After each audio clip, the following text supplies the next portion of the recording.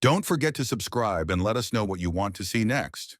The tale unfolds in Manhattan, New York, USA, where a sudden alert signals the beginning of a crucial defense mission. Observing the heavens, players see the sky bleed crimson as an ominous entity shreds through the cosmos. A colossal beast, known as the Behemoth, emerges, its mere presence causing turmoil. With a deafening roar, it challenges humanity's defenders. Despite their fear, the players remain undeterred, rallying together to confront this formidable adversary. Their goal is clear: defeat the Behemoth or face the world's end.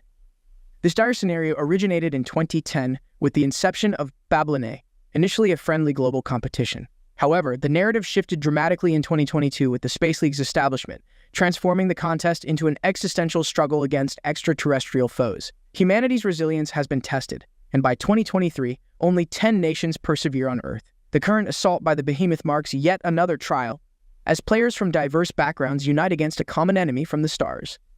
In the midst of devastation, humanity's survival hung by a thread, with many falling to the Behemoth's might. It was then that a mysterious figure emerged, gazing upon the beast with disdain. The Behemoth, sensing a new challenger, unleashed its fury upon him. Unfazed, the man charged forward, effortlessly parrying the assault with his arm before delivering a devastating punch.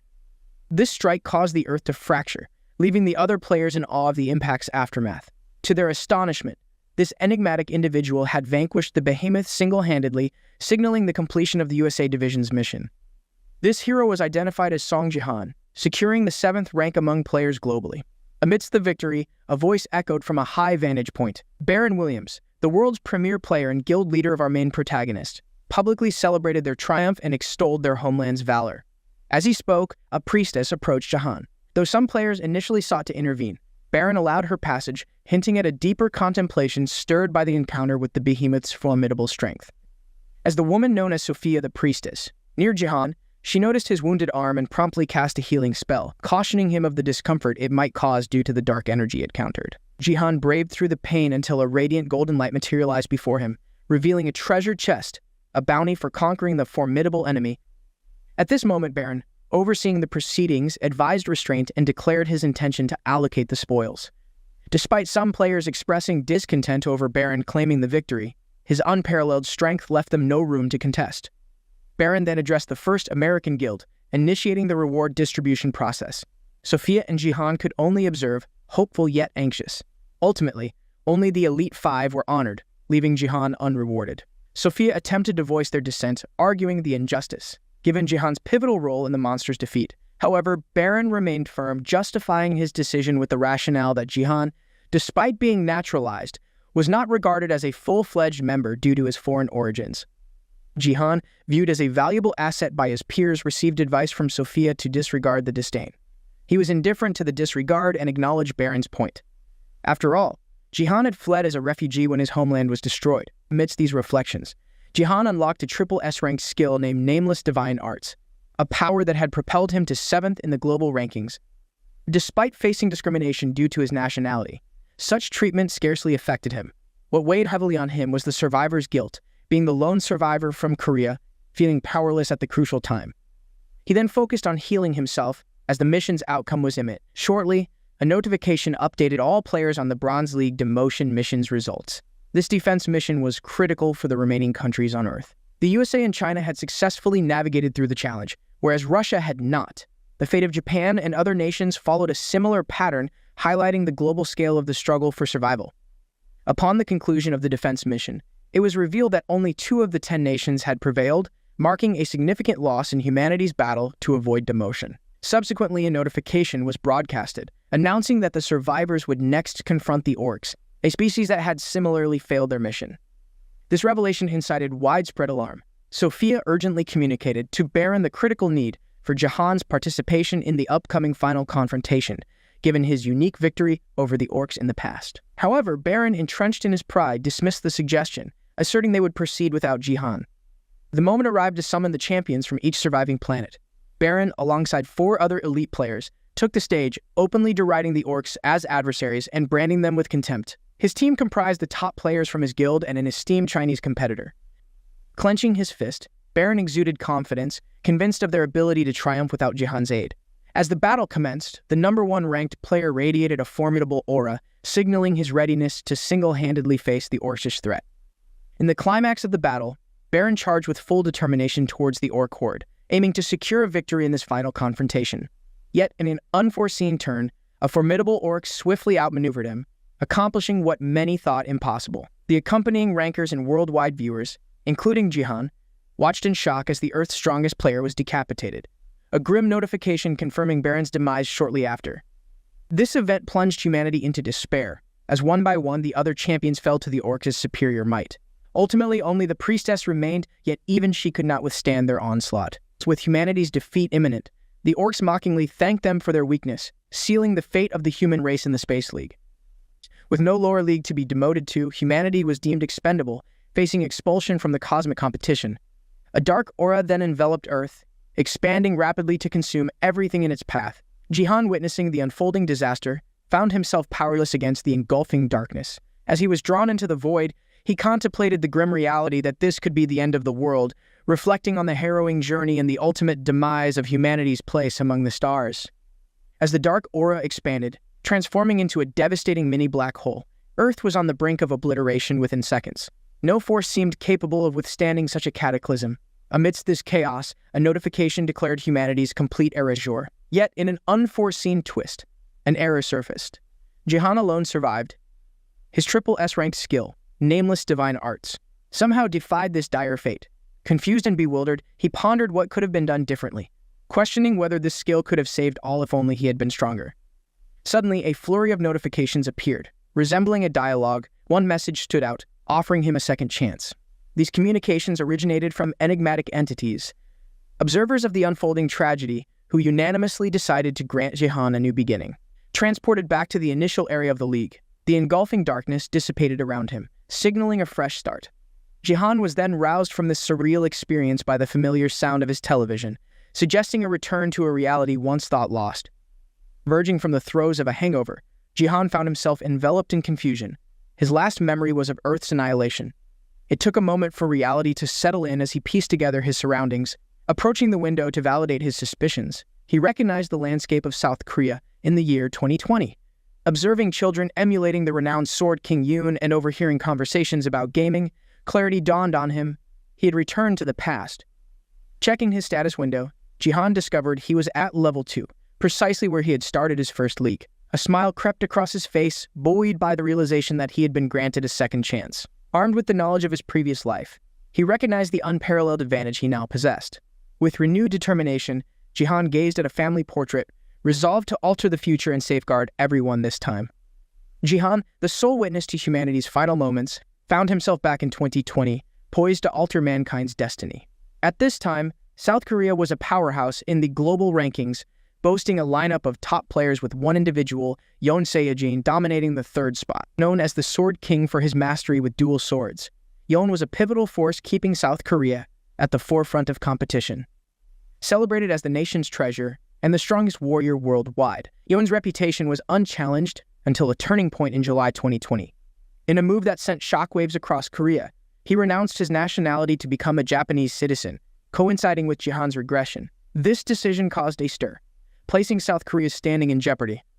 The media frenzy around Yoon's defection and the public's concern over their competitive edge underscored the gravity of his departure. JiHan, bearing the burden of knowledge from the future, understood the implications of losing such a formidable guardian for the nation's rank. In the aftermath of Yoon Se-jin's departure, South Korea found itself in turmoil. While some journalists remained optimistic, believing the presence of other formidable rankers would stabilize the situation, this hopeful outlook ultimately contributed to the nation's downfall. The void left by Yoon could not be filled, a fact that became painfully evident with the advent of BattleNet's evolution into the Space League. This transformation from a mere game to a survival battleground, where the stakes included the players' lives in both the virtual and real world, escalated the intensity of competition. The inclusion of real-life peril and the emergence of monsters in lower-ranked countries precipitated a calamitous one-sided battle. Korea's descent in the ranking spelled disaster, leading to its eventual ruin. Survivors lamented, believing that if Yoon Se-jin had remained, their fate could have been markedly different. His departure had a profound impact on the nation's morale and survival chances. JiHan, now understanding the full extent of this tragedy, discovered a personal connection to the Sword King. Yoon was his brother-in-law. Overcome with anger, he destroyed Yoon's portrait, reflecting on his sister's choices and questioning how she could have loved such a man. He pondered on the different outcomes had she been alive, indicating a complex web of familial and national loyalties intertwined with the fate of South Korea amidst the global crisis.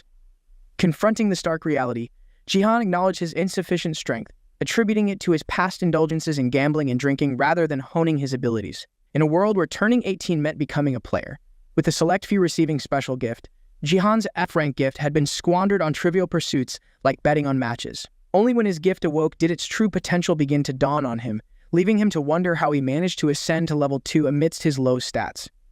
His journey to this realization was marked by a comedic mishap, inadvertently consuming an experience potion among his liquor stash, which unexpectedly elevated his level, and the discovery of 100,000 achievement points in his possession further mystified him, especially given their perceived insignificance due to their non-monetary value.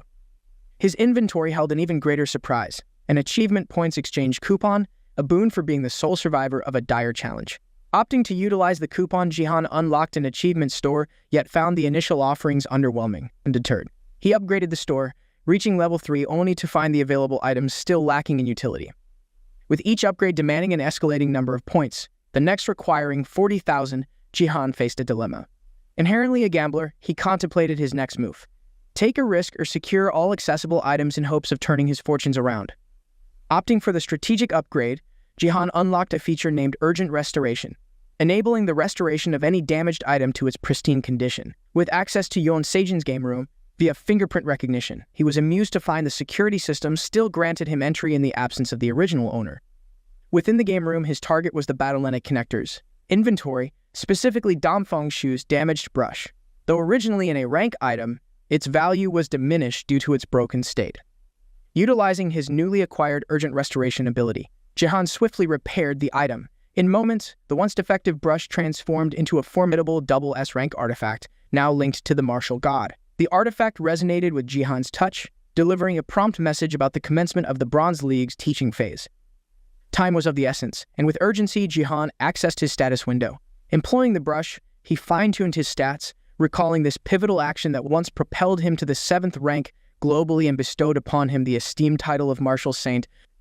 Now JiHan was in the process of merging his fundamental attributes into a singular, exceptional stat, leveraging his second chance to rewrite his destiny and alter the course of humanity. Utilizing the unique brush, JiHan endeavored to reclaim the martial prowess that once defined him.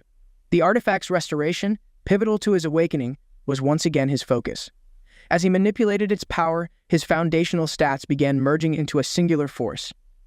However, time was against him. The transformation remained ambiguous until the final second. As the countdown concluded, JiHan was thrust into the Battle.net League's Coliseum, alongside 100 other players and various monsters. Survival until half were eliminated. JiHan found himself among competitors of far superior levels. His anxiety peaked, uncertain of his awakening's completion. Yet, upon reviewing his status window, relief washed over him. His stats had unified. This accomplishment not only awarded him 10,000 points from the system, but also reignited a sense of familiarity and anticipation. With this singular stat, JiHan was closer to reclaiming the nameless divine art, an achievement that once propelled him to the world's 7th rank. This special stat, now at his command, held the promise of a renewed path to greatness. Aware of the Bronze League's forthcoming challenges, JiHan learned from the system that he had entered the game without a battle connector. This omission meant experiencing the full extent of pain within the game, a realization that brought a resigned sigh. He reflected on the game's mechanics, which seemed to favor those who could afford to mitigate pain through advanced technology. The only individual he knew who had reduced pain sensation to nearly non-existent levels was Yoon Sejin, thanks to his access to cutting-edge equipment. JiHan planned to utilize such a connector himself once he gained entry to Sejin's quarters. The system presented JiHan with a concise mission in the tutorial, with a reward of 1,000 achievement points. His confidence surged, recognizing the unique opportunity this mission presented, especially now that he wielded substantial martial capabilities. As the game commenced, an unexpected challenge quickly arose. Another player, attempting a surprise attack, mockingly bid JiHan farewell. However, astonishment replaced the attacker's mockery as JiHan halted the assault with merely 2 fingers, demonstrating his newfound power and readiness for the trials ahead. JiHan rekindled his passion for the game, rediscovering the exhilarating thrill derived from outmaneuvering and defeating other players. Within this virtual world, guilds played a pivotal role, acting as collectives that nurtured and managed the careers of numerous contenders. The global excitement surrounding BattleNet had led to substantial investments, particularly in South Korea, where renowned corporations expedited the formation of formidable guilds. These entities were instrumental in cultivating a roster of adept players from the outset. Presently, the Bronze League served as a fertile ground for these guilds to scout for emerging talent. As the commencement of the game neared, JiHan assessed his competitors, mentally placing the Gangnam League a notch above in terms of skill level. Despite the burgeoning pressure, he reminded himself of his unique position. Known in the arena as Duhukju, he boasted an affiliation with the Divergent Guild, an organization under the Divergent Group banner, celebrated for propelling numerous players to stardom. Fortuitously, Duhukju had been endowed with a high-ranking gift of agility, enhancing his agility stat by 25 points. This boon bolstered his confidence, recognizing the rarity and value of such a gift among the players. With renewed vigor, he surveyed his surroundings, identifying potential rivals, his very presence instilling a sense of unease among the other participants.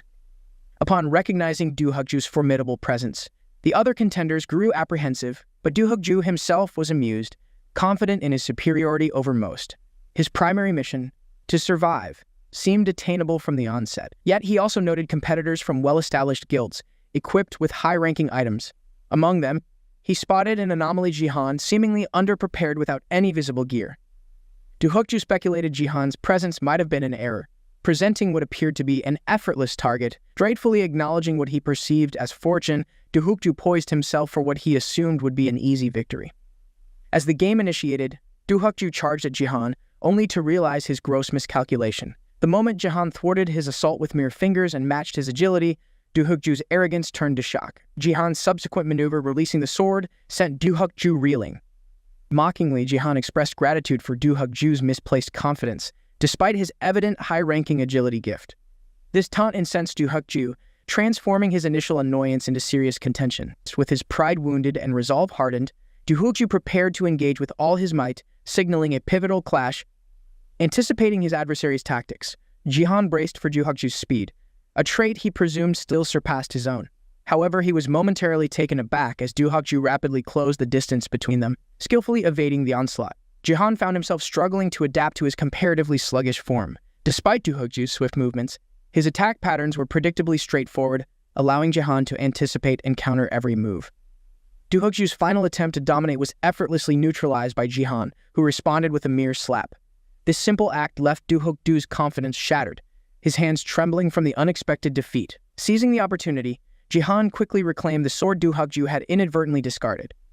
Caught unprepared by JiHan's swift countermeasure, Duhukju was left grappling with the reality of his underestimated opponent. This encounter underscored JiHan's tactical prowess and adaptability, even when faced with the limitations of his current physical state.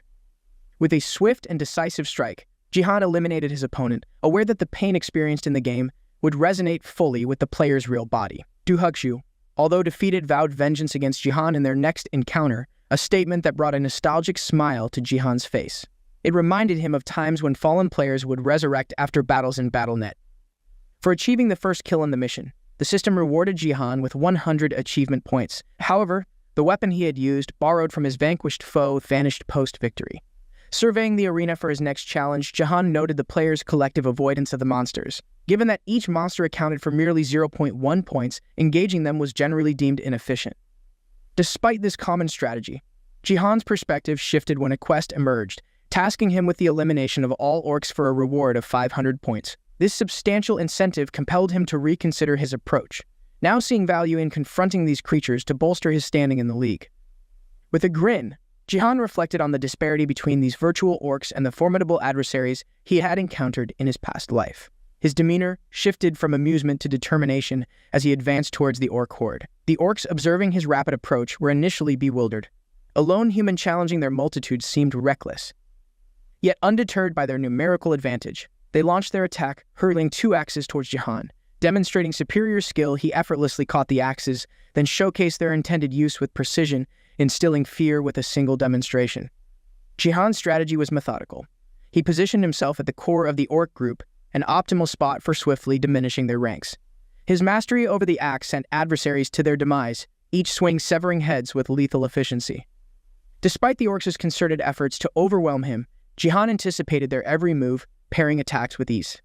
The noise of the battle, particularly the orcs' clamorous outbursts, was the only aspect that grated on him. However, This minor irritation did not hinder his progress. If anything, it fueled his resolve to silence their cacophony with decisive action. JiHan advised the orcs to procure more formidable weapons for their next encounter, highlighting the inadequacy of their current arsenal.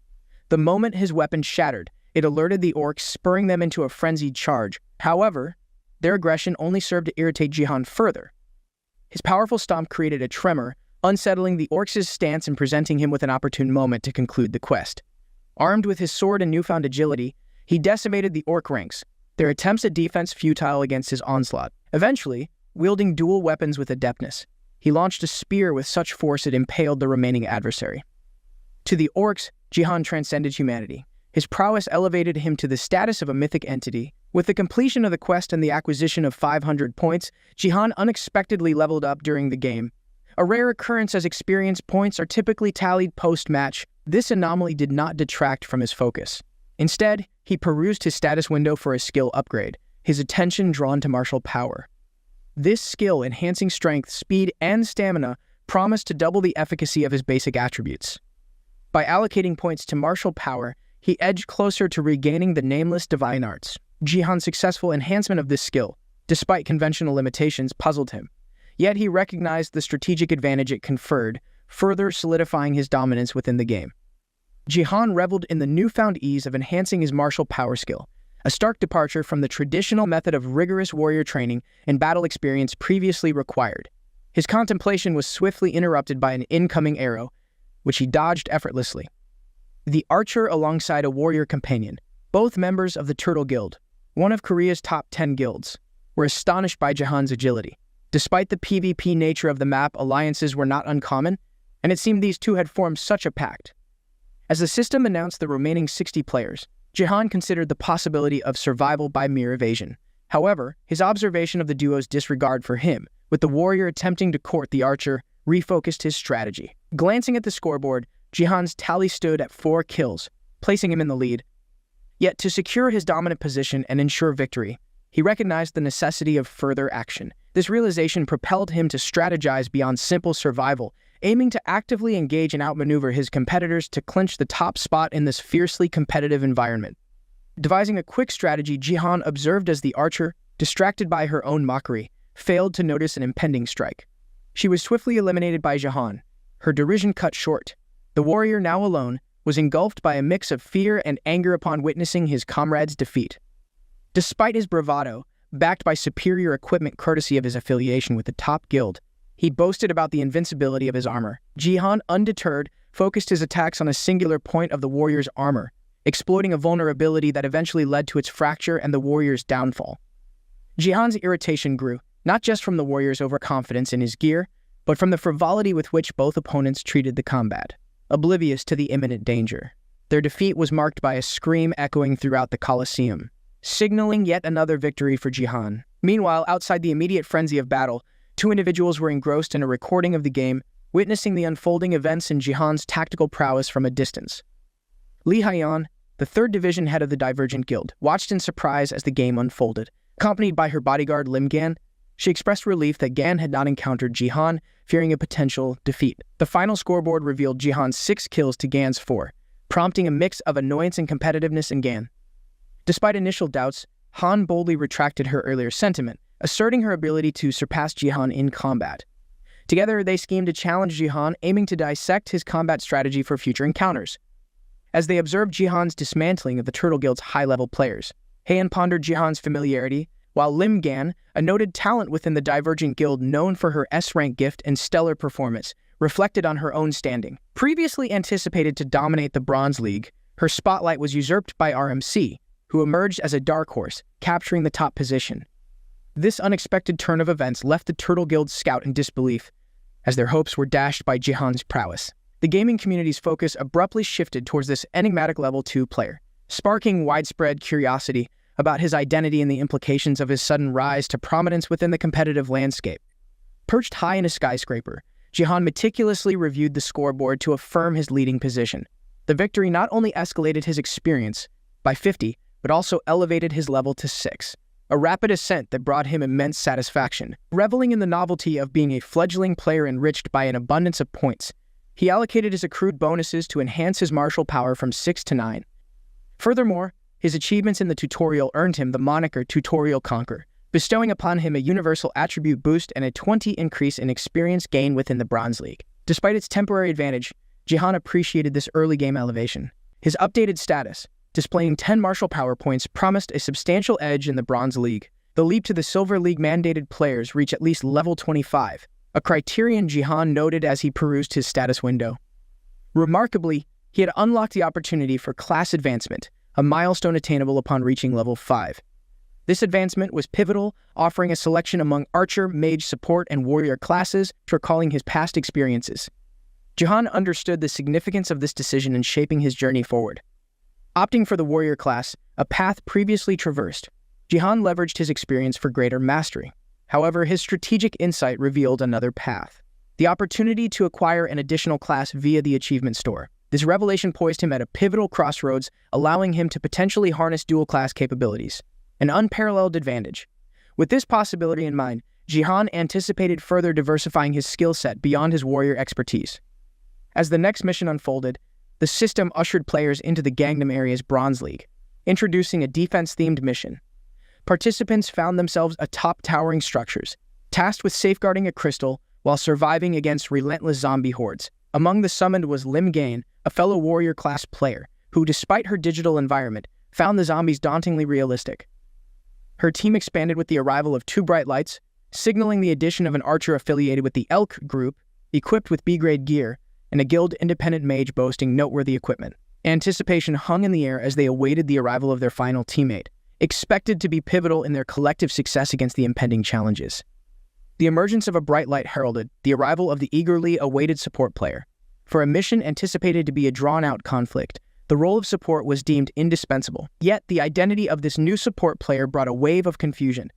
It was JiHan, a choice that surprised his teammates, despite the system's repeated queries about his unconventional class selection, given its apparent mismatch with his skill set and attributes. JiHan remained steadfast in his decision to pursue the support class.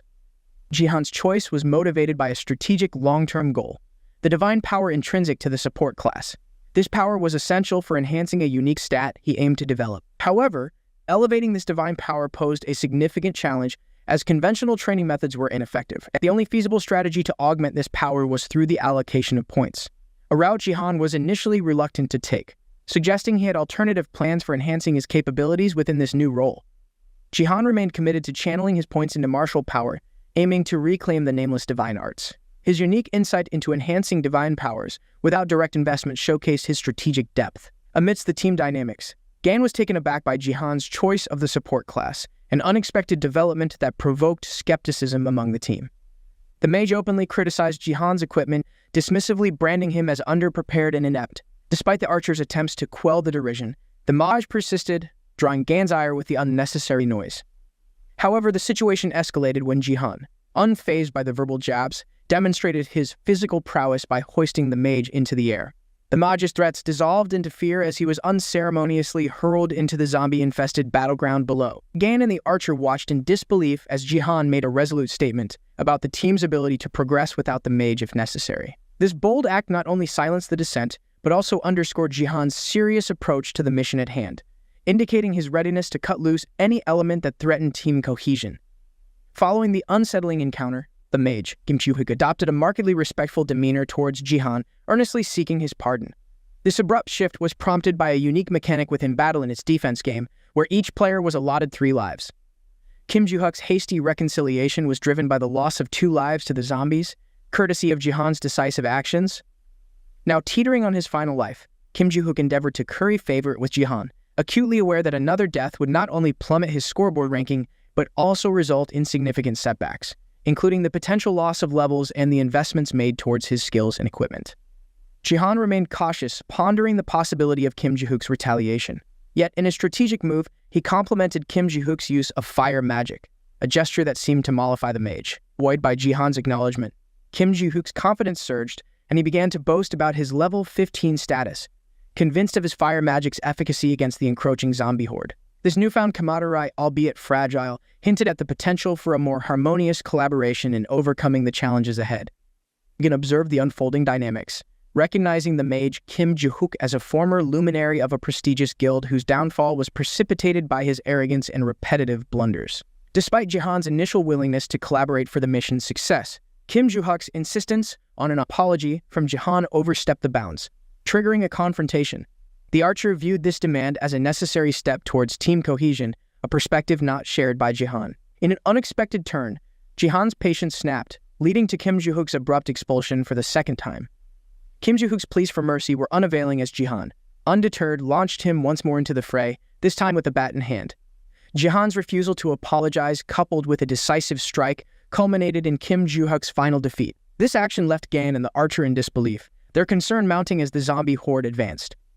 While other players benefited from their mage's pyrotechnic defense, Gan, JiHan, and the archer faced a precarious situation. The archer lamented the loss of their mage, suggesting that humility on JiHan's part could have averted the crisis. However, JiHan remained resolute, undistracted by the criticism. JiHan's attention was captivated by a challenging mission within his status window, the task of eliminating 1,000 zombies single-handedly. Despite his seasoned prowess, the mission's daunting objective, coupled with a stringent time constraint, seemed an insurmountable feat. Yet the lure of accruing points sparked his determination to devise a strategy for completion. Gan, still reeling from JiHan's earlier actions, began to question his motives, labeling him as a potentially disruptive troll player. His unorthodox approach and exceptional strength, juxtaposed with his selection of the support class, puzzled her, leading to doubts about his suitability for the divergent guild. Meanwhile, the archer's frustration with JiHan's dismissive attitude reached a tipping point, prompting him to challenge JiHan to confront the zombie menace solo. This challenge inadvertently inspired JiHan, igniting a spark of excitement at the prospect of tackling the mission head-on. However, Gan's proposition to take the forefront in battle, offering JiHan and the archer a defensive role, was met with an unexpected counter-proposal from JiHan. Asserting his readiness to lead the vanguard, he instructed Gan to assume the protective role for the archer. As the zombie onslaught advanced, a peculiar foe emerged. A blood zombie, distinguished by its liquid head, rendering it impervious to conventional attacks. Against the odds, JiHan dispatched the formidable adversary with a singular, powerful strike, leaving Gan and the archer in a state of disbelief. JiHan's ability to vanquish such a unique threat single-handedly shattered their preconceived notions of support characters, underscoring his unparalleled competence and versatility. JiHan unleashed his divine powers, facing the relentless onslaught of zombies with potent, precise strikes. Each blow was delivered with meticulous accuracy, underscoring his determination to fulfill the mission despite the overwhelming odds. Initially, the tally of vanquished zombies was modest, but as JiHan persevered, his count impressively escalated to 26. The presence of blood zombies posed a unique challenge, necessitating the use of his divine powers for their defeat. Motivated by the need for a decisive victory, JiHan strategized to eliminate the zombie horde in a single, grand maneuver. Meanwhile, his teammates, mesmerized by his prowess, regarded him with newfound respect. The archer, enveloped in a radiant aura, marveled at JiHan's professionalism, while Gan, equally impressed by his skillful precision, realized the critical role JiHan played in their survival. As JiHan's battle raged on, his divine powers became increasingly manifest, surrounding him in an ethereal glow. With a total of 210 zombies defeated, he edged closer to his ambitious target, his actions not just a testament to his strength, but also a beacon of hope for his team. Through his exceptional display of control and power, JiHan transformed the perilous mission into a spectacle of resilience and mastery. JiHan's successful enhancement of his divine power through an unconventional method marked a significant milestone. His knowledge of divine items, once highly prized artifacts scattered across Earth and revered as sacred in 2010, played a crucial role. Initially, these items commanded exorbitant prices, fueled by players' beliefs in their hidden potential. However, as the years passed without any discovery of their purported secrets, their value plummeted, leading to widespread disinterest and skepticism about their usefulness. To many contemporary players, the existence and potential of these divine items had become an obscure piece of history. JiHan's perspective on these divine items underwent a transformative shift following his encounter with Sophia. She disclosed her ability to augment her divine powers through these items, a revelation that piqued JiHan's interest. According to Sophia, divine objects could indeed amplify a player's divine powers, albeit this effect was most potent during the tutorial phase. Her ascension to sainthood was attributed to this very practice, holding a divine item in solemn prayer to gradually increase her divine power stat. Although the activation of these items varied, requiring distinct approaches, their efficacy was undeniable. Inspired by Sophia's insights, JiHan recognized the untapped potential of divine items as a means to bolster his own divine powers, a strategy that diverged from conventional leveling methods yet promised a unique advantage in his quest for mastery. JiHan was astounded by the simplicity of enhancing his divine stat, a process made feasible by the widespread disregard for divine items. Sophia's strategic acquisition of these artifacts at minimal cost was a testament to their underestimated value. Yet, she wasn't the sole purchaser, indicating another player's awareness of their potential. Upon returning home, JiHan's discovery in a penthouse room, dozens of divine objects devoid of power confirmed his suspicion. The other collector was none other than Saint Sung JiHan, his sister and a revered support figure in South Korea's gaming realm. Renowned for her prowess and partnership with the Sword King, her husband, her legacy included not just her fame but also the divine items she amassed. Among these remnants was a steel pole, its divine power nearly depleted yet still holding potential. JiHan recognized its latent ability to be further empowered, notably through an unconventional method, striking the heads of cult members. This revelation not only illuminated the pole's unique capabilities, but also hinted at the broader strategies employed by those who had once harnessed the divine item's power, revealing a layer of complexity in their use and significance. Armed with the steel pole, JiHan adeptly navigated the battlefield, leveraging the weapon's unique ability to absorb divine power through the act of combating zombies. Despite the item's diminishing grade, it remained a potent tool against the monstrous horde. Gan, witnessing JiHan's exceptional control and effectiveness, couldn't help but be impressed. Amidst the chaos, the archer's alert about a nearby tower's failure brought a momentary distraction, only to be swiftly managed by Gan's display of swordsmanship, earning JiHan's attentive gaze. Recognizing her as the Plum Blossom Sword, a title from his past life, JiHan recollected Gan's reputation as the interim Sword King and her tragic fate at the hands of the original Sword King, Yon Seijin. This moment of reminiscence was interrupted by Gan's inquiry about joining forces to combat the zombies, suggesting that teamwork could expedite their ascent to the top ranking. JiHan, pondering this proposition, consulted the status window to evaluate their current standing, contemplating the potential of their combined efforts to navigate the challenges ahead. Positioned 5th with a total of 398 zombie eliminations to his name, and only 1 hour and 28 minutes. Remaining, JiHan assessed the urgency of their situation, recognizing Gan's capability to handle the defense.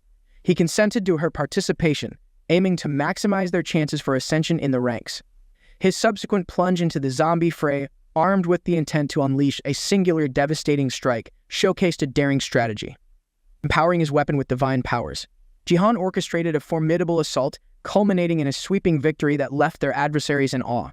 The system's announcement confirmed their status as the sole survivors, catapulting them to the top spot. Although JiHan successfully completed the limited quest event, he fell short of annihilating the targeted 560 zombies, marking the quest as incomplete. Yet, the conclusion of the game saw them victorious. In the aftermath, the archer's effusive gratitude towards JiHan underscored the pivotal role he played in their triumph. Unfazed by the accolades, JiHan's focus remained unwavering, a testament to his dedication and skill that not only secured their victory, but also solidified his legacy as a formidable player in the realm of BattleNet. JiHan was contemplating a future attempt at this stage, pondering the possibility of the quest's reappearance once he had gained more strength. Meanwhile, Gan was rooted to the spot, puzzled by JiHan's extraordinary performance. His ability to overpower the monsters, despite being a lower-level support player, left her questioning the reality of what she had witnessed. She speculated on the possibility of a glitch, her attention so consumed by her thoughts that she didn't hear JiHan's inquiry about how she knew his name, given that they hadn't met prior to this mission. As the archer logged out, still buoyed by their success, Gan approached JiHan, her professional focus driving her to consider the potential benefits of recruiting him to her guild. Convinced that JiHan's inclusion could elevate the guild to unprecedented heights, she impulsively asked for his phone number. Her realization of the forwardness of her request only dawned on her after it was made, leading to a moment of embarrassment. JiHan's repeated question about her earlier comment only added to her fluster. In this moment of confusion, Gan's affiliation with the Divergent Guild became apparent to JiHan. This revelation shed light on her intense interest in him, underlining the strategic significance she placed on his capabilities and the potential impact his joining could have on the guild's future achievements. Apologizing for his lapse, JiHan explained his inability to recall his phone number, a detail that left Gan without the opportunity to rectify the awkward moment. She pondered the plausibility of someone forgetting their own number, interpreting it as a polite rejection. Meanwhile, as JiHan made his way home, he reflected on his genuine unfamiliarity with his Korean contact details due to his recent years in America, recognizing how peculiar it would seem to inquire about such basic information. This interaction led JiHan to speculate that Gan's intention might have been to recruit him into a guild. His rising prominence within the gaming community was becoming evident, with guilds starting to take notice.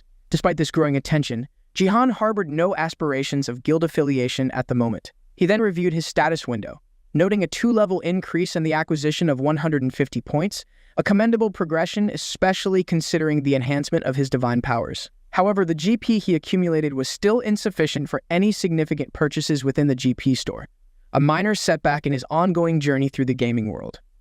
Contemplating the cost of items in the GP store, JiHan resolved not to make impulsive purchases, opting instead to sift through his sister's belongings for potentially valuable finds. Upon arriving home, the sight of a pair of shoes at the doorstep halted him in his tracks, stirring a mix of confusion and apprehension.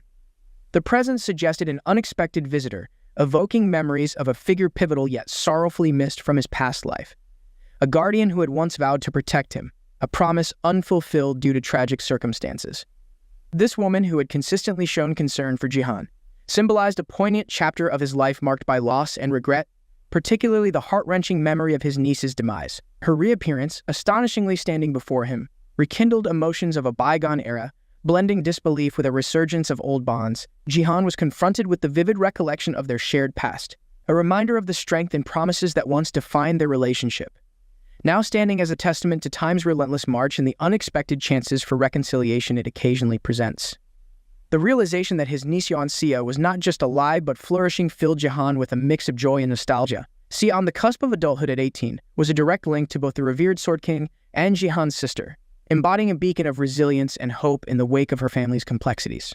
Her early return from Jeju, driven by the turmoil surrounding her father's controversial decision, underscored her singular position in JiHan's heart. Despite the shadows cast by her father's actions, Sia's unwavering smile remained a source of light and significance in JiHan's life. JiHan's concern deepened upon learning of Yeon Saijan's distressing call to Sia, revealing his newfound love and plans to start anew in Japan. Sia's unsuccessful attempts to sway her father's decision only added to JiHan's growing resentment towards the Sword King. This unfolding narrative, marked by personal upheavals and the resilience of those caught in their wake, painted a complex portrait of familial ties, tested loyalties, and the enduring strength of unconditional love amidst life's tumultuous chapters. Exhaling deeply, JiHan restrained his frustration in Sia's presence, recognizing the profound disregard Yeon Saijan exhibited towards his paternal responsibilities. The discovery of a shattered family photograph prompted Sia to mistakenly accuse JiHan of the act, to which he admitted his unintended anger. Yet Sia's admission of her own desire to break the photograph revealed her long-standing practice of concealing her emotions, a facade maintained even through her mother's death and her father's departure. JiHan acknowledged Sia's resilience, understanding her sacrifices were made to shield him, yet he affirmed she no longer needed to shoulder such burdens alone. His promise of protection marked a new chapter in their relationship, offering Sia the solace of genuine support.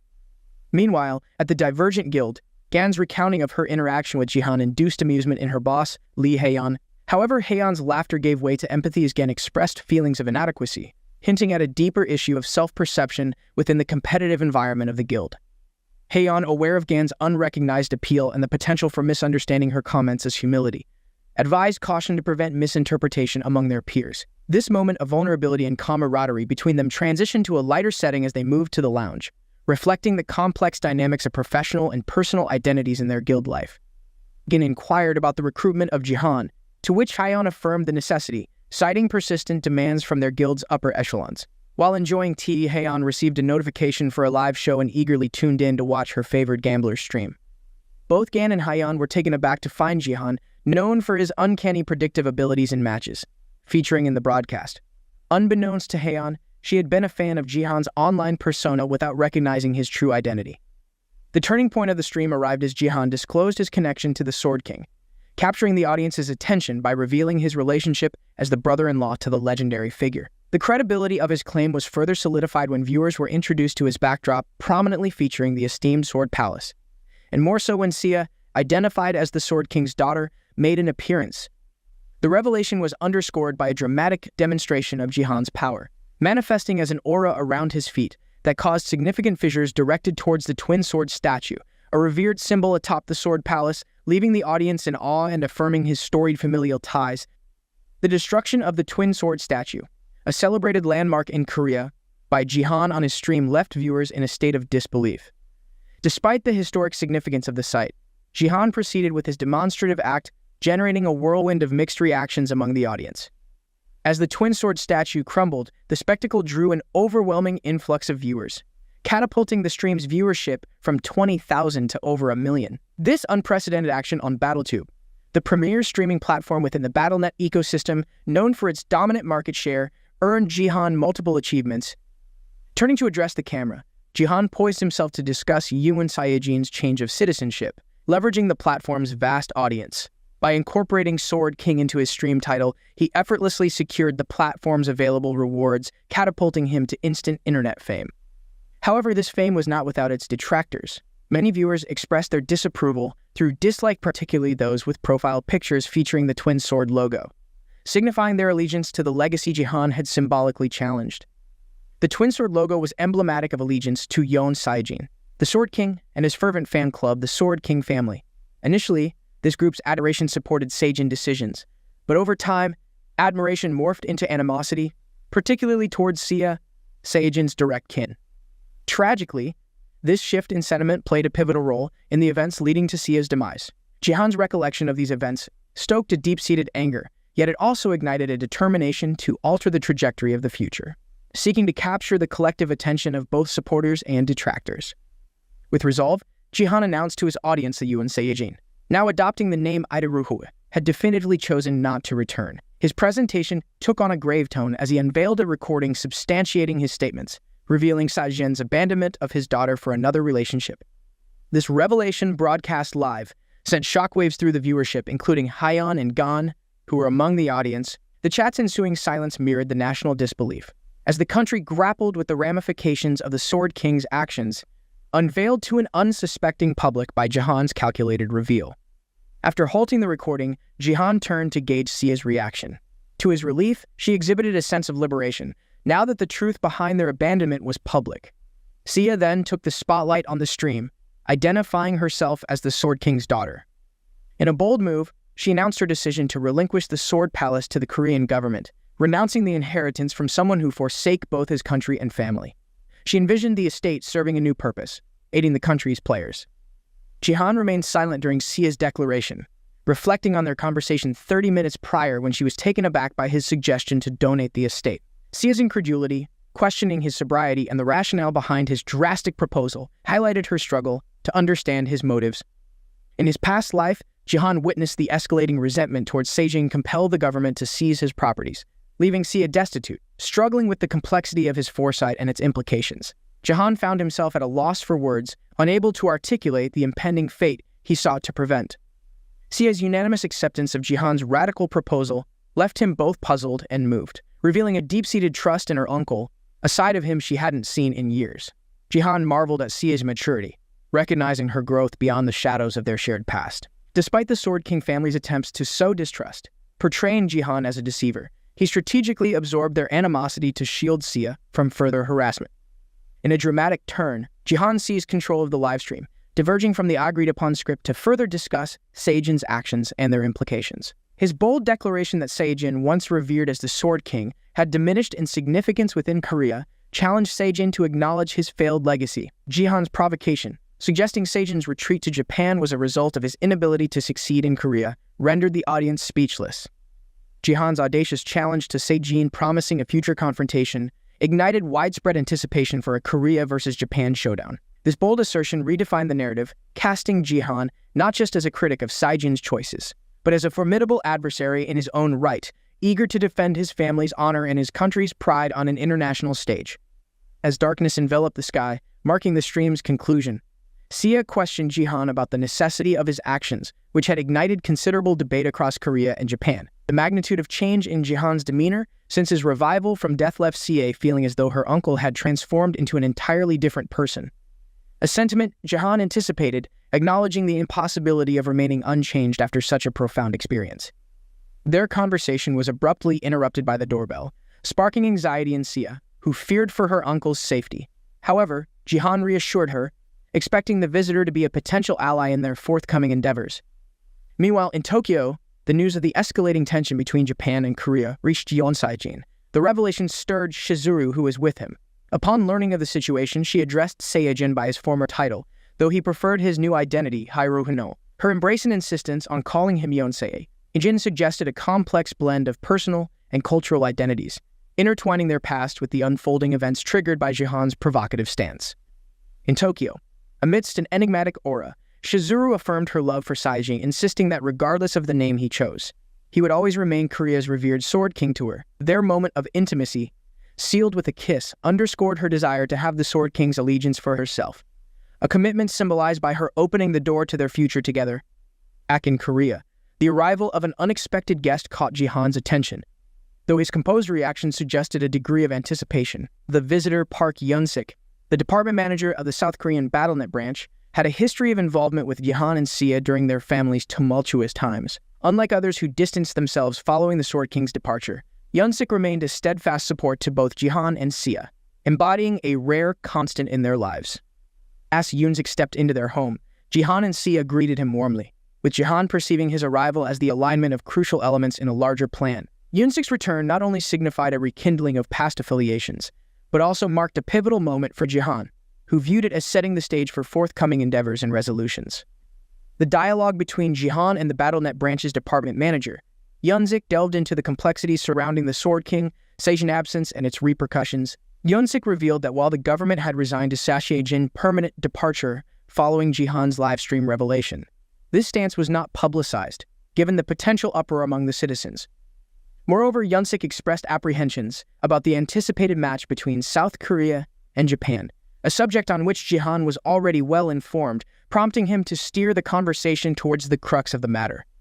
Jihan's foreknowledge of the government's intentions regarding the Sword Palace, specifically the proposal to halt the donation process until Saijin's situation was fully resolved, caught Yun-sik off guard. Yun-sik pondered how Jihan, once known for his less constructive habits, seemed transformed, possessing insights seemingly beyond his prior capacity.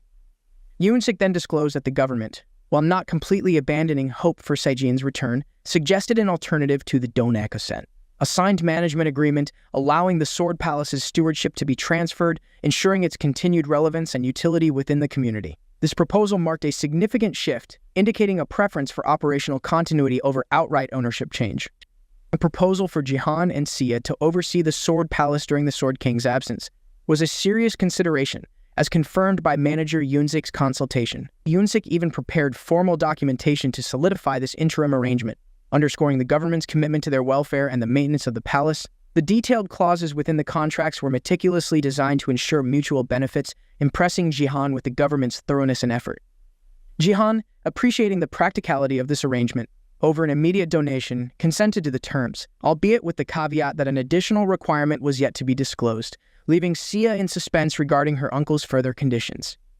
Golden Light, perched atop the Colosseum statue, launched his stream with a charismatic presence, immediately captivating his audience with a vibrant smile and aura. Today, he declared the broadcast would emanate from the blood-stained and dust-laden Colosseum, accentuating his entrance with a flair reminiscent of a superhero. Upon formally introducing himself as Golden Light, a generous viewer's donation of 100 GP aimed at incentivizing lessons for Bronze League players visibly astonished him. However, the reception among the players physically near him was far from welcoming. They regarded him with disdain. Golden Light's reputation preceded him. While his handsome appearance and lively demeanor were well acknowledged, it was his notoriety as a troll player that defined him in the gaming community. Notably, despite achieving status in the Gold League, he had intentionally demoted himself to the Bronze League, sparking a blend of anticipation and skepticism among the viewers and players alike regarding his true intentions behind the stream. Golden Light, reveling in his notoriety as the epitome of a troll, embarked on what he termed deep sea traveling, a euphemism for targeting weaker players in the game for his amusement. Despite the backlash, his amusement remained his paramount concern, his Gold League caliber stats and equipment allowing him to dominate within the Bronze League with ease, earning him the label of a lunatic among the community. In an attempt to lighten the atmosphere of his stream, Golden Light declared his intention to find his first victim of the day. It was then that Jihan caught his eye. Clad in simple sweatpants and wielding an unusual tool, Jihan's appearance intrigued Golden Light, who saw an opportunity to feature Jihan as the day's highlight on his stream. Approaching Jihan, Golden Light bombarded him with inquiries related to the Sword King, but Jihan found the streamer's boisterous demeanor more distracting than engaging. Observing Golden Light's livestream prompted Jihan to consider a new approach, leading him to access his status window for a potential counter-strategy. Despite Golden Light's proclamation to his viewers about being disregarded by JiHan, it was clear that JiHan was preoccupied with a plan of his own, hinting at an unfolding dynamic between the seasoned player and the notorious streamer within the Colosseum's charged atmosphere. As JiHan initiated his own livestream, viewers swiftly diverted their attention from Golden Light to JiHan's broadcast, causing Golden Light to fret over the unintended promotion he had accorded to his rival. His concern escalated when he received a mission targeting JiHan, aimed at relegating him to the last place in the league, with a substantial reward of 2,000 GP on the line. Recognizing the Sword family's emblems among his viewers, Golden Light understood their involvement in orchestrating this mission, indicative of their deep-seated vendetta against JiHan. The bounty on JiHan surged as more members of the Sword family rallied, on Golden Light's stream, pledging additional GP to the cause. As the reward escalated to 31,978 GP, Golden Light struggled to conceal his growing anticipation, hopeful for the bounty to hit the 50,000 GP mark. However, his excitement was momentarily dampened by a system notification, signaling the commencement of the game, with the final bounty standing at 42,713 GP. In a dramatic turn, a Sword family member responded to Golden Light's desire through a higher reward, offering an extra 10,000 GP should he accomplish the task, significantly elevating the stakes. This promise transformed Golden Light's demeanor, intensifying his resolve as he prepared to confront the challenges ahead, with the eyes of the Colosseum's players and the Sword family's expectations bearing down upon him. Fueled by determination, Golden Light was confident in his strategic maneuver, focusing intently on JiHan, who he perceived as destined for defeat. Employing his skill charge, Golden Light enveloped himself in a radiant glow, propelling himself at an astonishing velocity directly behind JiHan. With a smirk, he anticipated an effortless victory and a lucrative reward. However, JiHan's swift defense, utilizing a seemingly modest cooking set club, surprisingly repelled Golden Light's advance. This unexpected resistance left Golden Light bewildered, questioning how such a lower-tier item could deflect a Gold League player's assault. JiHan, seizing the moment, prepared to retaliate with dignity and respect for his opponent, believing in giving due recognition even in combat. As Golden Light hovered, JiHan unleashed a torrent of slashes, each strike landing with precision and force. The ensuing spectacle of Golden Light's pained reaction amid the aerial assault captivated JiHan's audience, sending his viewers into a frenzy of excitement and admiration for the skillful display. This turn of events underscored the unpredictability and dynamism of their encounter, thrilling spectators on JiHan's stream. Spectators were astounded as a Bronze League player. JiHan executed a move known as Sword Kai, clinching the first blood accolade of the match with a kitchen knife, no less. Questions swirled regarding the divine power emanating from him, a surprising feat for someone identified as a support class. His use of everyday cooking items as weapons added an element of the unexpected to his prowess. Remaining composed after vanquishing a Gold League player, JiHan humorously noted his hiatus from cooking. The arena fell silent as Golden Light's familiar voice announced his return, courtesy of the Crucifix of Revival, a powerful, one-time use item prohibited in National League games and group competitions. Despite his dramatic resurgence, the sight of Golden Light failed to impress his followers. His previous defeat had diminished their enthusiasm. Intent on redemption, Golden Light faced an uphill battle to regain his audience's favor, a task complicated by the immediate presence of an ominous figure that erased any semblance of confidence from his expression. Upon their encounter, a brief moment of acknowledgement passed between JiHan and Golden Light, before the latter fell once more, granting JiHan a rare double-kill notification, a sight he hadn't seen in some time due to its associated complications in his past life. Glancing towards the spectators of the match, JiHan recognized the presence of elves, a faction he knew had significantly contributed to humanity's challenges. He mentally bookmarked the necessity to address the elves' role, though his current priorities lay elsewhere. Observing the immediate reaction of the surrounding players, who had ceased their movements only to scatter upon his gaze, JiHan discerned their apprehension. Their retreat, spurred by witnessing his triumph over a Gold League player, left JiHan with a tinge of disappointment due to the diminished opportunity for further confrontation. This dynamic shift highlighted not only JiHan's prowess, but also the underlying tension and strategies within the gaming world, revealing the complex interplay of power, reputation, and the intricate social hierarchy among players. While considering the strategic deployment of the Thirang holy artifacts in the match to tap into their divine power, JiHan was poised for more combat. Unexpectedly, a new task appeared, intriguing him with its timing. The system assigned him the challenge of defeating all goblins near the goblin bus. The sight of JiHan sent one goblin into a frenzied retreat, not out of aggression but fear, employing his club for an initial strike followed by swift slashes from a kitchen knife. JiHan executed a flawless combination. The system affirmed his innovative use of the culinary set, validating his tactic of targeting heads before hearts. This revelation, discovered just as the game neared its end, made JiHan wish he had unearthed it sooner, though it proved timely enough to confront the last challenge, the Goblin Boss. Towering over JiHan, the Goblin Boss posed a formidable presence. The system offered detailed insights on this adversary, but JiHan, confident in his abilities, disregarded the information, believing it unnecessary for victory. With a singular, decisive blow, he brought the Goblin Boss to its knees, showcasing his prowess and reinforcing his reputation as a formidable player within the gaming world. With the kitchen knife once again at the ready, JiHan regarded the Goblin Boss as merely a larger variant of the common goblins, concluding their defeat with the same tactical approach.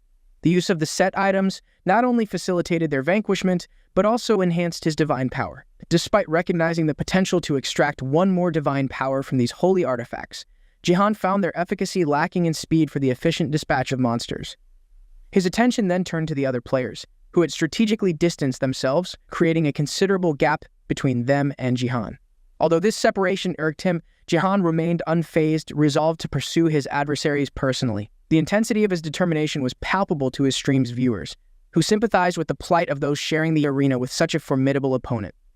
Meanwhile, in Seoul Metropolitan City, a figure characterized by golden hair simmered with rage, a stark contrast to the calculating calm exhibited by JiHan in the virtual Colosseum. This juxtaposition highlighted the widespread impact of JiHan's actions, extending beyond the digital realm and into the heart of the city.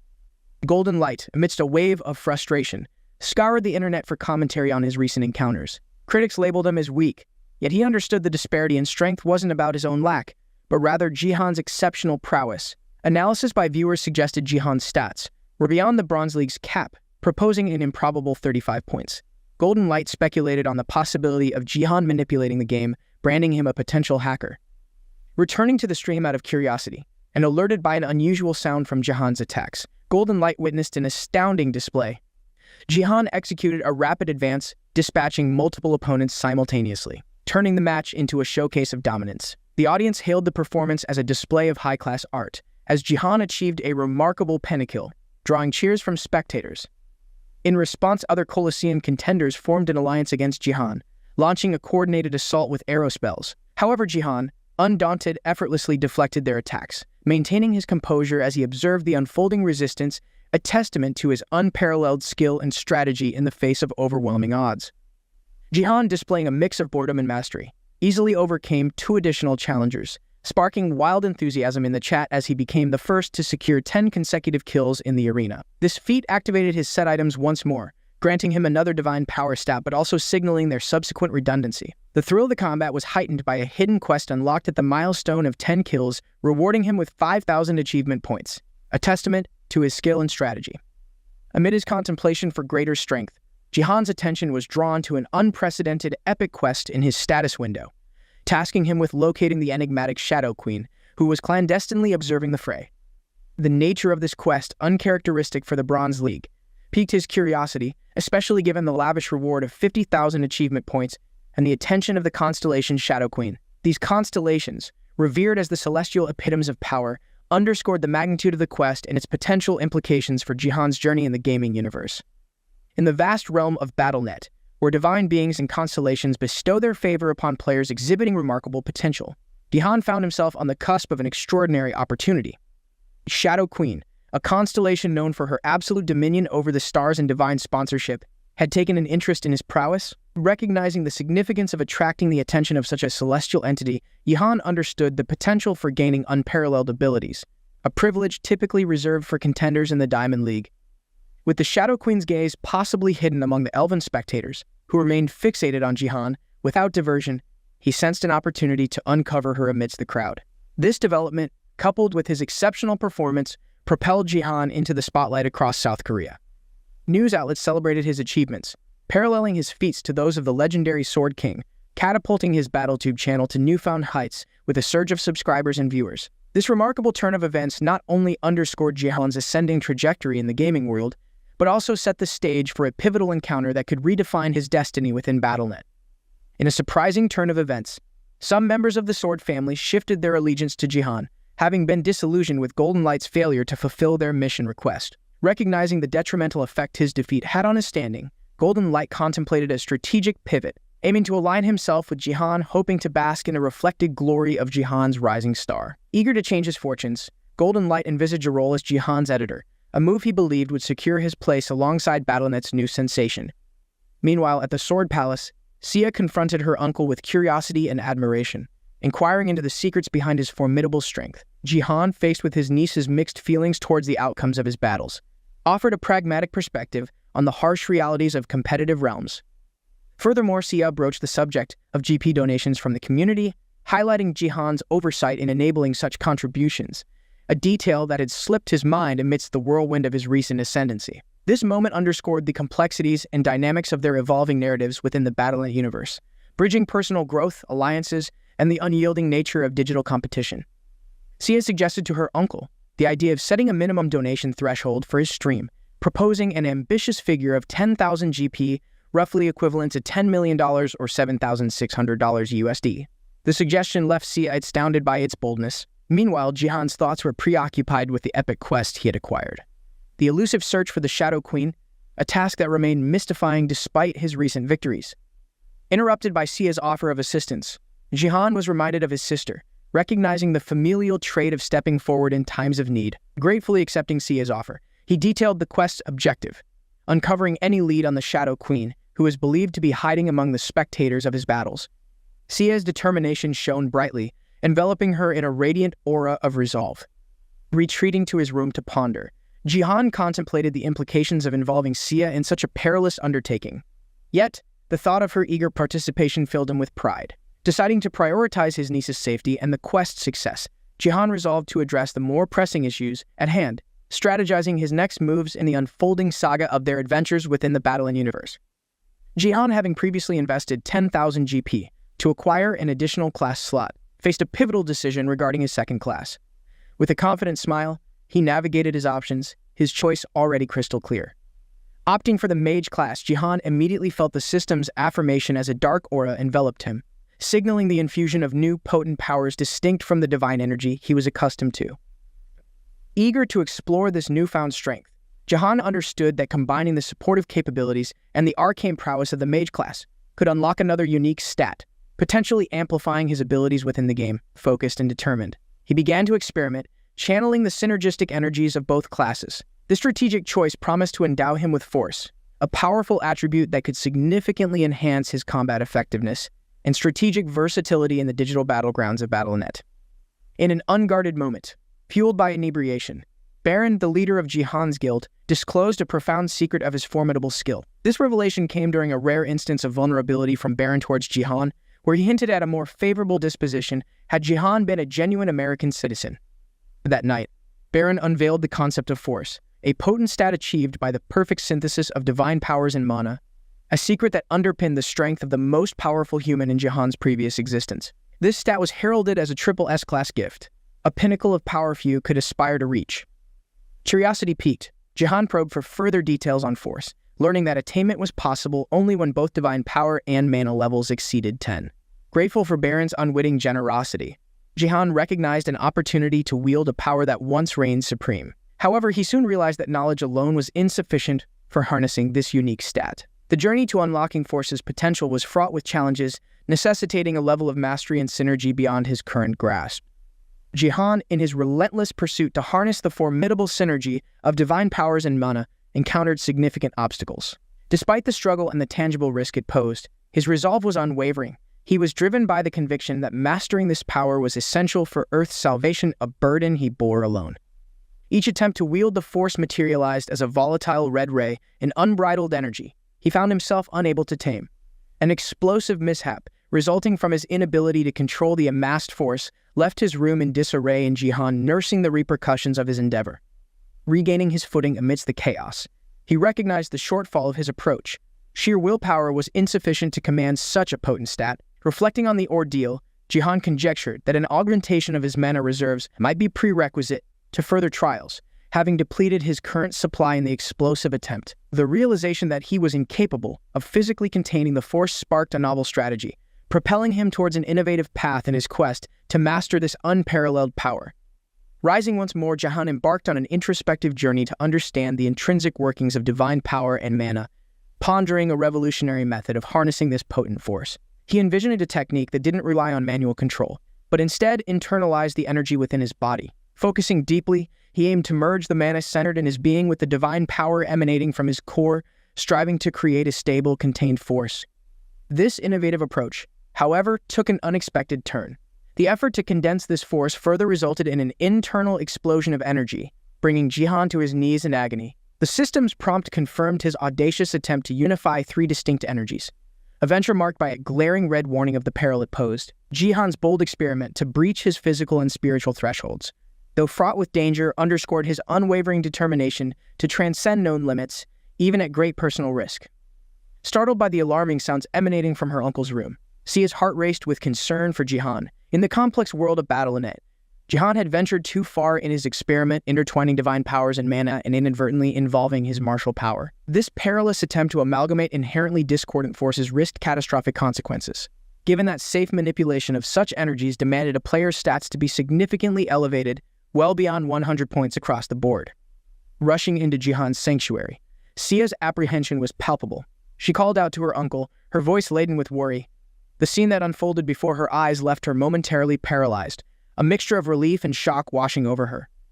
Swiftly, she mustered her composure, fetching ice cubes and a towel in an instinctive response to alleviate what she perceived as her uncle's distress. Meanwhile, JiHan, having narrowly skirted the brink of disaster, feigned a severe headache to mask the true extent of his daring escapade from Sia, sparing her the weight of his ordeal. Apologizing for her outburst, Sia tenderly wiped away her tears, expressing her fears of harm befalling her beloved uncle. JiHan, recognizing his oversight, apologized for the undue stress he had caused. Sia, in a gesture of moving past the incident, playfully nudged her uncle, lightening the atmosphere. With a renewed sense of purpose, she mentioned her ongoing quest to unearth leads on the Shadow Queen before bidding farewell. Reflecting on the day's trials, JiHan resolved to shield Sia from witnessing his vulnerabilities again. Despite the system's indication of failure due to insufficient experience and levels, JiHan found solace in a significant breakthrough. He had successfully unified divine power and mana. Although the amalgamation of all three forces eluded him, this experience enriched his understanding of the intricate dynamics governing these potent stats, marking a pivotal moment in his journey within the Battle.net universe. JiHan discovered an unexpected synergy among his unique stats, establishing a fragile yet groundbreaking link between divine power, mana, and martial power. His force stat, intriguingly, initiated at a level equivalent to his martial power, standing at 12. The revelation that these interconnected energies could enhance each other was a game-changer, elevating both his unique stats to 14. This breakthrough felt akin to uncovering a hidden shortcut within the game's mechanics, a realization that both excited and cautioned JiHan about the dangers of overreaching with his current level. Intrigued by the newfound potential of his mage class, JiHan decided to test the simplest of spells, conjuring a modest fireball. The attempt yielded a small flame, its size limited by his depleted mana reserves. The discovery that mana's absence directly influenced the potency of his magic left JiHan in awe, underscoring the importance of balance and resource management in harnessing his abilities. As dawn approached, JiHan reflected on these insights, aware that the path ahead demanded careful navigation to avoid the pitfalls of power's allure. Roused by the morning light filtering through the curtains, JiHan was greeted with a notification from the system, revealing an increase of 10 divine powers. This boost came with a caveat. His collection of holy items of D rank and below had become obsolete. A twinge of regret passed through him for the resources spent on these now powerless artifacts. Stepping outside his room, JiHan sought out his niece, only to discover she had dedicated the entire night to the task he had assigned. Her diligence was evident, though the quest to uncover information about the Shadow Queen proved challenging. Despite this, she unearthed a promising lead, a video from a streamer who had been recording the audience during the Coliseum match, focusing particularly on the otherworldly spectators among them. JiHan's initial irritation at the streamer's frivolous use of their gift was quickly overshadowed by Sia's findings. Among the captured footage of the royal elves, a pair stood out, one being a dark elf. This detail piqued JiHan's interest, suggesting a potential link to the elusive Shadow Queen they were searching for. JiHan, upon considering Sia's findings, realized the potential of the Shadow Queen's disguise as a dark elf. He praised Sia for her insightful work, though internally he doubted the simplicity of their conclusion. The quest to uncover the Shadow Queen's identity seemed far too complex to be resolved with such straightforward logic. However, Sia's determination to delve deeper into the mystery, by reviewing and editing footage from various streamers, including those abroad, shed light on her unsuspected talent in video editing, a skill she honed by managing her father's match videos. This revelation brought Yuan Saijin back into Jihan's contemplations.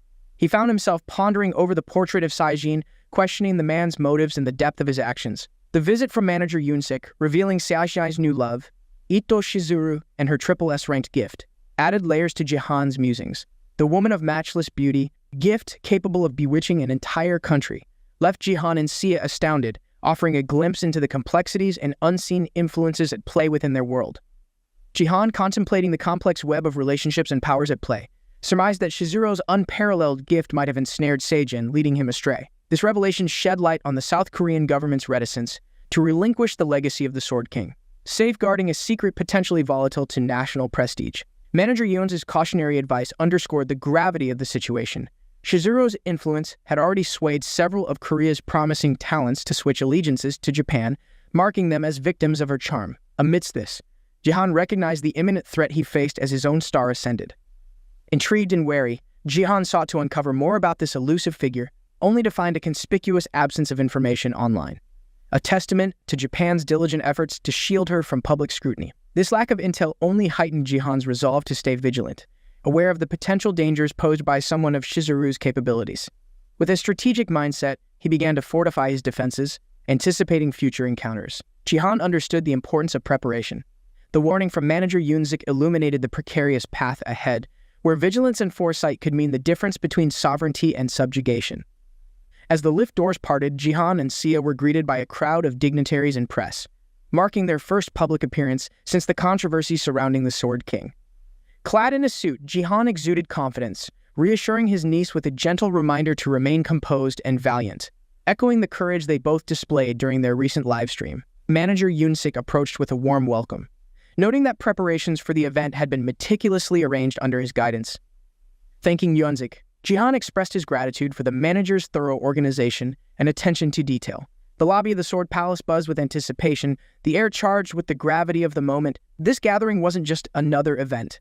It was a pivotal turning point, a deliberate step towards reshaping public perception and addressing the saga of the Sword King. As they moved through the crowd, Jihan's resolve was clear. With every step, he and Sia were not just navigating the physical space of the Sword Palace, but were also traversing a landscape of political and personal reclamation, underscored by Yunzik's meticulous planning and the collective hope for a new chapter. As Jihan and manager Yunzik made their way to the heart of the event, anticipation swirled around them. This wasn't just another public engagement. It was a meticulously orchestrated auction aimed at addressing the saga of the Sword King, Yoon Saijin, through the sale of his belongings. Among the items up for auction were Saijin's battle link and battle data, technologies that held immense value, particularly to Japanese interests.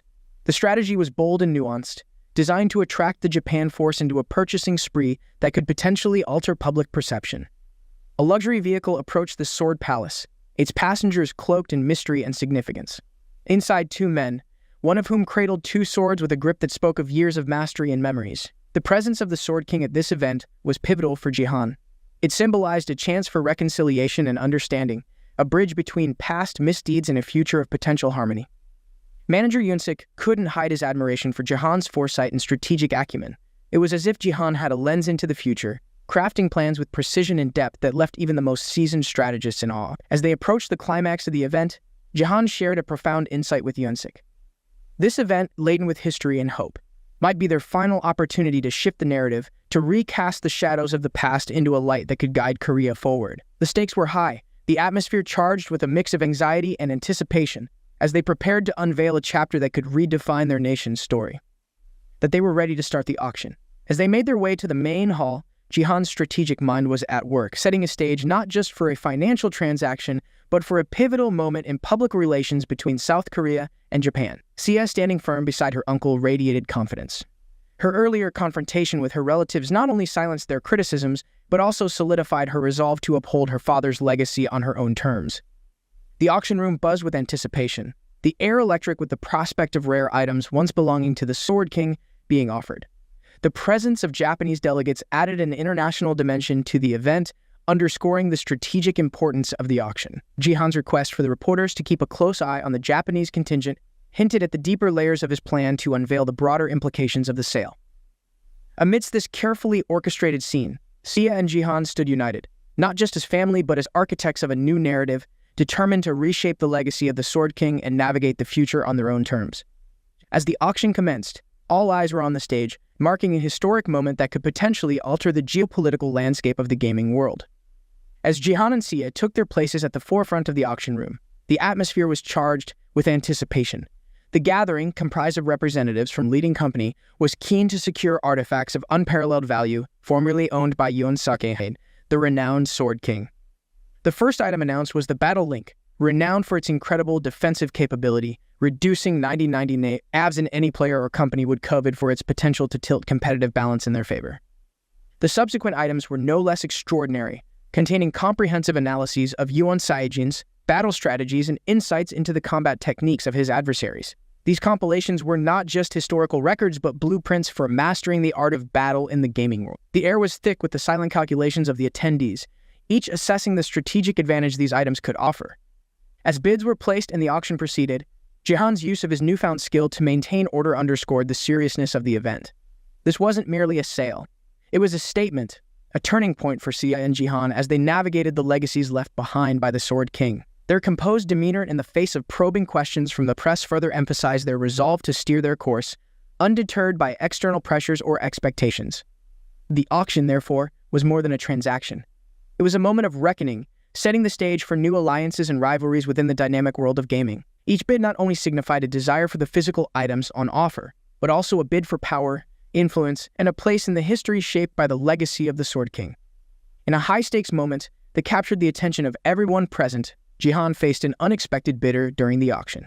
The bidder Takakoji, the recruitment manager from Japan's Neo Self-Defense Force, made an audacious offer of 5 billion yen for the entire collection of items belonging to Saint Sung JiHan, the famed Sword King. This move instantly shifted the focus of the room to him, underscoring the intense rivalry between South Korea and Japan.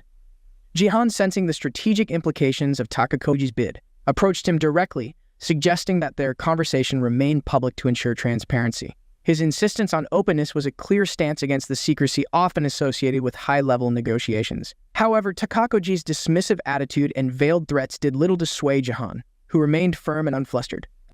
The tension in the room escalated when a figure, carrying the unmistakable aura of Saint Sung JiHan, accompanied by twin swords, positioned himself before JiHan.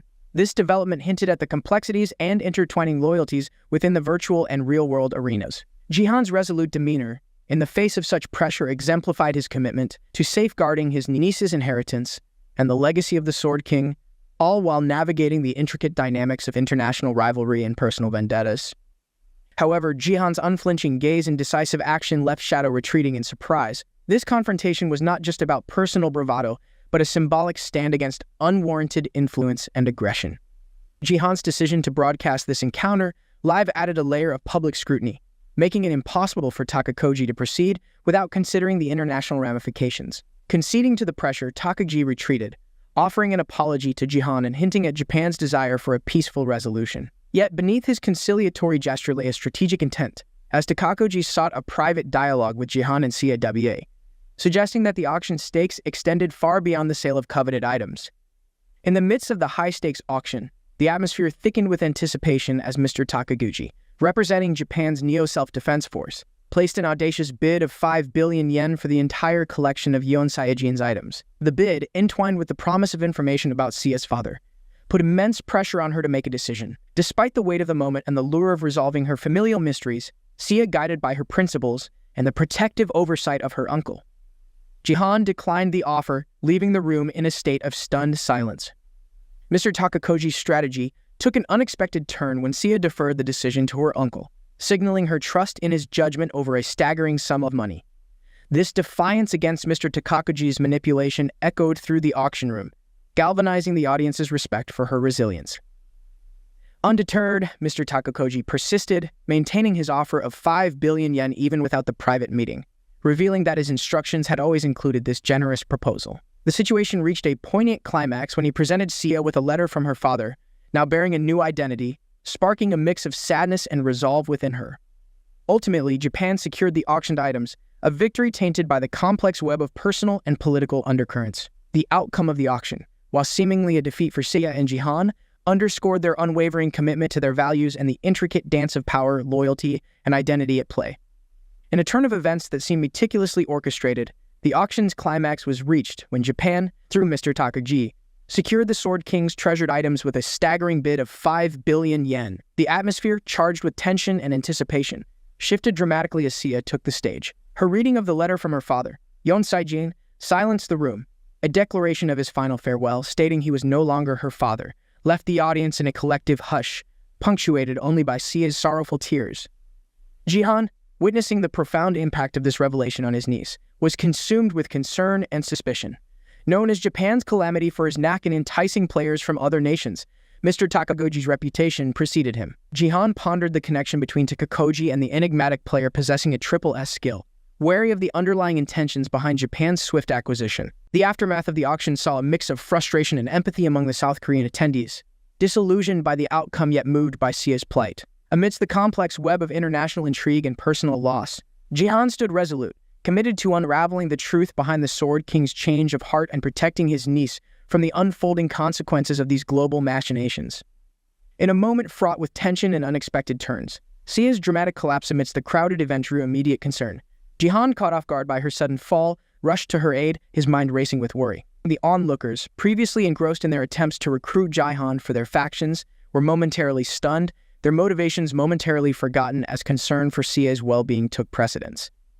However, in a whispered confession laced with mischief, Sia revealed her act to JiHan, a clever ploy to extricate them from the overwhelming pressure and attention. Her subtle wink served as a silent communication of her strategy, leaving JiHan admiring her quick thinking.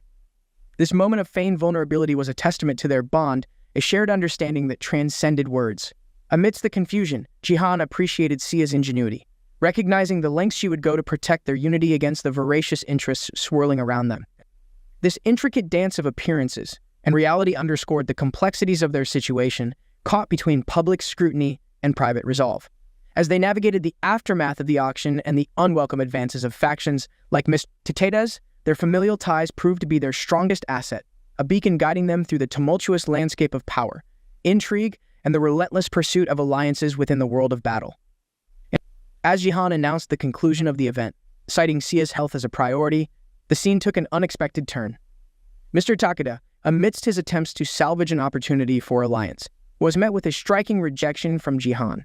His business card, symbolizing a bridge for future dialogues, was obliterated in a spectacle of force, sending a clear message of independence and refusal. This act not only stunned Mr. Takeda, but also exhilarated JiHan's stream viewers, who reveled in the dramatic refusal of a top guild leader's overture by a Bronze League player.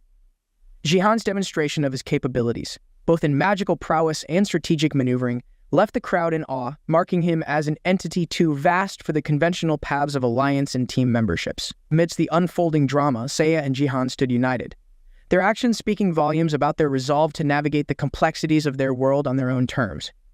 Sia, still reeling from the audacity of the event's attendees and their thinly veiled machinations, couldn't hide her disdain. Yet, the donation from Mr. Takeda, who now proclaimed himself as JiHan's #1 fan, added another layer of complexity to the narrative. This gesture, though seemingly benign, carried with it an air of persistence, and perhaps a hint of strategy from the seasoned Mr. Takeda, suggesting that the battle of wits was far from over. As the mysterious woman greeted them, her presence raised numerous questions. Who was she, and what did her arrival signify for JiHan and Sia? The encounter promised new alliances, challenges, or perhaps the unveiling of long-sought answers, particularly for JiHan, who was still on a quest for knowledge and mastery over his burgeoning powers. This unexpected meeting outside the event hinted at the unfolding of yet another chapter in JiHan's journey, filled with potential for growth, discovery, and perhaps unexpected camaraderie. JiHan, momentarily lost in a sea of recollections, was taken aback by the sudden appearance of Lee Haeyeon, alongside Gan outside the bustling atmosphere of the event. Haeyeon, confidently asserting her affiliation as the third department head of the Divergent Guild, extended a handshake, an action that prompted JiHan to sift through the corridors of his memory. The familiar cadence of her voice struck a chord within him, tracing back to encounters in his previous life where their paths had crossed under the guise of the victory guessing games.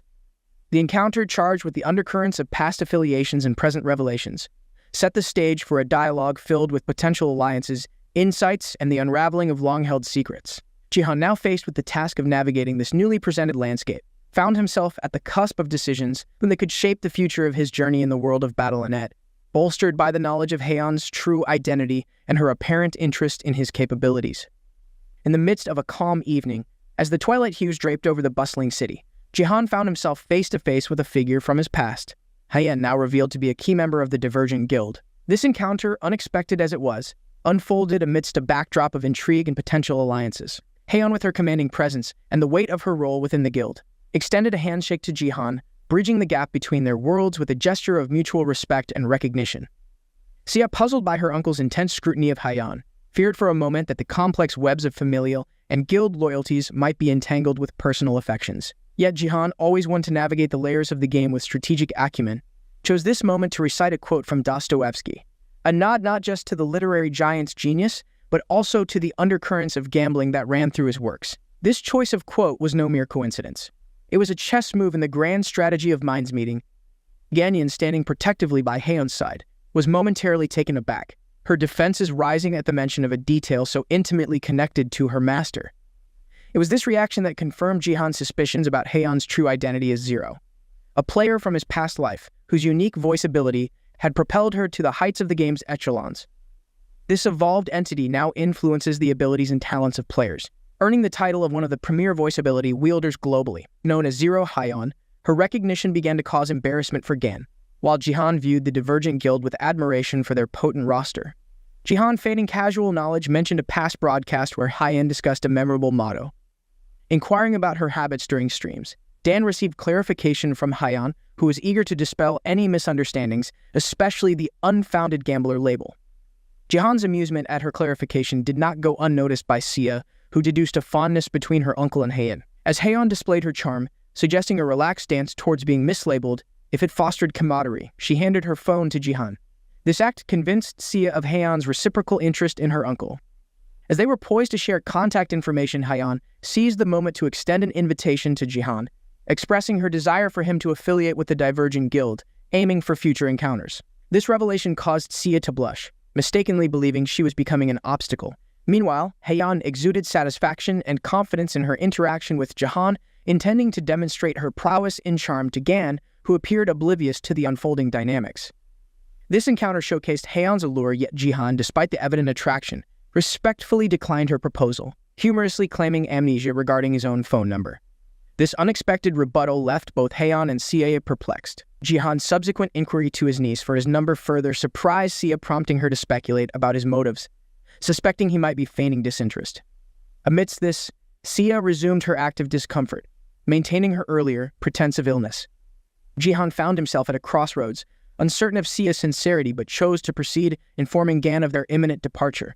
This decision left the woman, still clutching her business card, feeling spurned. Sia, observing with a complex expression, believed she was aiding her uncle in navigating his romantic interests. Meanwhile, Gan, caught in a mishap, struggled to contain her amusement as she faced a similar rejection from JiHan, mirroring her master's experience, which irked Hayan after the awkward encounter. Post-meeting, Sia remarked on her uncle's recent unpredictability, noting it was unusual for JiHan to don suits, especially those belonging to Yonsei Jin. She broached the earlier interaction with Hayan, critiquing her uncle's outdated and unfashionable approach, and humorously criticized the outdated strategy he employed, declaring herself as the first woman he ever rejected. JiHan, bewildered by the critique, listened as Sia advised that while playing hard to get might be acceptable, the fabricated excuse involving his phone number was poorly executed. JiHan clarified to Sia with a gravity that underscored his sincerity, that he was genuinely at a loss concerning her accusations. The earnest expression he wore served as irrefutable evidence of his honesty, casting a pall of silence over Sia, who realized her misjudgment. In a moment of concern, she half-jokingly questioned if he had begun to show signs of dementia, reflecting on their misunderstanding. Following this exchange, a new challenge emerged, a familiar defense mission requiring JiHan's participation. Fatigued from the prior ordeal and the effort spent reassuring Sia, he now found himself reflecting on her mistaken belief in his romantic inclinations towards Hayan. JiHan's encounter with someone from his past, known as Zero, marked a pivotal reunion. Zero, a pivotal ally in his mission to safeguard the world, shared a profound connection with him, rooted in their shared loss of their homeland. Their camaraderie extended beyond their quest, enjoying moments of leisure watching sports and engaging in friendly wagers.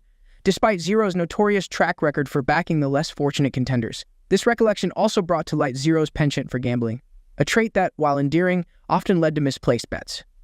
Acclaimed as the god of soccer, significantly impacted the game. Despite JiHan's counsel against gambling due to her consistent misfortune, Zero was enthralled by the limitless possibilities it presented. It was revealed that the scar adorning Zero's visage was the toll for a pact with darker forces, a mark she chose to retain when others might have easily removed theirs.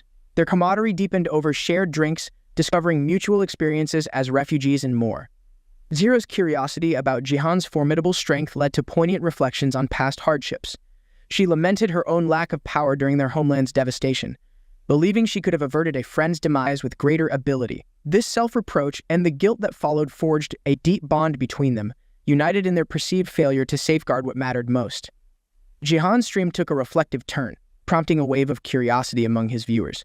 They wondered about his unusual attire, expecting the casual comfort of sweatpants rather than a suit. The audience's intrigue peaked when they noticed a formidable weapon in JiHan's grasp, known as the Pontief's horse-slaying sword, a C-grade item distinguished by its unimpressive balance and size, making it a challenge for ordinary individuals to wield. This aspect contributed to its lower market value. JiHan's attempts to acquaint himself with the sword's handling were met with significant environmental disturbances, yet JiHan handled the weapon as effortlessly as if it were a mere stick. The viewer's fascination escalated, desiring a glimpse into JiHan's status window, eager to discern the secrets of his strength. While experimenting with the new sword, JiHan noticed the flood of comments, a mix of admiration for his martial prowess and speculation about his magical capabilities. However, the barrage of inquiries eventually proved too distracting, leading him to halt his practice session, visibly irked by the relentless messaging. With his audience reaching 12,000, JiHan considered sharing his status window, a request from his earliest viewers. This gesture aimed to showcase his achievements within the BattleTube realm.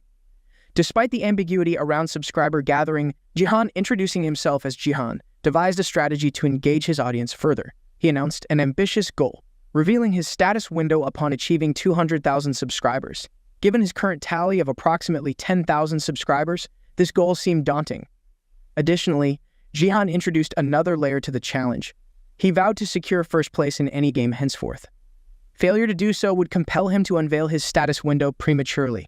This proclamation electrified his viewers, igniting a fervent hope among them for JiHan to encounter challenging teammates. In the wake of this excitement, 3 luminous orbs manifested in the sky, captivating the audience's attention. JiHan immediately braced himself as the trio of lights began to unveil the identities of his teammates for the upcoming defense game. Turning to face them, he discovered their identities, prompting disbelief at the lineup, a reaction mirrored by his viewers, who erupted in laughter. Their hopes realized, JiHan's team comprised Golden Light Kim Joo-hook, a figure from a nostalgic throwback and notably Diego Macid, remembered as Sparkly by JiHan. Despite past annoyances with one teammate whose name escaped him, JiHan's focus intensified on Diego Macid. Known as Argentina's premier player in a former existence, Diego was recognized for his triple S gift, yet JiHan sensed a disparity in his current strength compared to before. Re-evaluating their roles, himself as support, Sparkly as a warrior, and another as a mage, it dawned on JiHan that the archer role was designated for an individual he knew right before his regression. This strategic revelation about their composition hinted at a complex dynamic for the defense game ahead. JiHan was contemplating the recent turn of events when Kim Joo-hook's anger surfaced. Unexpectedly reunited with JiHan, who had inadvertently caused him to lose a valuable skill previously. Amidst this tension, Kim Joo-hook received a covert mission from a member of the Sword family, tasking him with a shocking objective: to sabotage their own team by destroying crystals, aiming to lower JiHan's rank with a reward of 50,000 GP promised upon success. As the game commenced, the team began their defense of the tower. Diego, defying conventional expectations for an archer, showcased his exceptional talent with a soccer ball, earning him the moniker Soccer God. His unique weapon choice captivated onlookers. During the heat of the battle, Diego approached JiHan, requesting power enhancements. Understanding his pivotal role as a support, JiHan prepared to cast buff spells, a first for him in the game due to previously lacking the requisite divine power. JiHan adeptly applied a strength enhancement buff, significantly amplifying the prowess of his team. The team, including Golden Light, expressed gratitude for JiHan's exceptional support, reaffirming his role despite his unconventional choice of a sword over a staff. Joo-hook, surprised to also benefit from JiHan's buff, faced a moment of reconciliation when JiHan inquired if he was prepared to cooperate for the duration of the game. Given the broadcast's visibility, Joo-hook promptly agreed. Observing their interaction, Golden Light speculated a friendship between the two, a notion that reassured JiHan. Following this, the self-designated support leapt into action against the undead, entrusting the defense of the tower to his allies. This strategy baffled his teammates, save for Golden Light, leading Joo-hook and Macy to question JiHan's rationale. Meanwhile, Ju-hyuk harbored unresolved resentment toward Jihan, indicating a complex history yet to be fully reconciled. Motivated by the escalating reward of his clandestine mission, in the meantime, Jihan boldly advanced towards the zombie hordes that eagerly anticipated his arrival. Jihan, readying his mage abilities, summoned a fire in his palm, which he amplified with divine power. This enhancement not only intensified the fire's strength, but also its destructive capacity. Jihan unleashed a volley of azure flames upon the zombies, engulfing them in a conflagration that reduced them to mere effigies of ash. Amid the chaos, Jihan brandished his colossal sword, swiftly dispatching any survivors of the initial inferno. His forceful strike rent the earth, augmenting the flame's terror among the undead. Diego and Golden Light, witnessing their unlikely ally's prowess, were astounded by the performance of a player they had pegged for a Bronze League support. This spectacle of valor and tactical acumen was broadcast live across the battle tube, captivating viewers with the unexpected heroism of a support-class warrior wielding powers and a weapon atypical of his role. Spectators were left in awe, questioning the origin of such a formidable player after Jihan eliminated over 100 zombies with a single maneuver. The scene intensified as blood zombies advanced towards Jihan, only to halt and tremble in his presence, a reaction Jihan anticipated. He recognized the true worth of his newly acquired power, a testament to the intrinsic value of the space control ability known as absolute territory. This skill grants the wielder a domain expansion, rendering them supreme within that realm. Any entity entering this domain finds their movements and actions severely constrained, subjected to an overwhelming pressure. This moment underscored Jihan's unique understanding of this intangible force, a comprehension rooted in his first-hand experience with its capabilities. The absolute territory skill epitomized a strategic advantage, allowing Jihan to dictate the battlefield's dynamics, showcasing a level of prowess that captivated both allies and viewers alike. Baron's indifference towards his secret's exposure was notable, especially as he appointed Jihan as his personal training ally. Their frequent sparring sessions were a testament to their commitment to enhancing their strength. In the present, Jihan, having retrieved his sword from the earth, had transcended to an unparalleled status, masterfully wielding mana and divine power concurrently. Additionally, he had gained two distinctive attributes: force and martial prowess, rendering the Bronze League insufficient for his capabilities. His formidable presence alone, with a mere swing of his colossal sword, drastically escalated the zombie casualty rate. Jihan reflected on a previous unfulfilled objective of vanquishing 1,000 zombies, now realizing its attainability. The resurgence of a linked quest ignited his resolve to surpass all expectations. With remarkable agility and swordsmanship, he launched into the fray, his actions blurring the lines between a support role and a frontline warrior. His accelerating pace and precision left onlookers in a state of shock and awe, witnessing a spectacle that blurred the boundary between reality and fantasy. Jihan's viewers believed in his commitment, with some even embarking on a mission to rally 200,000 subscribers, convinced of his invincibility. Amidst this, Golden Light pondered over Jihan's current status window, while attention shifted towards a silent figure in the background. Kim Ju-hyuk, emanating a foreboding aura and revealing a menacing smile, became the center of intrigue. Urged to highlight their mage on the live stream, Golden Light turned to Ju-hyuk, only to discover him poised ominously before the crystal, amassing mana for his fireball skill. As Ju-hyuk inhaled deeply, he launched into a vehement denunciation of Jihan, labeling him derogatorily in a moment of intense provocation. This unexpected outburst resonated with Jihan and sent shockwaves through the viewing audience, who had not anticipated such a drastic turn of events. Ju-hyuk further inflamed the situation by accusing Jihan of manipulating his niece, alleging that he instructed Sia to feign illness. This accusation halted Jihan in his tracks, marking a clear overstep of boundaries recognized by all. He persisted in his provocations, questioning Jihan's actions towards his niece. Onlookers, witnessing Jihan's composed demeanor, commended his patience. Yet, beneath this calm exterior, Jihan was seething with animosity. The boldness Ju-hyuk displayed in confronting Jihan was fueled by the prospect of a reward 55,000 GP, a sum that promised to reinstate him financially and enable the recovery of a lost skill. Jihan momentarily set aside his quest to address Ju-hyuk's tirade, discerning the true motive behind his actions and manipulation from behind the scenes, suggesting Ju-hyuk's lack of a promising future. Jihan considered that Ju-hyuk intended to flee post-crystal destruction. While Jihan could disregard personal slights, the attack on his niece, Unsaw, crossed a line. Her innocence and purity were undeniable, making her the undeserving target of such base tactics, a fact all the more poignant from their past encounters. Jihan was haunted by a memory he wished to forget. The day he lost Sia, Jihan's heart ached recalling how his niece was enveloped in bandages, concealing the scars inflicted by the Sword King family. Holding her, he felt the chilling absence of warmth from her body, a moment of helplessness and profound regret for not being able to save his dying niece. It was this anguish that fueled JiHan's vow to prevent such a tragedy from recurring. Surrounded by a formidable aura, the chat noticed Sung JiHan's rising fury, signaling his readiness to unleash a long-awaited power.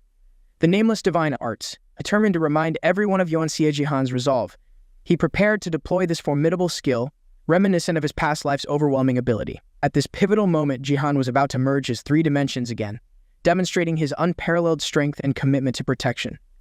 Aware of his newfound capability, JiHan was resolute in harnessing this formidable power. Amidst the chaos, as zombies surged towards him, he detected an electric surge beneath his feet. With a mere foot tap, he unleashed a torrent of lightning, annihilating the advancing zombies. Transforming into a veritable thunderbolt, JiHan showcased the flashing sky thundersteps, a technique once used to fracture the heavens. At the pinnacle of their defense tower, JiHan received an additional 100 GP from his main sponsor, alerting him to JiHan's approach. Despite his recent verbal sparring with JiHan invigorating him, his endeavor to destroy the crystal was thwarted. Golden Light attempted to intervene but was rebuffed by JiHan, who warned him against interference. Seizing the moment, Golden Light appealed to his viewers for subscriptions, hoping to harness their support to halt the Maj's progress, albeit with limited success. JiHan was fervently accumulating mana for his next fireball, intent on concluding his quest with this decisive blow. His anticipation was palpable, thrilled at the prospect of their impending last-place finish in the game. However, his fiery assault on the crystal was unexpectedly neutralized by a soccer ball, a maneuver that took everyone by surprise. The originator of this defensive play, Diego Mackide, had expertly safeguarded their crystal, demonstrating his unwavering commitment to the game and a resolute stance against any act that threatened its integrity, particularly taking issue with JiHan's derogatory outburst towards a pivotal teammate. JiHan's frustration with Diego escalated, his plans thwarted. Yet, the combined efforts of Golden Light and Diego, stalling for time, set the stage for the hero's dramatic entrance. A bolt of lightning signaled JiHan's arrival, much to the relief and satisfaction of his allies. As JiHan turned to assess the situation, the scene was set for an epic showdown, with tensions reaching a crescendo. Upon encountering JiHan expressed his awareness of the latter's grievances, noticing the palpable tension born from his fury. JiHan found himself overwhelmed by a multitude of thoughts, realizing the extent of his missteps. Despite his attempts to further denigrate JiHan, an unseen force silenced him, signifying JiHan's readiness to unveil realities beyond JiHan's comprehension. JiHan confessed his initial impulse to decisively overpower JiHan upon their confrontation. However, reflecting a strategic shift in approach, he chose not to conclude their conflict swiftly. JiHan aimed to exploit the battle network's mechanics to extend the Maj's ordeal, emphasizing that pain experienced within the game's confines is typically mitigated upon a player's virtual demise. Understanding that JiHan would merely suffer a loss in levels upon defeat, a well-known fact among players, JiHan opted for a different approach. He compelled JiHan to kneel solely by the overwhelming presence of his force, signaling the onset of a lesson JiHan was yet to comprehend. Despite JiHan's belief that any outcome resulting in his demise would be inconsequential to his level, he regarded provoking JiHan's fury as a personal victory. However, the sense of triumph quickly dissipated as JiHan encountered an inexplicable torment, a pain beyond anything he had previously experienced. JiHan's intense gaze remained fixed on him, questioning why JiHan was already in agony when the real confrontation hadn't even commenced. This moment underscored a crucial warning. One should never underestimate or provoke someone with overwhelming power. The mage was enduring severe pain, urging JiHan to cease. The air was thick with desperate pleas, unsettling even Golden Light. Diego, sharing Golden Light's sentiment, was perplexed by JiHan's harsh actions. Golden Light questioned the cause of the agony, noting that BattleNet connectors typically prevent such extreme distress. Diego observed JiHan applying a healing ability alongside, which Golden Light suspected might induce an adverse reaction. Golden Light clarified this adverse effect as a glitch, where applying a healing skill on a persistent damage effect could overload the connector, exacerbating the pain. The mage's tormented expression validated Golden Light's theory. The situation escalated as Golden Light identified JiHan's technique as a disjoint, a martial skill that severely damages bones and muscles. The mage was in considerable pain, reflecting on his high-grade battle connector, designed to mitigate pain by 95, yet baffled by the excruciating sensations as if his organs were being shredded. He cursed JiHan, begging for an end. JiHan, with a resolute face, ended the mage's suffering, decapitating him as onlookers observed. As JiHan sought the mage's imminent return to life, Golden Light, still disturbed, was unaware of a zombie creeping closer. Golden Light, admiring JiHan, directly witnessed the formidable extent of JiHan's capabilities. Upon his return, the mage exhibited fear and agony, prompting viewers to question the familiarity of his expression. He implored for mercy but met his end once more, with one observer suggesting shock as the cause. JiHan maintained that the mage was simply unable to withstand his strength. Following another revival, the mage retreated, pleading with JiHan to keep his distance and expressing regret. JiHan addressed this earnestly, noting that the mage should have anticipated the repercussions. Nonetheless, JiHan's focus shifted upon receiving a 10,000 GP donation from Sia, who implored her uncle to halt his actions, cautioning that the spectacle might lead to a loss of viewers. The audience raised concerns regarding PTSD and the display of excessive force. Sia advised JiHan to concentrate on the game, catching him off guard. He acknowledged her composed suggestion with an intense look. JiHan confessed he believed the punishment was insufficient but chose to cease. He justified that they were living in peaceful times and the lesson administered was adequate. The mage, prostrate on the ground, pleaded for salvation or demise. JiHan, feeling an urge to delve deeper, inquired about the source of the mage's audacity. In a state of panic, the mage disclosed that the Sword King clan had promised 50,000 GP, admitting that the staggering sum had clouded his judgment, leading him to acknowledge his deserving fate.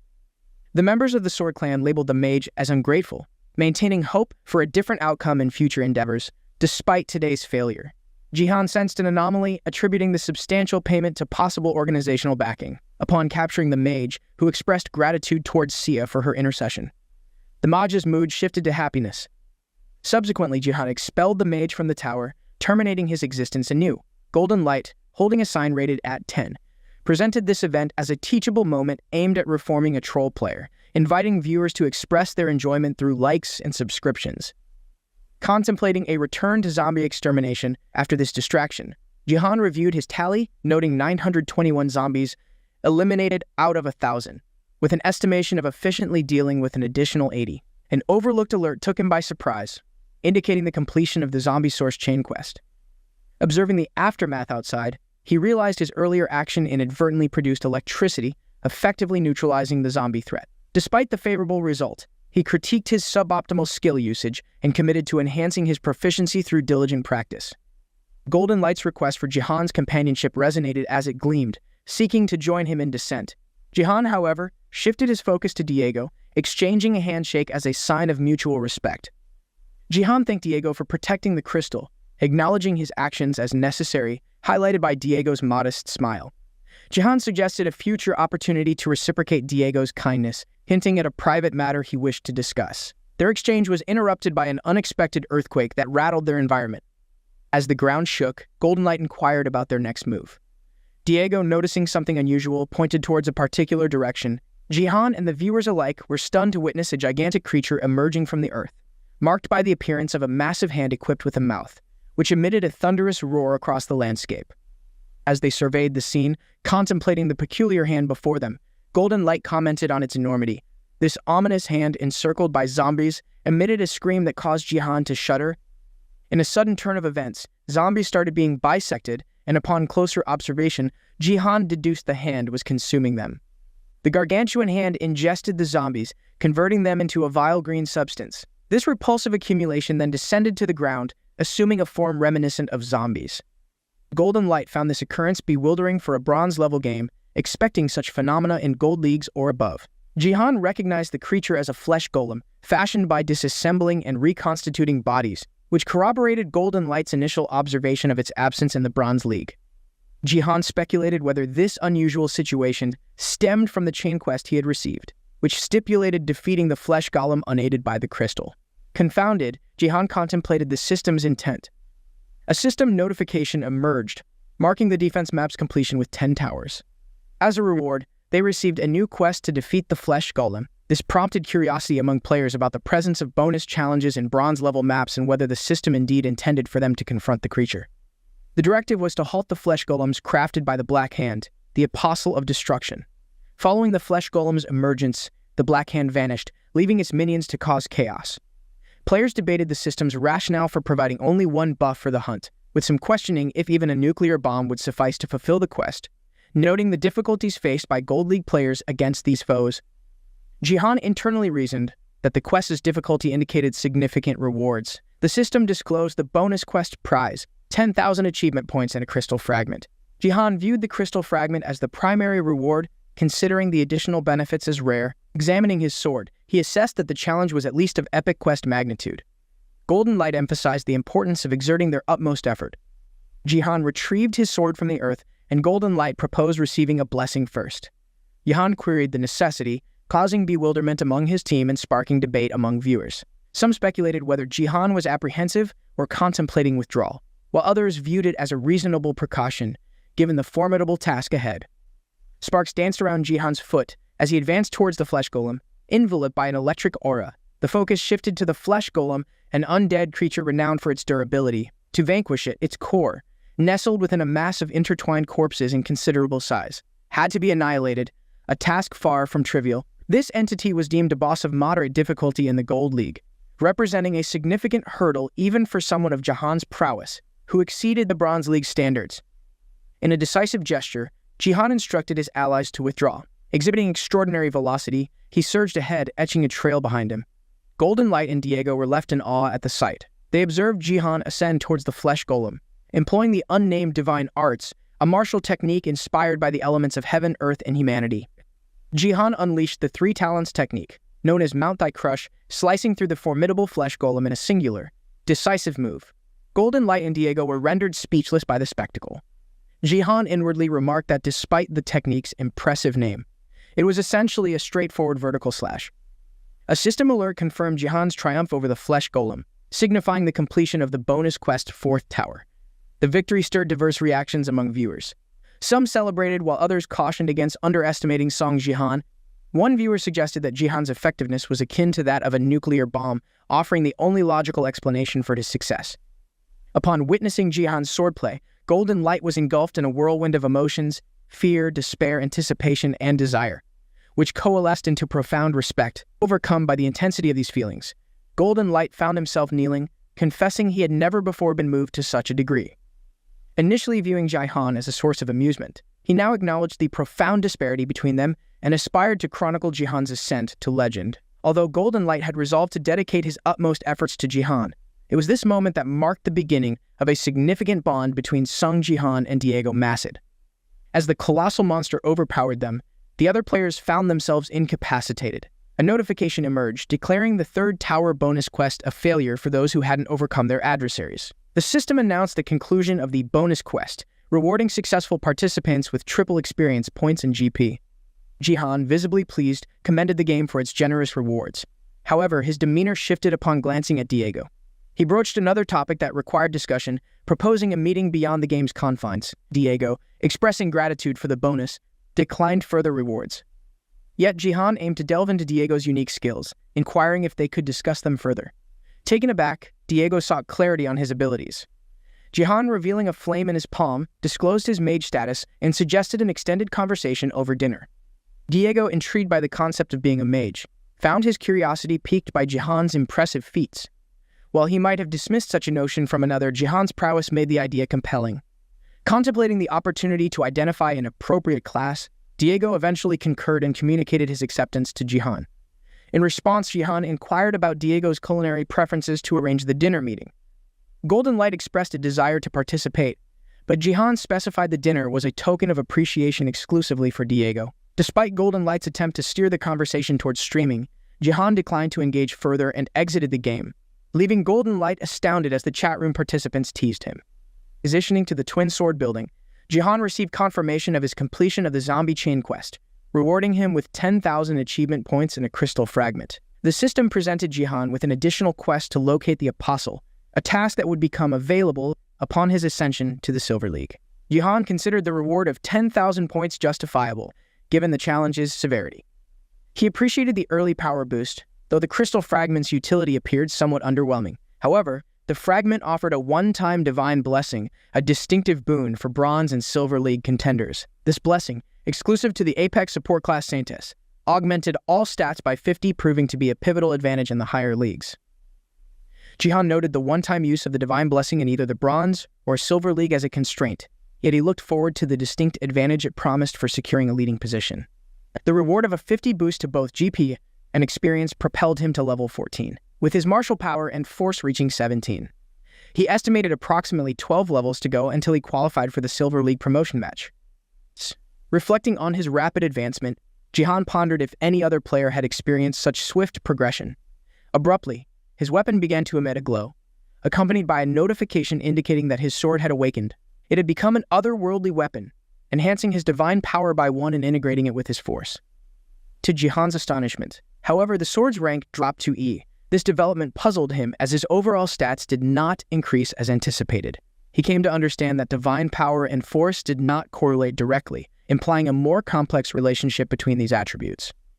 Suddenly, a red alert notification appeared, indicating the sword had lost control of its latent power, leading to its destruction. The sword exploded, releasing a significant energy burst. Jihan observed the 3 elixir fields contained within the sword dispersing into the surroundings. He speculated whether the sword could not withstand the immense pressure, akin to the legendary force of Mount Dai. The unleashed energy from the sword unexpectedly began to afflict Jihan. He endeavored to reabsorb the rampant energy, aware of the risks associated with ingesting too much simultaneously. The bright light emanating from his room became noticeable from the exterior, as Jihan's eyes widened in response to the escalating situation. In a neighboring room, Takeda felt vexation over his thwarted scheme. A flashback revealed Takeda receiving a quest to destroy the crystal and impede Jihan's advancement to the top rank. From his concealed spot, Takeda saw himself as a guardian, acting for the benefit of an ally, confident that his vendetta against Jihan would succeed. Back in the present, while savoring fried chicken, Takeda mulled over the collapse of his strategy, deciding to pause his disruptive actions in the game, lamenting the lost chance for victory. He humorously considered the possibility of another guild recruiting Jihan before he could. Takeda, a member of the Neo Self-Defense Force, forcefully hit the table, caught in a challenging situation. Acknowledging the necessity to enlist Jihan, he realized the importance of acquiring tangible proof, specifically Jihan's status window, to bolster his case. Driven by a sense of immediacy, Takeda internally urged Jihan to be patient. Upon securing Jihan's status information and obtaining his organization's endorsement, he intended to employ a tactic akin to their approach with the Sword King, aiming to successfully recruit Jihan. Jihan received a message informing him of an increase in his divine power by 1, which seamlessly integrated into his force, elevating it by a point. He deduced that for every 3 points of divine power, his force increased by 1. Subsequently, another message arrived, announcing that both his force and martial power had risen by 1. Grateful, Jihan acknowledged his martial power had reached 18. He speculated whether the sword had assimilated all the divine power, feeling a pang of regret for the lost weapon but consoled by the compensatory rewards.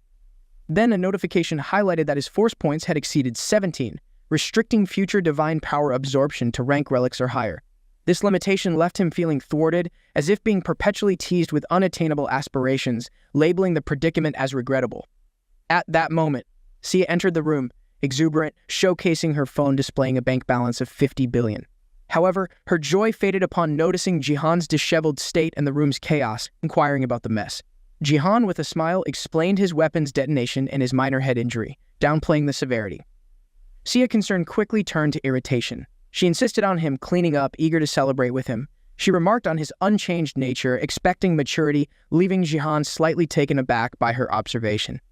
The setting transitioned to a restaurant where Jihan and Sia were dining. For Jihan, it marked a significant moment, his first real meal since reverting to his original lifestyle. He expressed a fondness for the occasional dine-out experience, showing a particular preference for Korean cuisine. Sia, slightly annoyed, remarked that since she was footing the bill, Jihan could have opted for something more upscale. Jihan casually mentioned that they would be sharing meals together for some time. Unexpectedly, Sia hinted that future shared meals might not be possible. This left Jihan puzzled. She clarified she was returning to school and, despite appearances, held the position of student president. She expressed regret over her hiatus. Jihan considered the possibility of taking a week off, as suggested by an instructor. Sia brought up her upcoming Blessing Day at the gift hall, a significant event she eagerly anticipated each year, viewing it as a symbol of hope. Her birthday on August 22nd marked her coming of age, even under challenging conditions. However, the enthusiasm for her awaited day turned to disappointment when the gift she received was graded F, crushing her expectations. During their meal, Jihan considered the implications of prematurely disclosing the F-rank gift's nature, preferring to tactfully temper her expectations instead. Their conversation drifted towards her visit the following day, to which she affirmed Monday suited her schedule. Jihan offered to drive her personally, surprising Sia, who pointed out she was not a child requiring special care.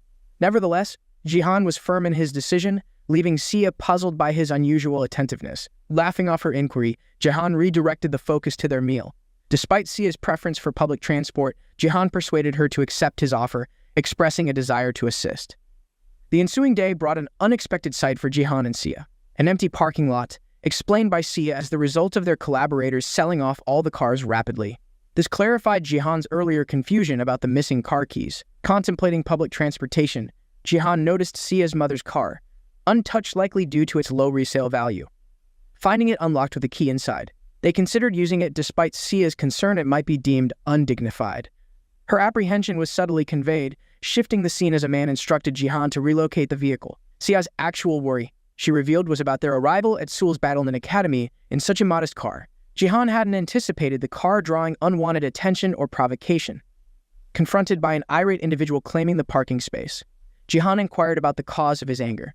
The man derogatorily labeled JiHan a pauper, to which JiHan, asserting his role as a guardian to a student, cautioned the man regarding his choice of words. Bystanders recognized JiHan, sparking speculation about his presence at the academy. They referenced the attendance of the Sword King's daughter amidst rumors of her academic hiatus. The episode quickly circulated online under the title JiHan at the Academy, where commentary varied from skepticism about JiHan's age of 27 being at an academic institution to affirmations that learning knows no age limit. Simultaneously, within the Seoul-based Divergent Guild company building, Lee Haeon summoned Lim Gae-young, directing her to accompany her to the Battlenet Academy upon discovering JiHan's whereabouts. Gae-young's request for rationale behind the abrupt itinerary adjustment was met with Haeon's vehement expression of indignation, indicating JiHan had neglected her, and she intended to confront him directly. In the parking lot, the man was visibly incensed upon seeing someone who, in his eyes, resembled a beggar stepping out of an ancient car. He advanced towards JiHan with a fist raised, imperiously demanding that JiHan show deference by bowing. As the man's fist neared, JiHan's eyes emitted an unusual glow, and despite the man's aggressive demands, his punch inexplicably halted just short of JiHan's face. Sia, witnessing the scene, displayed a mix of shock and concern, shouting out to her uncle. The surrounding crowd observed, intrigued by JiHan's resilience. An onlooker highlighted the curious halt of the man's fist just inches from JiHan, prompting confusion about why he was suddenly immobilized. Attempting another curse, the man found himself silenced by a red glow that sealed his lips. With a mere gesture from JiHan, the man was compelled to bow, while JiHan reprimanded him for his uncouth behavior. JiHan surmised the individual might have been habitually intimidating students around the academy. He openly admonished the man, urging him to either behave as a positive role model or cease his bullying altogether, all while under the watchful eyes of the gathered crowd. Upon Sia's plea for her uncle to cease, the sudden call of her name redirected their attention. Kim Hee-soo, the 18-year-old vice president of the Battlenet Academy Student Council, was in disbelief at the scene from her car. Recognizing Hee-soo as Sia's acquaintance, JiHan deduced their friendship. Sia acknowledged Hee-soo, and their cordial exchange was followed by Hee-soo's lighthearted comment on the subdued aggressor, who humorously blamed the slipperiness of the ground, eliciting quiet chuckles from Sia and JiHan in acknowledgement of the jest. Hee-soo then shifted to a more serious tone, expressing concern over Sia's father's vanished vehicles and her arrival in a modest car. Sia disclosed that her father had liquidated his car collection, prompting Hee-soo's concern. Despite initial reluctance, Sia was swayed by Hee-soo's insistence on offering her a ride home post-school, highlighting the undue attention the old car would garner. Hee-soo assured her of discussing the matter with Sia's father. JiHan, observing their interaction, pondered the depth of their connection, feeling an inkling of discrepancy in the timing and nature of this bond, casting a thoughtful gaze at Hee-soo, sensing an inconsistency in the unfolding events. Upon their arrival, Gae-young and Haeon approached the bustling scene.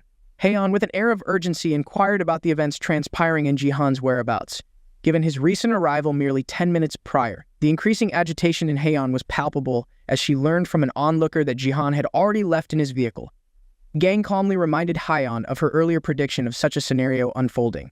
Haeon, caught in a moment of anxiety, nibbled on her nail, voicing her fears that if they delayed, international scouts might secure JiHan's allegiance before them. Gang intervened, gently coaxing Haeon to desist and reminding her that nail-biting wouldn't remedy their situation. She emphasized her presence was at Haeon's behest for this very reason. Acknowledging Gae-young's point, Haeon conceded, reflecting on her near misstep.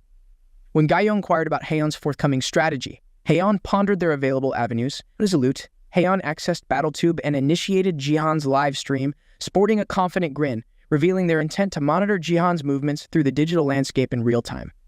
The chat buzzed with enthusiasm as viewers voiced their unwavering belief in JiHan's triumph. He showcased his extraordinary strength, dismantling adversaries with ease, his hands becoming instruments of destruction against shields and armor. JiHan momentarily paused, channeling the essence of his nameless divine technique, the footwork heavenly thunder steps. With the agility of lightning, he navigated the battlefield, rendering foes incapacitated with his electrifying maneuvers. Opponents fell in quick succession, and JiHan, acknowledging the acceleration of his pace, steeled himself for continued exertion. As he surveyed the dwindling opposition, the anticipation of their inevitable defeat hung heavily in the air. Among them, Sung JiHan, renowned for his singular ability to vanquish a gold-ranked flesh golem, stood a colossus among mere contenders. For those in the Bronze League, the challenge of facing JiHan was akin to navigating a relentless inferno. The arena, now a testament to JiHan's dominance, resonated with the fervent exclamations of spectators, their awe akin to witnessing an unstoppable force of nature. Upon returning to the real world after the game concluded, JiHan secured the top rank, a testament to his prowess. The system congratulated him on his 5th consecutive victory, rewarding him with a substantial 200 increase in experience points, a boon JiHan deemed a windfall. Following this, he received a notification indicating a level increase by 2 and a special bonus for achieving level 15. Access to the game map known as Dungeon. This feature, reserved for players of level 15 and above, introduced a novel game mode blending combat with a series of traps, mazes, and puzzles, challenging the player's strategic acumen and problem-solving skills. However, the dungeon demanded collaborative efforts for success, emphasizing the game's focus on teamwork over solitary conquest. Back in his apartment, a sense of apprehension shadowed JiHan. He understood the potential pitfalls of teamwork, particularly if his teammates harbored ill intentions. The thought of aligning with a guild for safeguarding crossed his mind, yet he swiftly discounted it, aware of the complications that might arise upon departure. With resolve, JiHan decided to face any forthcoming challenges head-on. His ambition was clear: to ascend to the Silver League and thereafter, to forge his guild, marking the beginning of a new chapter in his journey. The following morning, as JiHan prepared eggs, he requested Sia to arrange the table, a task he undertook with joy. As they commenced their meal, JiHan signaled it was time to enjoy their breakfast. A brief silence ensued, filled only by the sounds of their satisfaction with the meal. However, Sia couldn't contain her curiosity about JiHan's culinary skills, inquiring how he had become such an adept cook. JiHan modestly attributed his skills to improvising with available ingredients, prompting Sia to commend the meal's exquisite flavor, acknowledging JiHan's exceptional cooking prowess. JiHan, touched by her appreciation, vowed to prepare more elaborate meals in the future, reminiscing internally about the value of his cooking experiences in the U.S. Sia expressed delight at the prospect of JiHan cooking more frequently. The conversation then shifted to her mode of transport to school, specifically whether she intended to continue utilizing Hee's car. Sia decisively declined, requesting that the topic be dropped due to the discomfort experienced during her previous ride with Hee's, which was highlighted by an intrusive barrage of personal inquiries and unwarranted sympathy, painting a vivid picture of her unease. JiHan's reaction to Sia's recounting was one of visible irritation, a sentiment echoed by Sia, who then contrasted her experience with the familiar comfort of her mother's car, describing it as cozier and more agreeable. JiHan, surprised yet pleased by her preference, concurred, reflecting a shared moment of understanding and agreement on their preferred choice of transportation.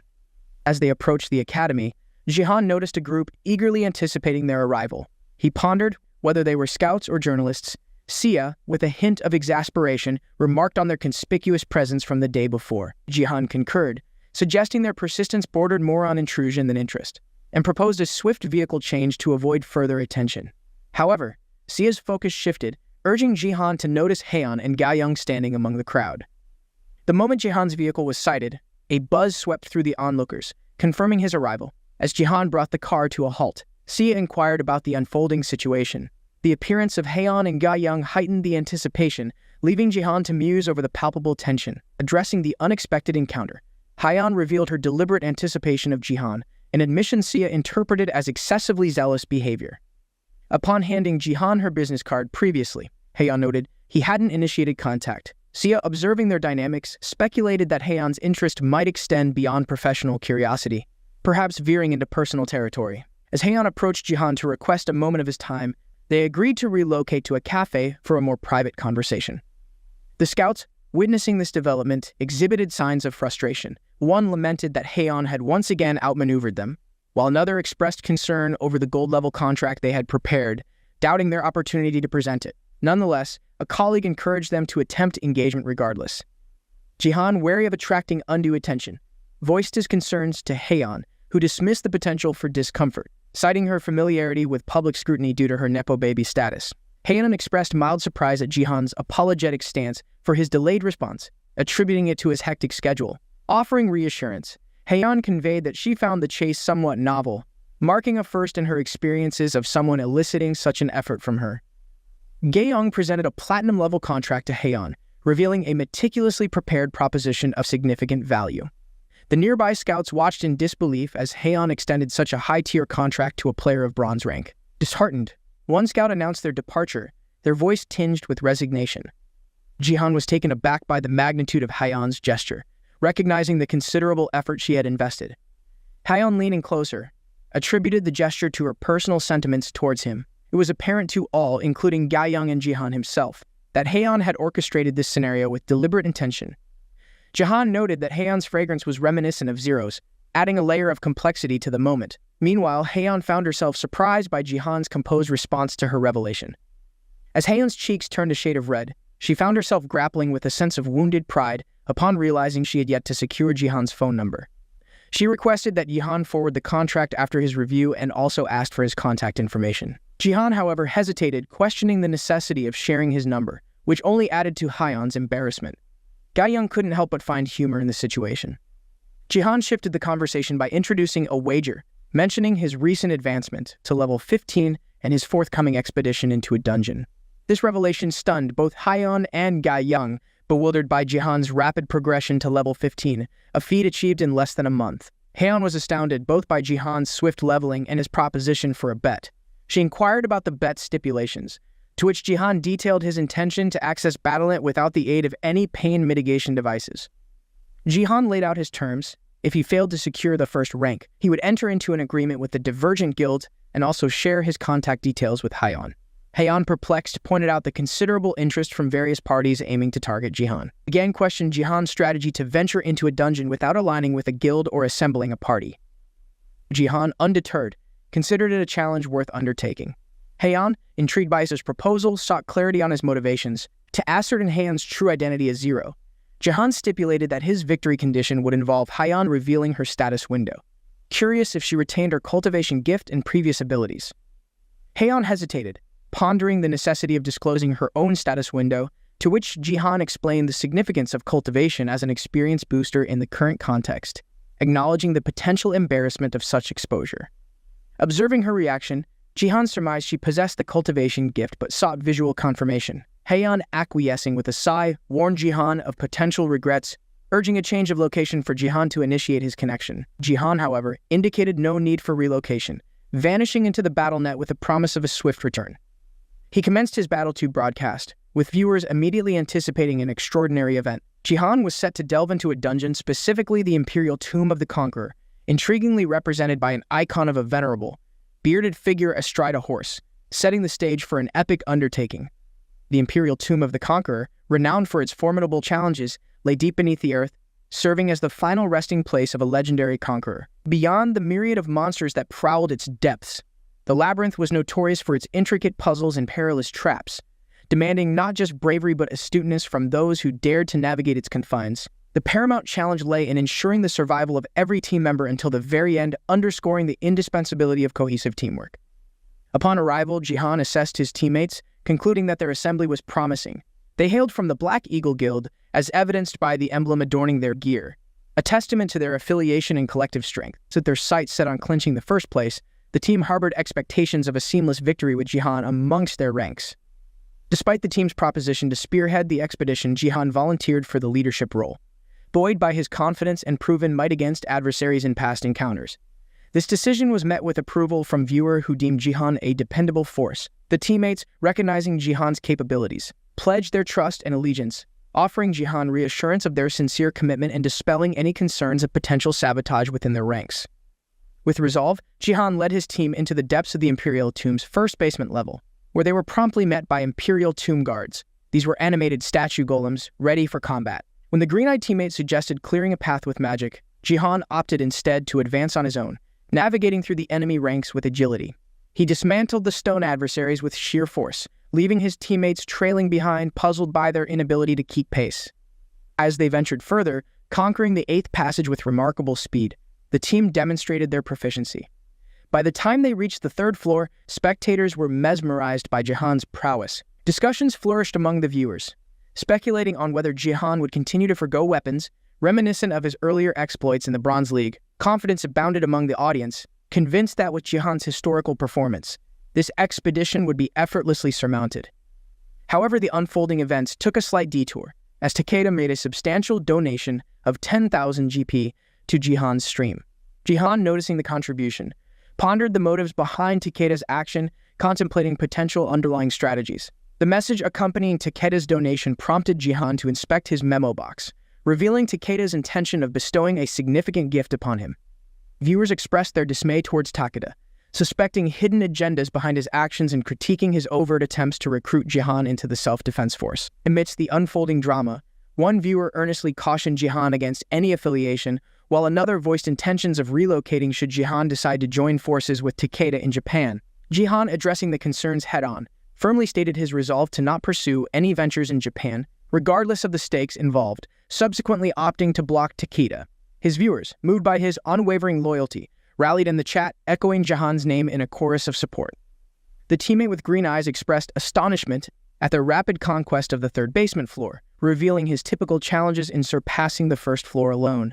The remark highlighted the stark contrast brought about by JiHan's presence. The heavily armored team member, injecting humor into the conversation, quipped that JiHan's exceptional performance was tantamount to single-handedly propelling the team forward, particularly noting how JiHan effortlessly subdued formidable foes using mere physical prowess. As they ascended towards the next level, the man with green eyes expressed his gratitude to JiHan, acknowledging their heavy reliance on his prowess.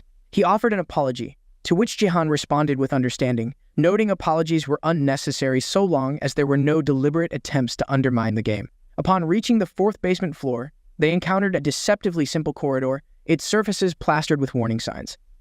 Initially, the green-eyed man underestimated the potential dangers, only to find an array of traps densely packed throughout the area. JiHan queried if they could expedite their progress, receiving an eager assent from the green-eyed man, though the others exhibited reluctance, their demeanor hinting at concealed motives. The archer and the knight, their intentions veiled, clutched their weapons with apprehension. Unbeknownst to JiHan, both harbored plans to secure a bounty of 1 million GP for themselves once JiHan had departed. A system alert disclosed that Sword King Clan 787 had issued a bounty mission urging members of the Black Eagle Guild to avoid capture by opting for a swift exit from the game with the promise of a lucrative reward. This directive was a direct consequence of Takeda's actions, the same individual JiHan had decisively blocked earlier, illustrating the intricate web of alliances and betrayals within the game. Takeda, monitoring JiHan's progress on a vast display, remarked on the predicament JiHan faced. He admitted that resorting to financial leverage wasn't his initial strategy but deemed it necessary under the circumstances. With a cunning smile, he rationalized that circumstances dictated this approach. Takeda speculated on JiHan's next steps, highlighting the considerable expense incurred to maintain secrecy around his plans.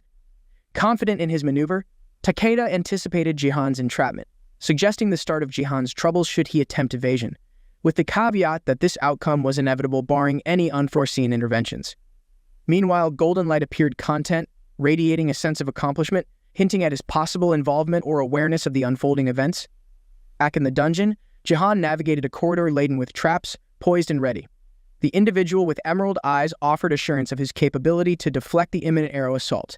However, JiHan, untroubled, demonstrated his own formidable ability, the absolute zone, effectively halting the arrows in their tracks. This display left viewers astounded, showcasing yet another aspect of JiHan's remarkable skills within the game's perilous environment. The man with the green eyes, caught off guard, turned to his teammates only to find them on the brink of committing suicide. He quickly informed JiHan, urging immediate action to thwart the grim resolve. JiHan, employing his nameless divine art steps, harnessed energy underfoot, startling the archer who realized the knight harbored the same dire mission. Witnessing JiHan's heavenly thunderstep, they were taken aback as he materialized instantly before the archer, neutralizing both the archer and the knight with precise, debilitating strikes. The archer collapsed, while the knight winced from the impact to his arm. JiHan then immobilized them with a gesture, shrouding them in a crimson aura. The green-eyed man, arriving promptly, expressed concern for JiHan's condition and queried about the game's progression. JiHan exhaled in relief, acknowledging the narrowly averted crisis. Amidst their recovery, the knight and the archer exchanged heated words, with the archer's realization of their shared suicidal mission sparking further discord. The knight's curt response underscored the clarity of their predicament, signaling a moment of tense acknowledgement between the two. The man with green eyes, puzzled by the unfolding events, sought clarification. JiHan elucidated that they had been ensnared in identical missions aimed at a Grimm. The game would terminate for the individual who succumbed to the directive of self-destruction first. Reacting with a hand over his heart, the green-eyed man expressed his dismay at the contemplation of such a dishonorable tactic, subsequently offering an apology for his guildmate's actions. JiHan, with a gesture of understanding, dismissed the need for apologies, underlining his intervention that averted the dire outcomes. Upon noticing the green-eyed man's contemplation of his own demise, JiHan promptly acted, encasing his hand in a crimson aura to halt the act, revealing his awareness of the shared suicidal directive among them. The green-eyed man, overtaken by astonishment and incredulity, vocally confronted JiHan, questioning how he had deciphered their concealed intentions without witnessing any overtly dubious behavior. The JiHan confirmed that the situation unfolded as he had surmised. The directive for all Black Eagle Guild members was indeed self-termination. This revelation left the chat viewers perplexed, pondering the method by which JiHan had arrived at such a precise conclusion. Amidst the confusion, a notification signifying a new donation appeared. This time, the benefactor was Golden Light, who contributed a substantial 10,000 GP. Accompanying this generous donation was a message aimed at JiHan, urging him to exercise caution. It revealed a startling plot. An entity had orchestrated a scheme, allocating 1 billion GP to incentivize the collective demise of the Black Eagle Guild members. Golden Light, with a radiant smile, introduced himself as JiHan's dedicated assistant in the unfolding drama. The chat community was abuzz with intrigue, pondering the backstory of the revealed events. Golden Light took the opportunity to shed light on his actions, confessing his steadfast admiration for JiHan. As a regular viewer of JiHan's streams, including sessions featuring the current team members, Golden Light had been privy to the moment Sword King 898 initiated the perilous mission with a staggering reward of 1 billion GP. The revelation sent ripples of astonishment through the chat, with the audience struggling to comprehend the enormity of the bounty placed on such a dire mission. Speculation arose regarding Sword King 898's identity, mirroring suspicions of past encounters. Golden Light validated these suspicions and detailed his communication with JiHan concerning the ominous scheme. Despite initially questioning the prudence of a 10,000 GP donation message, Golden Light deemed the action a pursuit of justice, driven by an unwavering commitment to JiHan's welfare. Emphasizing his role as a loyal supporter, he underscored his determination to make a difference, affirming the value of his contribution in the face of adversity. JiHan, engaging with the unfolding discourse, pondered the anomaly of the situation, questioning the logic behind setting 1 billion GP as the reward for a mission. He posited that, even accounting for the mission's dire nature, the valuation seemed excessively high. This sentiment resonated with the chat participants, with one viewer expressing skepticism about the justification of such a sum, regardless of the Sword King clan's involvement, while another questioned the authenticity of the Sword King clan's role in this scenario. JiHan proceeded to theorize that the individual commissioning the 1 billion GP missions likely holds a significant position within a renowned guild or belongs to a distinct faction, separate from the Sword King clan. This hypothesis found a receptive audience among the chat participants, who deemed JiHan's surmising as a credible interpretation of the events. JiHan elaborated on his perspective, indicating that expending 1 billion GP merely to access a stat window bordered on fixation.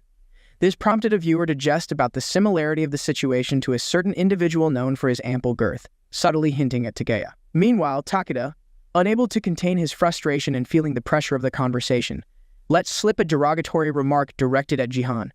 This outburst did not go unnoticed, with a viewer remarking on Takeda's long silence breaking in such a manner. JiHan shared his disappointment over the lengths some would go to, merely to glimpse his stat window. It was at this juncture that he considered a revision to his earlier vow, sparking curiosity among his audience about a possible withdrawal of his promise. Contrary to expectations, JiHan unveiled a rope from his inventory, signifying a commitment adjustment rather than a retraction. He declared his intention to elevate the subscriber milestone from 200,000 to 1 million, reaffirming his pledge to achieve the top rank, thus escalating the stakes of his commitment amidst the unfolding drama. The viewers, intrigued by the unfolding events, speculated about the timeline for JiHan to achieve the monumental milestone of 1 million subscribers. Despite their irritation with Takeda, relief washed over them as JiHan maintained his commitment. JiHan himself found satisfaction in the turn of events, given his prior concerns about rapidly nearing the 200,000 subscriber mark. He viewed the revised goal as an opportunity for enhanced earnings, allowing himself to dream about the potential of reaching 1 million subscribers. Observers, noticing JiHan's amused expression while holding a rope, were initially puzzled about its intended use. JiHan's subsequent action of binding his 3 teammates with the rope elicited laughter, from the viewers, who enjoyed the sight of the problematic trio being subdued. Initiating movement, JiHan dragged the rope, causing the bound men to experience discomfort as they collided with the ground. Upon reaching their next challenge, the tied-up archer, filled with dread, sought clarification on the ominous setting they had entered. Echoing through the environment were warnings against disturbing a profound slumber, alongside proclamations of an emperor's everlasting reign. The emergence of numerous golden eyes reiterated the caution, amplifying the eerie atmosphere. JiHan and his team had ventured into the enigmatic realm of the sixth basement floor, a domain shrouded in mystery and guarded by unseen forces. JiHan persisted in escorting the three beleaguered individuals along their path. As they were hauled over the terrain, they internally critiqued JiHan's methods as excessively harsh. The audience, finding amusement in their predicament, expressed confusion over the trio's lack of verbal retaliation. Unbeknownst to them, JiHan had tactically rendered them mute with his abilities, effectively silencing any objections. Amid their silent protest, one speculated on JiHan's true power level, questioning whether his capabilities truly matched their bronze classification, given his evident superiority just moments before. JiHan, perhaps feeling a momentary lapse of severity, decided to lift the seal on their speech. The trio's immediate response was less than gracious, resorting to derogatory remarks and threats towards JiHan, signaling a clear disdain. This reaction prompted JiHan to reconsider his approach, opting to release them to avoid further aggravating the situation with the Black Eagle Guild, thereby demonstrating a strategic withdrawal in the face of potential widespread animosity. In response to their defiance, JiHan demonstrated his prowess by effortlessly penetrating the knight's armor with mere finger thrusts, which left the knight in disbelief. JiHan then questioned the loyalty of their guild to members who so readily resorted to threats. The knight felt a sudden weakness, a direct consequence of JiHan's precise strikes. JiHan applied the same technique to the archer, neutralizing any potential threat they posed. The knight, reflecting on JiHan's actions, speculated whether he was subjected to a specific martial technique, recognizing it as targeting vital pressure point, a skill indicative of advanced mastery within the martial artist class. This realization forced the knight to reassess JiHan's combat role, acknowledging him as more than a mere support figure. Recollecting a past instance when a mage had disparaged JiHan, the knight noted how JiHan had preemptively silenced any further dissent, emphasizing the immediate concern was the discomfort from being dragged rather than any guild allegiance. JiHan, demonstrating compassion, healed them, which the archer acknowledged gratefully, though he was quickly advised to maintain silence by the green-eyed man. JiHan's intermittent healing underscored a strategy to preserve their lives for the journey ahead. Upon reaching the sixth floor, JiHan harbored aspirations that surpassing this level would mark a significant milestone towards the completion of his expedition. As he ventured into the domain of the sixth underground floor, he encountered an army of clay soldiers, their golden eyes fixated on him. The number of soldiers increased, encircling him in a formidable assembly prepared for battle. The presence of the clay soldiers incited panic among JiHan's companions. JiHan, with swift and decisive actions, shielded them from harm and navigated through the clay adversaries with a prowess that mimicked swordsmanship. Despite the absence of a physical blade, showcasing his exceptional combat skills and strategic acumen in the face of overwhelming odds. The chat was thoroughly impressed by JiHan's adept handling of the situation. A system alert then notified JiHan that the tomb's guardians were on high alert, echoing warnings to refrain from disturbing the emperor's rest and emphasizing his eternal slumber. Observing the soldiers' illuminated eyes, JiHan deduced their enhanced berserker mode state. Subsequently, JiHan received notification of a special quest, challenging him to eliminate all the guards for a reward of 1,000 achievement points. This quest marked the first of its kind he had encountered since his participation in a defense map. To ensure the safety of his three companions, dubbed the Clowns, JiHan activated his shield skill, creating a protective barrier around them. He evaluated the shield's robustness, enhanced by an activated force field, which proved significantly resilient. With his companions secured, JiHan deployed his skill, Force Absolute Territory, drastically decelerating the tempo for anyone within its radius. This ability allowed JiHan to orchestrate the battlefield with mere gestures, a skill he recognized was underutilized by barons solely for mana amplification. Determined to resolve the confrontation, JiHan employed his swordsmanship, swiftly dispatching the clay soldiers. A grin adorned his face as he received system confirmation of the quest's successful completion, showcasing his strategic prowess and martial capability in navigating the challenges of the tomb. Suddenly, the tomb's boss emerged, extending a grand welcome and presenting a philosophical riddle about gold, hinting at the dual nature of desire and its pursuit. The boss then set the condition for granting their deepest desires, urging respect above all. JiHan, understanding the gravity of their challenge, recognized that success in the tomb hinged on the collective survival through this final ordeal.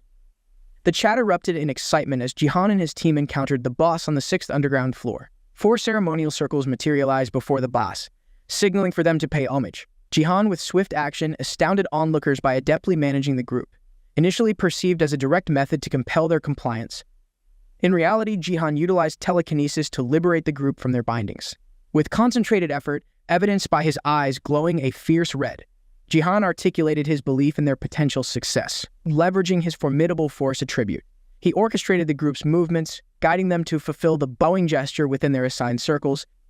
Despite the challenge posed by the distance, JiHan's strategic positioning at the center enabled him to effortlessly coordinate their actions, showcasing his exceptional control and leadership in navigating the intricacies of the tomb's final test. In a display of teamwork, JiHan led a coordinated bow, inadvertently causing one team member to bump their nose on the ground, much to the chat's delight. The audience lauded JiHan's finesse following the gesture, setting the stage for what they anticipated to be a flawless conclusion. The boss, pleased by their display of respect, granted them leave, affirming their triumphant navigation through the 7th underground floor. This swift dungeon clearance left the chat in awe, particularly as they learned the team currently in 2nd place had only managed to reach the 4th floor.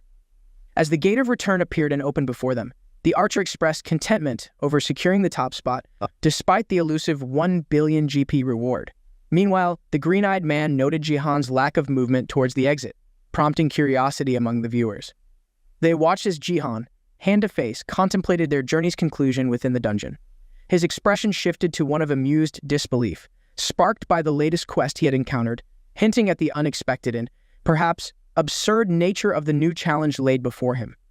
Upon discovering a concealed quest that required him to pay genuine respect to the statue of the Conqueror, with the enticing offer of 5,000 achievement points and the legendary Conqueror's arrows as rewards, JiHan weighed the significance of the task at hand. The prospect of acquiring such a substantial number of points, coupled with the chance to possess the Conqueror's arrows, piqued his interest.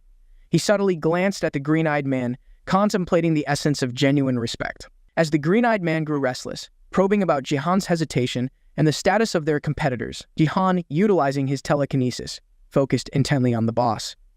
In a bold move, JiHan addressed him as the King of Plunderers rather than the Tomb Conqueror, declaring it his earnest form of homage. This unforeseen action propelled the green-eyed man toward the boss, culminating in his grim demise by the Emperor's horse. The incident left the knight in a state of shock, and the chat reeled from the abrupt turn of events, bewildered by the drastic measure JiHan resorted to in demonstrating his respect. Taken by surprise, the boss inquired if JiHan had indeed dubbed him the King of Plunderers. JiHan expounded on his reasoning, stating that a true conqueror masters the art of plundering. He clarified his intention wasn't to covet gold, but to honor the conqueror's legacy by desiring the weapon. He esteemed highly the conqueror's arrows. JiHan considered his aspiration for the arrows as a form of plundering, embodying his sincere respect. This explanation set the stage for fulfilling the hidden quest's unique requirement. After a brief pause, the conqueror's demeanor shifted to one of amusement, his face breaking into a wide, sinister smile followed by hearty laughter. He praised JiHan's boldness and acknowledged the genuineness of his tribute. As JiHan reached out, the conqueror acknowledged his valor, rewarding him with the coveted treasure for his authentic display of respect. Grateful, JiHan braced himself for the impending battle, signaling his readiness. The conqueror then poised his arrow, the Phoenix Arrow, towards JiHan, setting the stage for a formidable challenge, inviting JiHan to prove his worth by attempting to claim it. As the conqueror poised to launch the Phoenix Arrow, instructing JiHan to make his best attempt at intercepting it, anticipation built among the chat, curious about the tomb's mysteries and impressed by JiHan's acumen. Abruptly, the atmosphere intensified for the archer, who began exhibiting signs of extreme distress, sweating heavily and gasping for air, as if on the verge of combustion from the unbearable heat, threatening the integrity of their gear. Before the conqueror could unleash the arrow, a system alert notified them of a reduction in their ranks, leaving only 2 members in the team. JiHan, recognizing the impracticality of directly countering the arrow, redirected his focus towards the bow, inspired by a sage's counsel to advance straightforwardly during crises. Leveraging this insight, he swiftly executed a move that effectively severed the bow, a strategic maneuver that underscored his adaptability and quick thinking under pressure. The conqueror, acknowledging JiHan's prowess, inquired about his name, likening him to a fellow plunderer. JiHan, buoyed by his achievement, introduced himself, earning the conqueror's admiration and the title of the Phoenix Arrow's rightful bearer. The conqueror expressed a wish for a future encounter of greater honor, a notion JiHan contemplated with interest. A chat, intrigued by the unfolding events, debated the weapon's form, noting its resemblance to a spear. JiHan, embracing the moment, began to experiment with his new acquisition, contemplating its utility as a spear. When queried about the technique that secured his victory, JiHan credited the sage's near-instantaneous guidance, highlighting the necessity of precise control and targeting. Having earned the conqueror's recognition, JiHan was spared further trials on the 7th underground floor. The chat, bewildered by JiHan's fortune amidst the loss of his entire team, watched as he prepared to exit the dungeon. Confronted by the knight, grieving the archer's demise, JiHan demonstrated no leniency, decisively using his spear to conclude the knight's life. A smirk crossed JiHan's features as a system notification confirmed the reduction of his party to a singular member, encapsulating the dungeon's harsh reality and JiHan's unwavering resolve. Upon completion of the dungeon, a notification confirmed the end of the game. JiHan returned to the real world, now in possession of his formidable new weapon and having secured the top rank. The recruiters in proximity observed his achievement with admiration, noting the exceptional performance for a bronze-level dungeon. JiHan then inquired of Haeyeon if she had witnessed the live stream of his triumph. Gaeyoung commented on her inability to grow accustomed to such feats, regardless of frequency. Haeyeon commended JiHan, acknowledging his remarkable prowess. Subsequently, JiHan prompted Haeyeon to fulfill her earlier commitment to disclose her status window. Initially reluctant, her hesitation stemmed not from fear but from being awestruck by JiHan's newly acquired weapon, which she found slightly daunting. Upon JiHan setting the weapon aside, Haeyeon revealed her status window, albeit with a warning of potential regret on JiHan's part. Despite her reservations, JiHan, with a confident grin, reviewed her status, unveiling Haeyeon's unique gift of fostering. She implored him to keep her ability confidential, while Gaeyoung pondered Haeyeon's comfort level regarding the disclosure of her talent. In a reflective moment, Haeyeon recalled her initial envy towards the newcomers from the Turtle Guild. Adorned with their impressive abilities, she lamented her own fortune, having invested significantly in both finance and faith, only to be granted the fostering gift, which left her feeling underwhelmed. Presently, Gaeyoung pointed out Haeyeon's tendency to critique the academy and her own gift, yet she chose to disclose her unique ability of fostering. Caught in a flush of embarrassment and anxiety, Haeyeon puzzled over JiHan's silence. Interpreting his smirk as mockery, she defensively inquired if he found amusement in her situation. JiHan reassured her, explaining his smile was not born of ridicule but of genuine contentment. He then proceeded to ask for her phone number, a request she countered by reminding him of her bet's outcome. JiHan, nonchalant, expressed his interest in simply acquiring her contact details, presuming they were included on the business card she previously handed to him. His admission of misplacing the card left her astonished, casting doubt on his interest in affiliating with her guild. Haeyeon wrestled with her thoughts, puzzled over JiHan's request for her number after misplacing her business card. She speculated whether her fostering ability intrigued him, yet the notion seemed perplexing. The possibility that JiHan was toying with her emotions stirred within her, her pride complicating the act of sharing her contact information. Nevertheless, she eventually acquiesced, giving JiHan her number. Observing the entry, JiHan's reaction to the heart next to her name was a subtle smirk. As she departed, Haeyeon cast a defiant look back at him, her smirk a silent challenge. Yet she found herself disconcerted by JiHan's composed demeanor, his smirk leaving her in a state of deeper confusion. As he walked away, Haeyeon was left pondering JiHan's character, his unfazed attitude rendering him an enigma in her eyes, and despite her efforts to maintain a stance of indifference, she couldn't help but find him exceedingly perplexing. Inside the academy, Sia and her friends were captivated by JiHan's stream. A friend commended JiHan's exceptional skills, a sentiment Sia echoed, noting his daily progress and his impressive achievement in the Conqueror's Tomb. Amid this admiration, Heezu observed Sia with a look of irritation, her annoyance palpable. When the conversation shifted to JiHan's drastic change since their last encounter a month prior at Sia's house, Heezu recalled JiHan's previous, less favorable impression as an unemployed, unkempt individual. The conversation sparked curiosity among the group, with one girl expressing a keen interest in meeting JiHan, marveling at his transformation. Sia, filled with pride, internally expressed gratitude towards her uncle for his significant growth. The discussion then veered towards Sia's upcoming 18th birthday, a milestone that would officially grant her player status and unlock her status window. This transition sparked a mix of anticipation and apprehension among the group, acknowledging the profound change that access to Battle.net would bring, highlighting the significance of this coming-of-age moment in their lives. At Battle.net Academy, anticipation buzzed in the air as students looked forward to the gift room event, a hallmark occasion where the Academy's diverse training and classes translated into unique presents for the students. A peer speculated on the caliber of gift Sia might receive, suggesting her prominent family lineage might predispose her to an S-class gift, considering her father's SS rank, her mother's SS rank, and her distinguished title of saint. Rumors even hinted at her uncle possessing an S-rank gift or higher. Sia, however, dismissed the notion that DNA had any bearing on gift allocation. When a fellow student cited statistics suggesting otherwise, she chuckled, maintaining an optimistic outlook for receiving a favorable gift. With her 18th birthday looming on the 22nd, and today being the 13th, Sia couldn't shake off a growing sense of anxiety. Hyesu, attempting to allay her friend's nerve, assured Sia that there was no need for concern, urging her to anticipate the birthday gift she planned to give her. Despite Sia's protests against the need for any presents, Hyesu persisted, her gaze carrying a subtle undertone of resentment.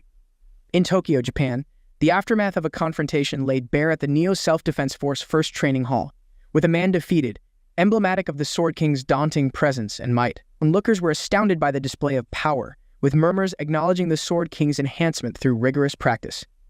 Observations circulated about the all-around enhancement of the Sword King's abilities, setting the stage for heightened expectations at the forthcoming Battle and International competition, where Korea was slated to compete against Japan on August 15, 2023, at 17. Meanwhile, at the Gangnam Seoul Divergent Guild headquarters, Haeyeon found herself embroiled in a heated telephonic exchange, challenging the judgment of the caller on the other end. The conversation veered into the realm of personal decisions, with Haeyeon vehemently opposing the idea of being matched in marriage to someone of their choosing, thereby rejecting the notion of relinquishing her autonomy. Her stance was firm, echoing her reasons for departure and asserting her independence in matters of matrimony. The call's conclusion revealed her conversational partner to be her father, underscoring the familial tensions and Haeyeon's determined assertion of her self-determination. The gang stepped into the room, her expression laden with concern for Haeyeon. Haeyeon confessed she was far from fine, revealing the root of her frustration stemmed from an unexpected arranged date, worsened by the realization her suitor was not what she expected. The situation, she lamented, was absurd, with Ga-young concurring that wealth didn't shield one from life's complexities. Expressing gratitude for Ga-young's empathy, Haeyeon faced a gentle suggestion to retreat home for some rest, which she politely declined, finding solace in their current setting. As they shared a moment appreciating the city's vista, Haeyeon offered an apology to Ga-young, acknowledging the personal sacrifices made due to her demanding role as a bodyguard. Despite Ga-young's notable S-rank skills, which could offer her broader prospects, she remained dedicated to Haeyeon's side, pledging to stay until the eventual transition of company leadership. Ga-young's commitment underscored a deep sense of loyalty, reinforcing the bond between them amidst the challenges they faced. Haeyeon shared her hesitance to take over the family company, revealing her yearning for personal autonomy, to forge her own path without the looming pressures of marriage dictated by her parents. Ga-young, acknowledging Haeyeon's quest for independence, lamented that Haeyeon's chosen avenue was gambling. Haeyeon defended her gambling as a strategic, lawful method of investment, predicting wins based on calculated risks. Ga-young, skeptical, questioned the investment's validity without assured returns. Undeterred, Haeyeon maintained her optimism for a substantial win in the upcoming event. The conversation shifted to the highly anticipated Korea versus Japan round, which Ga-young deemed a relatively prudent gamble. She remarked on the peculiar trend of many Koreans placing their bets on Japan's sweeping victory, despite their public allegiance. As Haeyeon mulled over this irony, her train of thought was abruptly interrupted by a notification. Receiving a message from JiHan left her momentarily bewildered, her focus shifting to the contents of the unexpected communication. In a vibrant city restaurant, the air was filled with the aroma of sizzling Korean beef. Diego Maced, overseeing the grill, expressed his excitement about experiencing the renowned delicacy for the first time. Despite a slight concern over the expense, he inquired if JiHan found the indulgence acceptable. JiHan, ever generous, reassured him and even proposed ordering more if Diego found it to his liking. When Diego mentioned wanting a beverage, JiHan recommended wine, leading to Diego showcasing his adeptness in uncorking 2 bottles and serving them both. Their glasses met in a toast, with JiHan internally commending Diego's flair in blending soju and beer. Diego, immersed in the culinary excellence before him, was nearly at a loss for words, enveloped in a sensation of sheer delight. JiHan took pleasure in witnessing Diego's appreciation of the meal. Post-meal, Diego shared reflections tinged with a sense of loss regarding his transformed existence, attributing his current lifestyle to the emergence of BattleNet.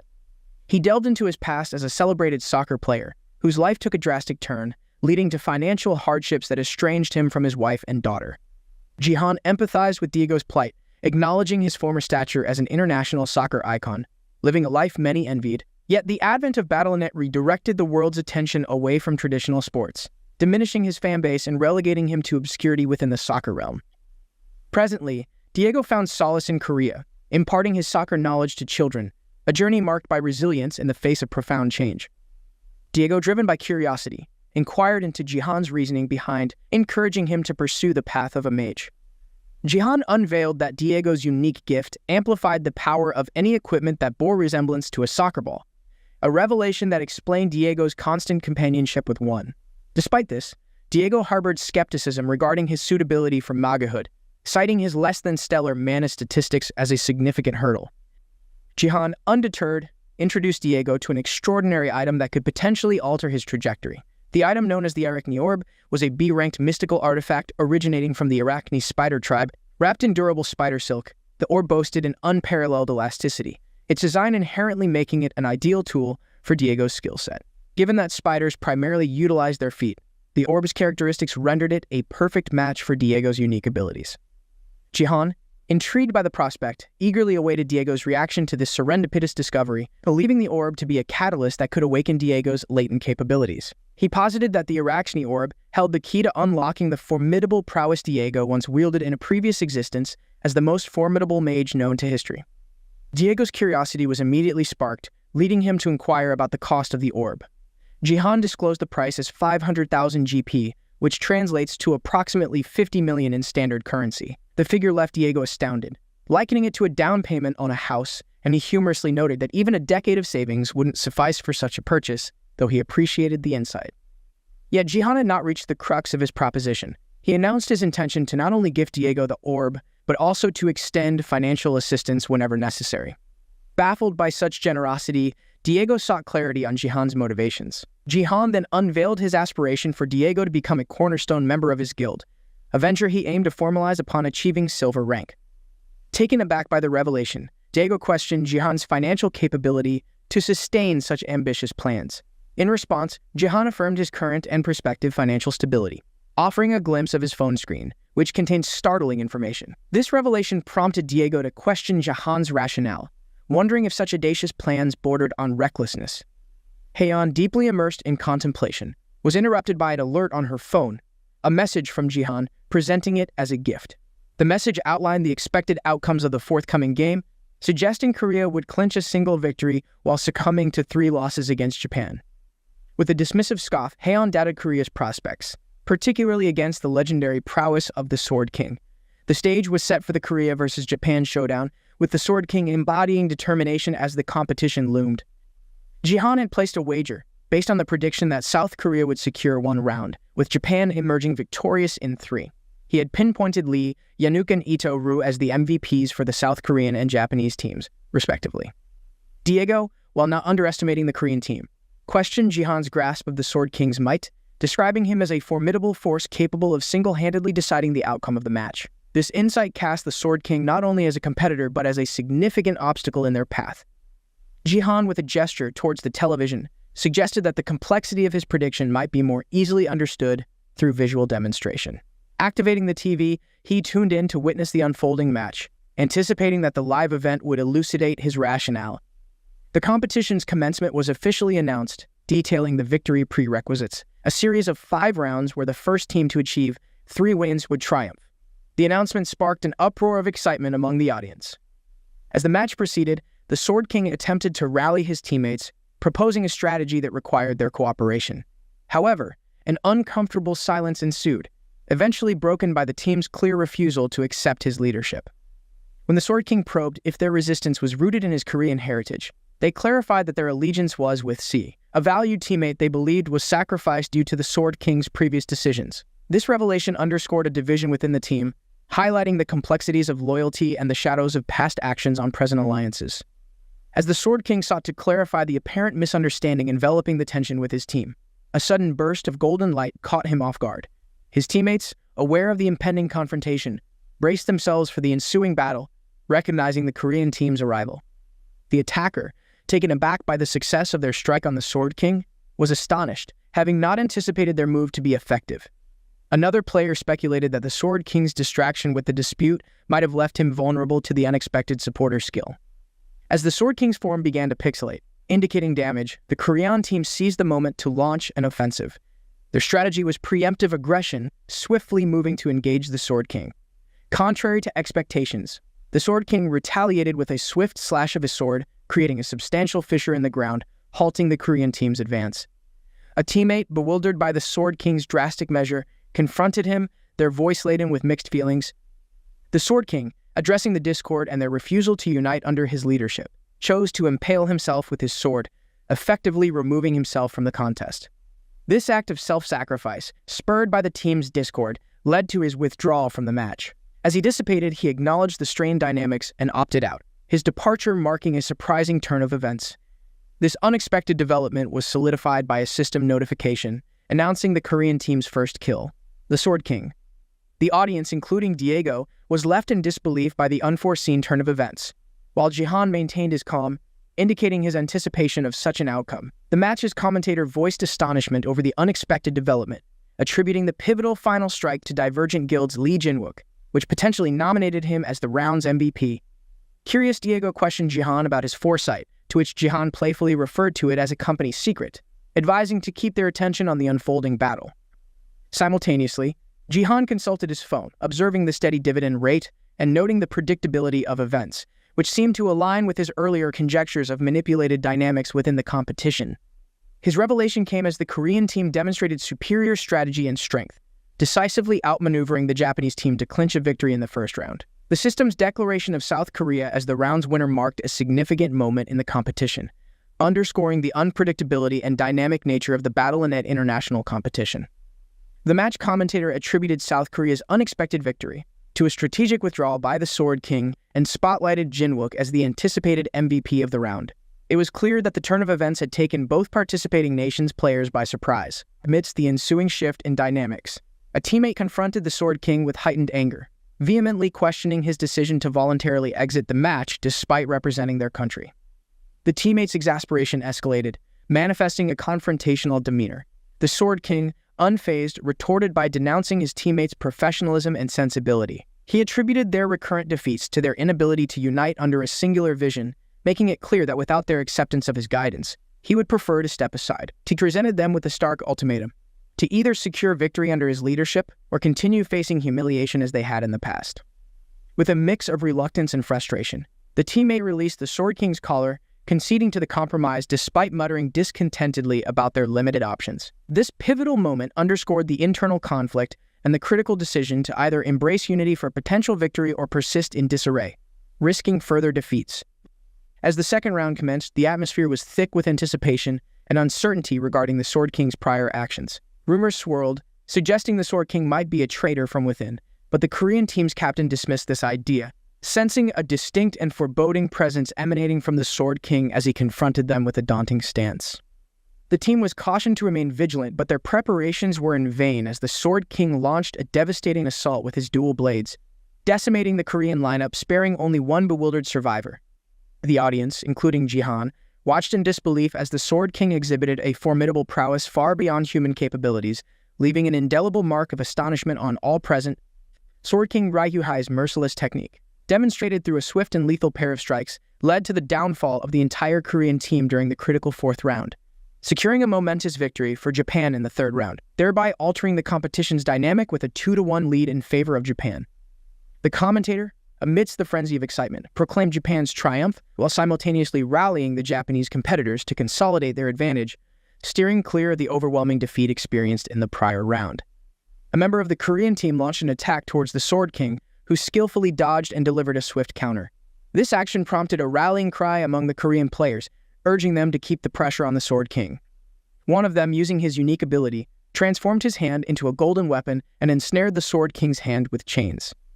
Concurrently, additional team members, donning protective helmets, surged forward in a unified assault, embodying the spirit of sacrifice and determination.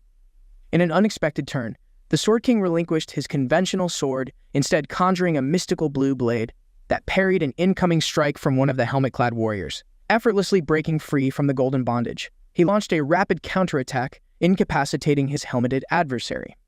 As a mage attempted to subdue him with magic, the Sword King shattered the magical constraints and overcame the mage's spell, showcasing his dominant prowess.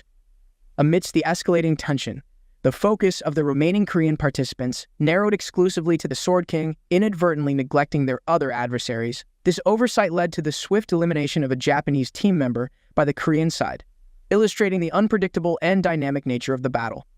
In the heat of the competition, the Japanese team member cautioned the Koreans against underestimating their adversaries. This warning was swiftly underscored by the surprising appearance of the Sword King, who materialized, levitating ominously behind the Korean contenders. Taken aback by this unexpected development, a Korean player with a mix of surprise and sarcasm inquired if the Sword King had journeyed all the way to Japan merely to master such an impressive levitation technique, playfully suggesting it was a more visually appealing stance than mere standing. The Sword King, with a hint of regret in his voice, lamented the Korean team's focus on taunts over tangible combat skills, implying their current position in the match might have been different otherwise. Unfazed, the Korean player summoned a vibrant blue aura around him, boldly inviting the Sword King to observe his prowess firsthand. Accepting the challenge, the Sword King raised his dual swords, declaring his readiness to demonstrate a newly perfected skill. As a brilliant golden radiance engulfed his weapons, he executed a formidable strike, calling forth a titanic golden sword from the heavens. This overwhelming force struck down upon the Korean, leaving behind a monumental crater and decisively concluding the round in Japan's favor. With a score of 3-1, the audience, momentarily paralyzed by the sheer magnitude of the display, could scarcely believe the level of destruction unleashed. The commentator, acknowledging Korea's defeat, pointed out that while this battle ended in loss, it was but a single chapter in an ongoing saga, underscoring the philosophy that a singular defeat does not dictate the entirety of one's fate. After witnessing the surprising turn of events in the match, Diego expressed his amazement to JiHan, inquiring about his uncannily accurate prediction. JiHan, with a hint of humor, suggested he had foreseen the outcome in a dream, which left Diego both skeptical and impressed. JiHan conceded that he had placed a significant wager on the match's result, yet he was contemplative about the sheer magnitude of Sword King's power displayed during the competition. Internally, JiHan evaluated his own journey towards mastering the nameless divine art, an SS-rank skill, and contemplated the uphill battle to surpass Sword King, especially given the latter's mastery of the dual blades named Ultima. With a renewed sense of purpose, JiHan vowed to strengthen his resolve and eventually confront the Sword King in a direct battle. In a different scene, Haeyeon was practically vibrating with disbelief and excitement as she observed the outcome of her bet on her phone. Her astonishment was palpable as she realized her initial investment had multiplied exponentially. Though initially thrilled by her windfall, Haeyeon's excitement was tempered by the realization that her confident bet on South Korea's absolute defeat had backfired, resulting in a significant financial loss. Reflecting on her bold wager of $200 million, she lamented the missed opportunity for a more secure future, acknowledging the gamble that led to her unexpected financial downturn. In the serene ambiance of a city restaurant, JiHan inquired whether Diego would consider forming an alliance by signing the contract. Puzzled, Diego hesitated, unable to grasp why someone of JiHan's caliber would seek out someone like him for a partnership. He reflected on his value and significance in such a collaboration. JiHan responded with a smile, his confidence shining through just as it had with his precise prediction of the outcome between Japan and Korea. Intrigued by JiHan's enigmatic assurance, Diego pressed for more information. JiHan elaborated on his belief in Diego's latent potential to ascend as a peerless mage. He described the contract not merely as a formal agreement, but as a faith in Diego's untapped capabilities, urging him to join hands for the future ahead. Diego, moved by JiHan's faith in him, a sentiment he hadn't felt in ages, felt a resurgence of worth and purpose. He agreed enthusiastically, vowing to exceed JiHan's expectations, first promising 1,000-fold effort, then ambitiously increasing it to 10-fold. JiHan, pleased by Diego's spirited commitment, looked forward to their future endeavors together, marking the beginning of a promising alliance on the battlefield. In a distant battle arena, Ga Young, with unmatched agility, confronted two assailants. Her blade danced through the air, neutralizing the threat with minimal effort. She stood amidst the fallen, victorious yet introspective. Her triumph in the survival game, standing as the sole survivor among 50 combatants, was overshadowed by her relentless drive for excellence. Her thoughts wandered to legends like the Sword King and JiHan, whose unparalleled achievements cast a shadow on her own. Ga Young's resolve hardened. She knew she had to escalate her training to not just keep pace but to redefine her limits and forge her path among the elites. Elsewhere, Sia perused an article detailing her father's decisive victory in the international battle.net competition. The silence in the car was broken by her friend's concerned inquiry about her well-being, despite Sia's reassurance. Her friend's intuition sensed the underlying turmoil. An offer of companionship was kindly refused by Sia, who cited a pending engagement with her uncle as her next commitment. The conversation took a lighter turn, discussing potential plans, but was abruptly interrupted by their arrival at the imposing gates of the Sword Palace. The sight of the crowd gathered outside sparked curiosity and a hint of apprehension in Sia's heart, leaving her to ponder the cause of such an unexpected assembly. JiHan is at the topmost part of a building, admiring nature and reminiscing on his times in the US. At that time, he used to space out in high places, and it helps him remember the good old days. It feels realistic to him at that moment. He begins to think about the kind of person Yeon Si-jin is at the time. However, he remembers that he had not even had a match with Sejin before. During the period of the turbulence, when more than half of the world disappeared, he had stood shoulder to shoulder with high-ranking people. However, it is strange that Yeon Si-jin, who had kept his top 1 rank, had suddenly disappeared. He does not know the reason for the disappearance himself, but at that moment, the current Yeon Si-jin is at a level comparable to his prime. JiHan, however, will not stop working because he is growing fast as he needs to get stronger than he was in his past life. He needs to obtain the name Less Divine Art faster. He is lost in thought as he bumps into a group of reporters trying to interview Miss Se-ah. They ask her what she thinks about the Sword King's battle. However, before she could say a word, her friend had already stepped in to stop her. She is shocked to see them and does not utter a word as they continue, stating that there were responses stating that the previous statement he made stimulated the Sword King even more. They try to compel her to say something to the people as JiHan interrupts them. He tries to distract them and tells them that he will hold the interview with them instead. They tried to make a fuss because JiHan intervened. He beats them all and tells them to stay out of his way. They confront him for trying to hurt the reporters. They threaten to give a report about his misdemeanor. However, he says that he would have punished them even further if he didn't think of what the masses would say. He warns them and states that he will let them go, because that was the first time. He would have beaten them and even sent them to prison if he was permitted. They were always loitering around Yuan and trying to get something out of the innocent girl. JiHan did not even know the backstory before intervening. The reporters on their part were not even expecting anything like that from a stranger. It gets even worse when they try to threaten him as they retreat on finding out that he is not scared of their threats. He then finds his way to where Se-ai is and tells her to come outside. Yeon had gone to hide somewhere she could not be easily found. She just wanted to get out of where the crowd was. She was obviously tired of questions and would do anything to get away from the reporters. He volunteers to take her home as they appreciate him for guarding her. They then refer to JiHan as her uncle and ask him to take care of her. He is stunned but does not deny them the privilege of misunderstanding their relationship as strangers. Kim Hee-soo, who was watching everything that is happening, begins to laugh at Seiya after she leaves with JiHan. The other students watch and talk about her. She then remarks that Seiya is doomed. However, on getting JiHan and Seiya review a tape of Yeon Si-jin stating that he does not have a daughter and that he had buried everything in the past and had become a citizen of Japan. He says again that he does not have a daughter and even warns people and tells them to refrain from asking non-constructive questions. JiHan notes that they are making a fuss because of the tape from the interview with Yeon Si-jin. He asks if he should beat him up for her. However, she is still looking sad and dejected and does not pay attention to him. She had begun to see him as her uncle, so she speaks to him casually and reminds him of a promise he had made to her some time ago. He had promised that he would grant her all her wishes provided she asks for any. He had promised to grant her wish on a condition. The condition is that he will grant her wish when he finds the Shadow King. He is shocked when she tells him that she had found him. He had tried his very best to trace the Shadow King, all these while, and had not even successfully found any useful information, or even the slightest clue about him, only for Yoon to approach him with some good news. He listens on with interest. JiHan then remembers that he had tried to look up the Shadow King a day before Seiya tells him that she had found the Shadow King.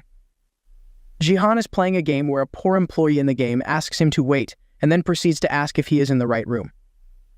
He asks JiHan what he is doing as he says that he's going to break for a while. However, the game continues as Bori Cracker and Arrowroot Man converse. Bori Cracker says that someone has prepared something strange again, while Arrowroot says that he likes it. JiHan says he will take a look at the Shadow King to detect if he is real or not. Back to Seiya's confession of having seen the Shadow King. She states that she thinks that it might be the Shadow Queen instead. She says further that she is not sure if she is the strongest candidate, after which he asks her if there is any reason at all why she thinks like that. However, she remarks that they were originally suspicious of the Elf Queen sitting on the throne, and both of them are openly acting like queens. However, the elf seems closer to a shadow. JiHan is still confused as she tells him to take a look at the material that she just sent. She then begins to point out things like the color of the eye. She says that it's not like there are absolutely no elves with black eyes, but it appears that it is rare that even the whites of her eyes are black too. He begins to understand her slowly as he says that he has also noticed other strange things. He states that the elf was always eyeing the first rank even before the game began. She said that the elf was strangely always looking at JiHan, who was dumbfounded at how far Yoon had researched. Yeon says that she took time to look closely at the other matches also. However, it appears that in two places and on two occasions, she was staring at the player who would become first even before the match started. It was as if she knew the future. It seemed strange even to Yuan. How can a shadow-like thing be studying Jihan like that? It is not clear if she meant harm or good, so Yuan did not take any action but to watch with keen interest and do research. She could not just jump into conclusions, as she must make her findings and be very sure before approaching Jihan to tell him anything. Jihan found this very strange, as it no longer seemed like a coincidence. However, the most important thing is in the last video. They decided to take time to observe the shadow under her feet. Yeon explains that it is not so clear because of the quality, but she also finds it very weird and that it is not only Jihan that sees something wrong with it. He says that it is worth checking out. However, he is flabbergasted about the whole thing and pauses for a while only to ask if Yeon organized and made all the findings alone. She tells him that it is her doing and that she had taken time to put everything together over time. He asks her if she is very sure that she is not overdoing things on his account.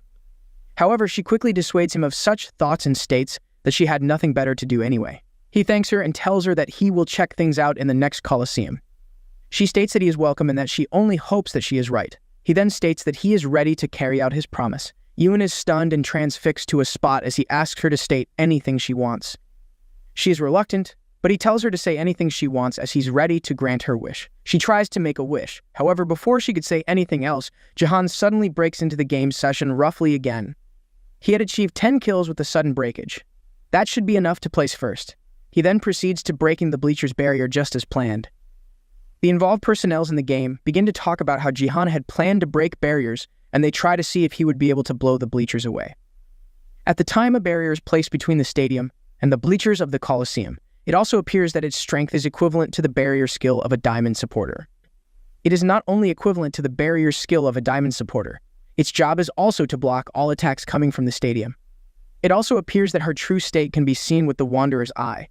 Jihan finds out that he just has to do little by creating a gap that permits him to see outside the barrier. The game personnel again begin to talk, saying that he might eventually break it successfully.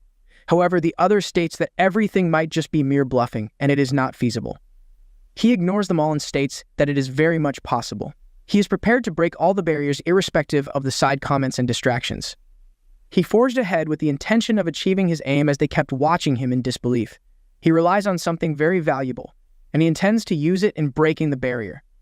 The thing he relies solely on happens to be the Phoenix arrow that he had gotten from the dungeon. The arrow happens to possess so many qualities such as a sensor. Arrow of the Conqueror, made from the phoenix feathers, which shows the greatest power when flying.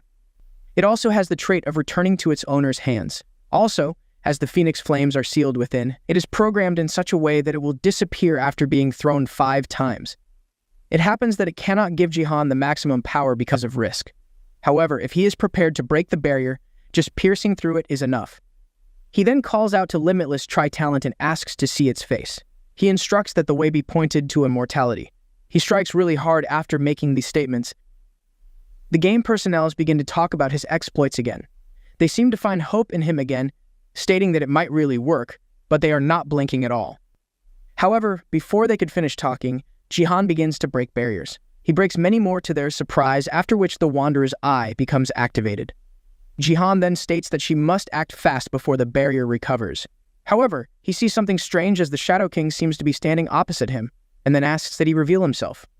Jihan is stuck and shocked and cannot remember what had led him where he is. He asks to know where he is as everywhere is dark and silent. It seems as though he had been thrown into the middle of a dungeon as there is not even a single soul to answer his question. It looked as though he had been abandoned somewhere far away and difficult for him to be heard or to even get out of. He called out for help, but no one replied. Sung JiHan is just waking up from sleep after a game mission. He remarks that he had a tiring day and struggles out of bed. He had tried to sleep earlier, but his effort was futile. He had experienced the stress with a bronze body, which was impressive. Even when he had considered his life after regression, the power was incredible. It will be immensely helpful as he moves on. He gets out of bed and goes to check his achievement shop. He had upgraded the achievement shop to level 5 with the points he had saved. This made it easy to add the extra constellation slot. He can now pick more than one constellation. He scrolls up and sees an information that says that Earth is currently in the tutorial season, and that if he purchases anything at that moment, it will not appear in his status window until the tutorial season ends. He says that he does not need it just yet, and he will prefer to save it for later. He then proceeds to buy an extra title slot. The good news is that since Jihan has reached level 22, he was only 3 levels away from being able to participate in the silver promotion match. Also, since he has force martial power and a title, one could say that his promotion was pretty much already guaranteed. The reason for purchasing an extra title slot is so that he can earn the martial god's successor title. However, he will not be able to earn this title until when he reaches level 30 and also successfully obtain the nameless divine arts. In the process of doing this, he will be able to connect with the wandering martial god and be granted the title. It is a title he had used before his regression. He makes up his mind to go and get it at all costs as he will be in need of it. This is because he will need it to fight against an enemy. Later, Jihan and a girl whose name is Yeon and whom Jihan happens to be an uncle to are seen with an estate agent. It appears that they need an apartment. He shows them around and tells them that the place is located in Gangnam Central area and there are also many prestigious schools around. He also shows them that it has a view of the Han River. That is the best apartment he has for sale. He asks them if the 200 square meters is enough for them both. Jihan asks to know how small the room looks as he takes them to another room so that they can have a good look at it. It appears that Yeon does not look like she fancies the room or anything about it, although she had nothing like a disapproving expression on her face, or even in her countenance. Jihan could just feel it in his gut that it is not so convenient for her, and they might have to search other places. He finds it hard to believe that she wishes to be away from everyone. She just wanted to leave the Sword Palace. She just could not wait to leave it, and to leave everything about it behind. Being there seems to be a very difficult thing to handle for her. Jihan thinks that it is perfect that the rooms are not big, and there is a reason why there were no vacancies irrespective of the price. He might have to search other places. He turns to her and states that they might both have to look into other places that have more space. The girl does not seem satisfied with the room. This is because she had lived in the Sword Palace penthouse for her entire life and a normal apartment might not be suitable for her. She wishes to leave the house because it reminded of her father. They need to get a house with a bigger space. Jihan turns to the agent and says that his supposed niece will soon become a player and they will be needing a room for a connector. The agent then assures that he will try to fix the problem. It is quite obvious that he cares about Yeon and Jihan as he is trying his best to get a comfortable accommodation for them, so that Yeon can be convenient.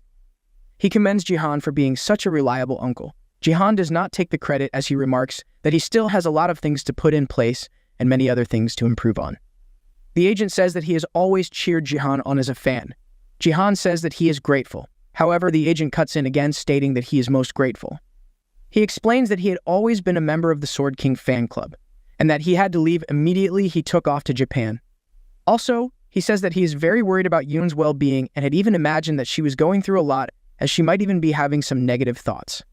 He remarks that he feels quite relieved that she's okay. He then stops addressing Jihan and turns to Miss Yoon and tells her that he is happy that she is now awake and that he is very sure that she will receive a great gift. Jihan thinks it is bad for her and dangerous that interest in her has grown after the Korea-Japan game. He is quite sure that the entire country is waiting for her awakening in her gift. However, the moment they find out that it is an F-rank gift, it is most likely that the attention will turn into toxicity. The news that the Sword King's daughter, Yeon Se-ah, had received an F-rank gift will make many come for her. They will certainly remark that it is an F-rank despite how eager they were. They will even be more agitated to note that there is an S's rank traitor and an F-rank daughter. It is going to be very bad for Yoon and he must do something about it immediately. He must do everything within his power to stop all that is happening, and that will start by stopping everyone from approaching her at the moment, especially reporters. However, the reporter is somewhere in her office planning to interview Miss Yeon. The reporter happens to be Kim Hee-soo, Taewon Daily's granddaughter. She tells her colleague, who is also her brother, that Miss Yeon will be visiting their academy's gift hall for an interview. The man is happy to expect Yeon as it disgusts Hae-soo, who secretly hates Yeon and is looking forward to tarnishing her image using the interview. Her brother teases her a bit, stating that such is expected from a media conglomerate family, and it merely an act of hypocrisy. This infuriates Hae-soo, who states that he can leave it if he does not like the way they operate. She tells him not to be judgmental as she has reasons for all her actions.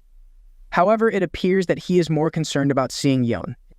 He does not understand why his sister hates the innocent girl so much. However, he also does not have a good plan for her, as he only remembers her in his perverted thoughts and talks.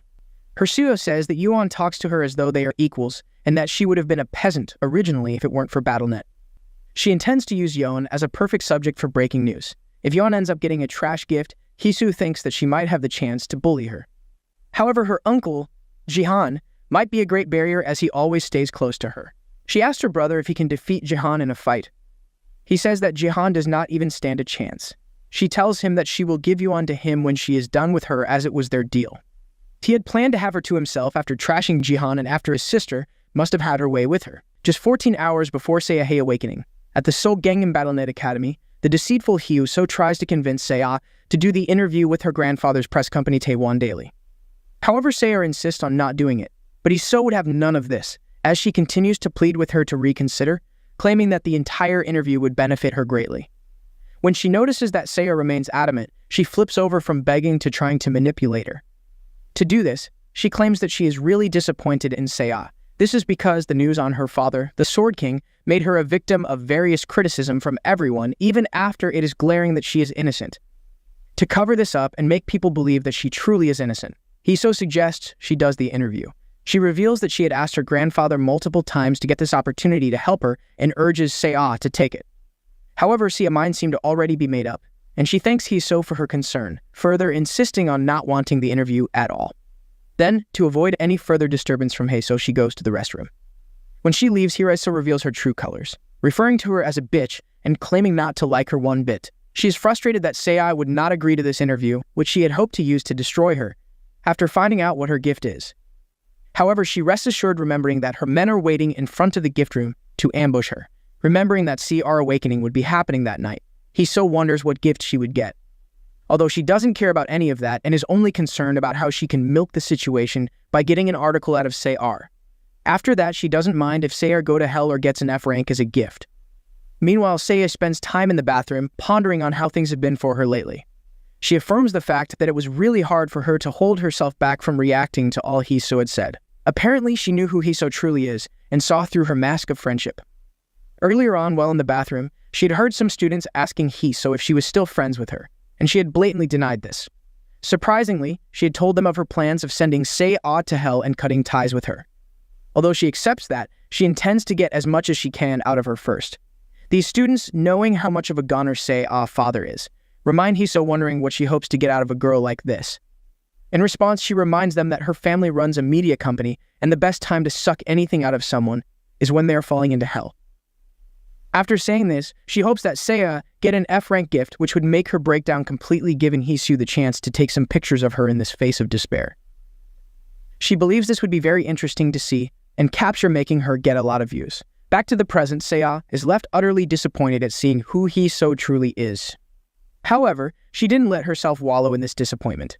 Instead, she is more bothered about what she would get at her awakening, hoping not to get an F-rank gift. The possibility of this makes her feel very scared. After feeling this way, she begins to pray that she doesn't get an F-rank gift. Over and over again, her prayer blurts out of her mouth in hopes that she avoids this impending disgrace of getting an F-rank gift. Anything but an F-rank gift, which would make her a subject of scorn and laughter to Hyo and everyone around her. While praying, she opens her eyes to find herself in the gift room. On the outside, and 5 hours to Seiya's awakening, her uncle JiHan had already made provisions for some security personnel. On arrival, he seeks to know if she is doing all right, and they assure him that she is being protected by the security. On hearing this, he charges them to ensure that no outsider gets into the building or close to her. When he said outsiders, he specifically was referring to reporters. In response, they assured him that measures have been put in place to stop even school personnel from going in, since the government is paying extra attention to the situation. While we wonder how JiHan was able to get the government involved in this, he had been on a call with the government official manager Park Yeon-sik due to a problem that arose from the Sword Palace donation. The manager had sought to know if the next night was when Seiya would be awakening as a player. When JiHan confirms this, Manager Park realizes that someone might trespass and get into the awakening room to disrupt this process. To stop this from happening, he asks to be allowed to request for some extra security in the building. On hearing this, JiHan is thrilled and pleased that Manager Park has got a good grasp of their current situation. The fact that the government provided security to ensure Seiya's safety is really pleasing for him, and he is happy to receive help. All this time, while he recounted the events of yesterday that led to securing the security personnel, he was being led to the gift room where Seiya's awakening was happening. The security personnel informs him that some chairs have been prepared inside, and he just has to take a seat and wait. With this, he is pleased at how well they have done their jobs and thanks them, promising to see them after 12 p.m. when all this is over. In response, they ask that he lets them know if he needs anything while waiting. After that, they go back to their post, leaving him behind. While seated, Jihan cannot stop thinking about the worst-case scenario. He continues to worry about his niece.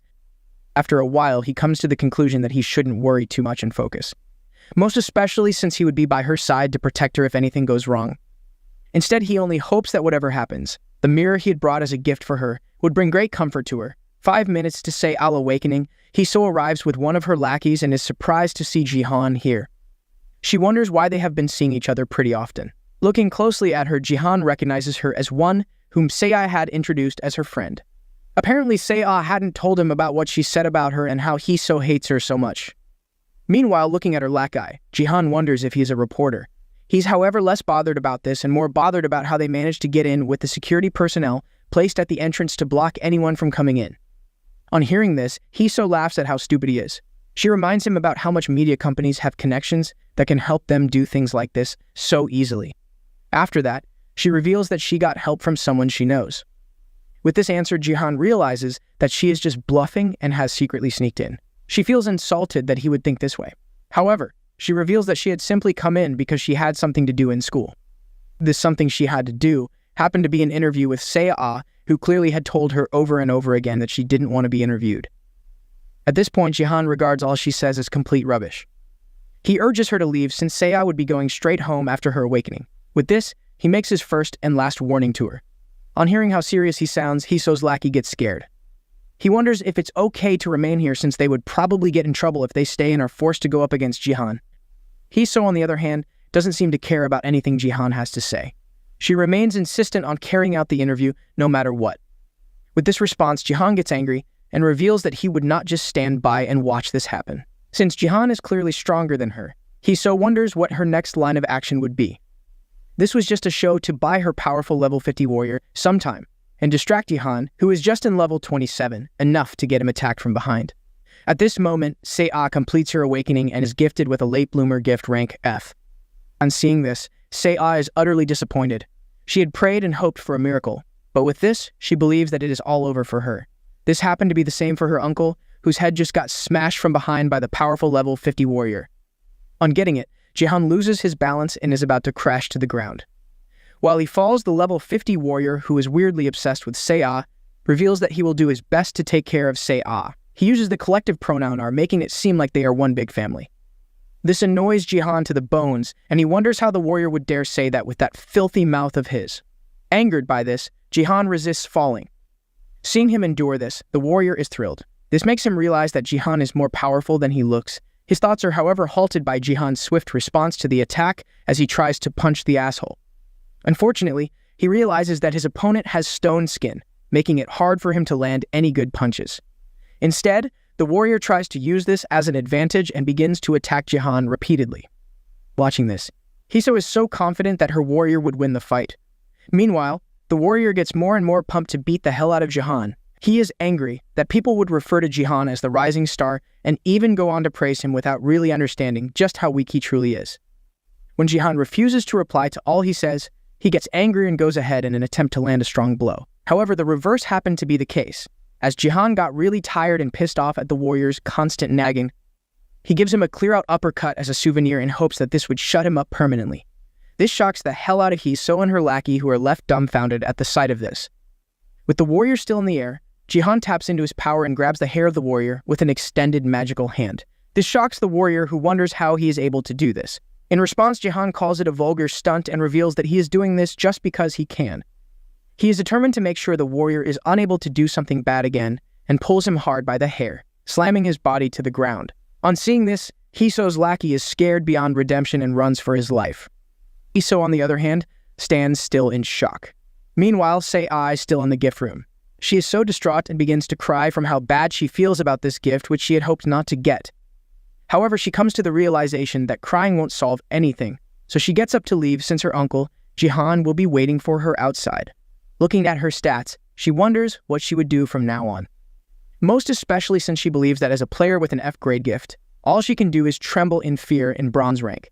Furthermore, she finds the description of her gift, referring to her as a late bloomer, pretty ridiculous. Even after she prayed a lot, she is disappointed that she still ended up with such a rank, making her feel like an idiot.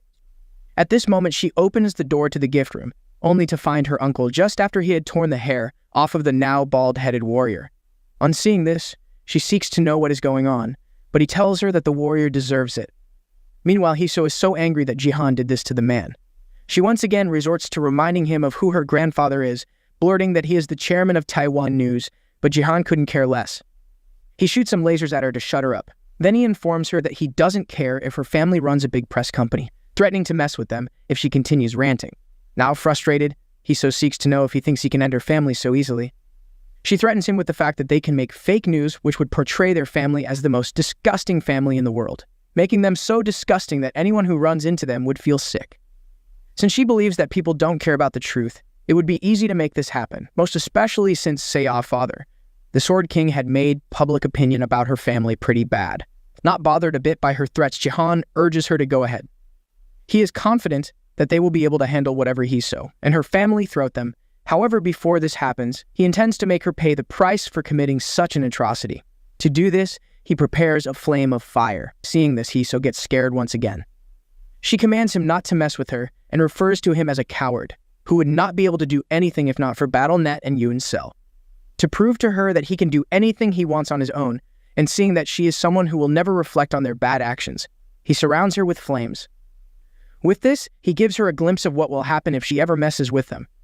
The pain from this causes her to let out a very loud scream. With this done, Jihan and Sei head to the car. In the car, Sei is worried about her uncle's actions towards Hiso. Although she is pleased that he helped her get revenge on Hiso, she thinks he is too worried. The fact that they have just drawn the battle line against Taiwan News makes her worried. However, Jihan urges her not to be worried since he believes nothing will happen.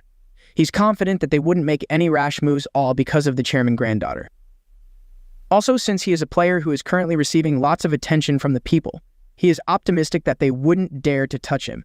Seeing how confident her uncle is, Sei is amazed. Just then, he asks her about the gift she got. Reminded of her disappointment, she reveals that it is a late bloomer of grade gift. On hearing this, Jihan is not surprised as he had expected it to be so. On the other hand, Sei believes she wouldn't be able to succeed as a player with such a gift. To rekindle her hope, Jihan shows her his status window. Looking closely at it, she sees that her now powerful uncle was given the same gift as her, an F grade rank. She seeks to know how he got so strong, and he shows her his Battle.net stats. When she sees the stats of his power and force, she gets very excited. However, he reveals that they are unique stats which most people don't know about the hidden conditions for acquiring them. Like this, he makes her believe that her gift isn't everything, telling her that there are also unique stats that she can acquire. Before revealing this, he hands her the gift he had got for her, a mirror, which he claims will show her the path. After Jihan hands Seiya the mini-mirror gift, the time is taken back to the times before regression, global rank 2. Jin Yohawa of China is seen and accessed with a special gift of a late bloomer. Jihan was reminiscing about her and her powerful skills. Back then, he couldn't even believe his own eyes that the F-grade gift led Seiya to death and despair. He tells her that such a secret is kept for a long time for no particular reason. Seiya re-examines the mini-mirror and finds out that the gift can be upgraded more than the base effect. He asks her if it does not look like a real gift to her. However, he tells her that the item does not work and that he had checked it. It is called Monocles of Hermes, and it is a hidden item that was obtained by repairing the C-grade item called Messenger's Broken Monocle. He uses emergency recovery to retrieve the item. He had made it a day before Seiya's birthday. He faces her and tells her that it is already surprising that its grade is upgradable. However, the base functionality is not too bad since the 100 increase in growth rate would mean that she will train twice the efficiency compared to others. She is delighted and asks him if that isn't an incredible effect then. He replies to her with delight and says that it is a good thing, and that with the effect, she should be able to quickly obtain the rare stat that he mentioned to her. He asks her if she does not believe that she can also aim to be a top player. She begins to cry and asks if she got a good gift. He says that it is a good gift while he wonders how hopeful she must have been about the gift. After her father had left her, all he has been doing is yap about how he does not have a daughter, and this had made people use Sei as the topic of some cheap gossip. Originally, Seiya would have wanted to overcome her difficulties not as the daughter abandoned by the Sword King, but as an independent player by the name Yoon Seiya. Jihan thought that she must have been really nervous and must have thought that a useless gift would come out. He extends a handkerchief to her and tells her that she did well so far. He also tells her that he knows that it must have been really hard for her so she can cry until she is satisfied. She then refuses and says that she is going to stop crying immediately since she does not even have enough time to laugh either. She had already dried up her tears at the time, as she affirms that she thinks that JiHan is mystical, and it is as if he knows about the future. He then chuckled and said that one can just say that he is lucky. She relaxes and states that she feels hungry now that it looks like her nerves are finally settled. JiHan gets up immediately and offers to cook for her. She is surprised and asks to know why he agreed to cook at such a late hour. He then reminds her that he had once made a promise to her that he will cook something delicious for her the next time she ever feels hungry. He said he had prepared a lot for her birthday feast while she watched with surprise and keen interest. She then smiles and says okay. Meanwhile, in Hisu's house, she screams in a hilarious manner only to announce that JiHan had burnt everything including her hair and eyebrows. She says how she is supposed to explain to her parents when one of her attendants walks in. He announces his entrance as she gets more infuriated. She insults him and asks if does not know how to knock. He then tells her that he had brought the CCTV recordings according to her request. She shouts at him and tells him that she understands so he can leave. Hisu says that she cannot just back down like that, and she must find something to ruin him at all cost. She then laughs for a while and mentions Seah. She knew that using CA was a good way to hurt him. She had captured her sad teary face and will now publish an article with it. She further states that it seems like she got an F grade, and she wonders how she was able to come up with such a ruinable face. Meanwhile, JiHan is already aware of her plans, but he has decided to ignore her because she was ignorant, and she will soon learn. However, there was a light guy somewhere admiring JiHan. He seemed like a light guy who had been long forgotten and has been heartbroken. He had always wanted to serve JiHan and remove every obstruction from his way. He would even give his life for JiHan, but it is heartbreaking to note that he will be employed as a mere manager to JiHan. This breaks his heart deeply. He begins to destroy things out of frustration and screams out for JiHan to read his direct messages. However, JiHan was somewhere playing games. He'd even completed his quest in the game and had come first place, which happens to be a recorded success. He had reached the top 10, which would now determine a lot of things for him. However, he finds out that to attain a very powerful stage, he had to go head-to-head with a very powerful player whom he had never won in history. He knew that things were getting bad, but still believes that anything can happen. He questions if he is going to lose the game, since he had never won against Baron. He knew he was still going to meet with Baron, but he never expected it to be so soon. Later on, Sung JiHan is seen performing a little magical trick. The decisive factor for JiHan to get within the top 100 happens to be the unique stat force. However, while magical power is a great unique stat, it is also nothing more than strength, stamina, and speed together before unlocking the nameless divine arts. It happens that it cannot match up to force, which is a power that transcends reality, such as absolute territory, mana reinforcement, and telekinesis. Irrespective of this, there are different weight classes. The power of the force Baron used was on another level entirely. Force is a stat in proportion to mana and divine power. Baron has been born with great mana, so his force is at least double the force of JiHan's. Even if JiHan has precise control, it still amounts to nothing in the presence of absolute power. Baron had reached first in ranking with just his power alone. JiHan is exercising and thinks aloud to himself that Baron was not keeping his first place because of pure luck. He had been famous for his diamond rank, mana ever since he was a bronze, and fighting him head-on will be an act of suicide. He immediately sits down and retires from the exercise with the intention of unlocking the nameless divine arts. He learns about 5 most dangerous Android apps. He is shocked to see some personnels and cannot believe what he had seen. He had come across Baron. He had heard that Baron tried to look more mature once he became a guildmaster, and he had really changed so much. Suddenly his phone rings out loudly, and it happens to be Lee Haiyan. He picks it up, but she says something he does not understand, so it leaves him hanging while she eventually gets off the call without telling him beforehand. Meanwhile, in her office, which is also referred to as the Divergent Guild AAT, her worker, Guy, walks in a few minutes later and says he had come to escort her to the next meeting location. She is surprised to find out that it is already time as she gets ready and suddenly remembers something. She tells him to give her 5 minutes. He is worried, so he asks if anything is wrong. Lee Haiyan finally states that she had called JiHan earlier for some pics. Gaeon gets angry and asks her if she is not ashamed. She quickly stops him from nagging her and states that she is already losing her mind, and she will appreciate it if he can be nicer. He pauses and inquires about what JiHan had said. She answers him and states that there is a viral news already and that JiHan is attending the global top 100 this time. He is shocked as he tells her that he also heard that the US Baron is also attending. She tells him that she had been compelled to bet on him winning first place. He says that his confidence is high, and that is a good one. JiHan had never defeated Baron, and it is only strange for him to come out with such boldness. It might be a good thing to bet on him, but it is also very risky because of how rated Baron happens to be in the game. However, they are dealing with Baron. And how is Jihan sure that he will ever win against Baron? It is quite hard to win against someone who flies around raining down attacks. Baron is powerful, and there is no doubt that he will most likely win against Jihan. Jihan, on the other hand, happens to be training seriously, and he is also a trusted player because of all his successful exploits, except that he had been unable to defeat Baron. Jihan happens to be determined and is working towards beating him in the next meeting. However, she thinks differently and asks if she should bet on Baron instead of Jihan, as he appears to be a safe choice compared to Jihan, who had never won against him. She believes that betting on Jihan would only waste her resources or put her at risk. She said that she was a bit shaken because he got the betting results too accurately for the Japan-Korea match.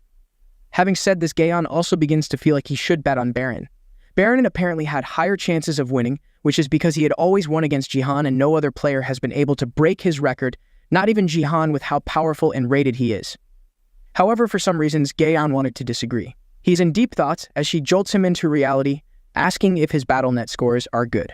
She also says that he seems to be working too hard recently. He is lost in thought. Meanwhile, Jihan is improving tremendously with his skills. He has fulfilled all his conditions successfully as his martial power increases from 1 to 30, and then his Wanderer's Eye is reacting effectively. His constellation is checked, and it appears that he has the ability to detect people through his traces. There is only darkness in Jihan's eyes, and he cannot see anything. However, he can definitely feel it. It happens to be the same feeling as the previous times. The wandering martial god looks upon him, after which he is acknowledged as the successor. Jihan had received a lot of help from him even in his past life. He also receives a new skill called Nameless Divine Arts. Normally, a constellation's sponsorship has great consequences, but the wandering martial god did not ask for anything else. The martial arts techniques, 3 talents martial devotion, had been learnt, alongside the flashing sky thunder steps. Jihan greedily seeks to reach 30 in martial power, which makes the wandering martial god frown at him. The connection gets cut off immediately. It happens that he is displeased that Jihan's 3 dantians are already open. He is notified that the wandering martial god is wary of him because his 3 dantians are open. Jihan is shocked that someone who is a divine being can be wary of him because of such a reason.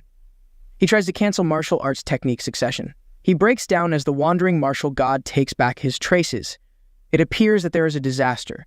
It is sad that his gift had vanished with the top 100 promotional round just ahead of him. He had lost his most important aspect. It might get harder for him to fight Baron even after he had cajoled people to place a bet on him.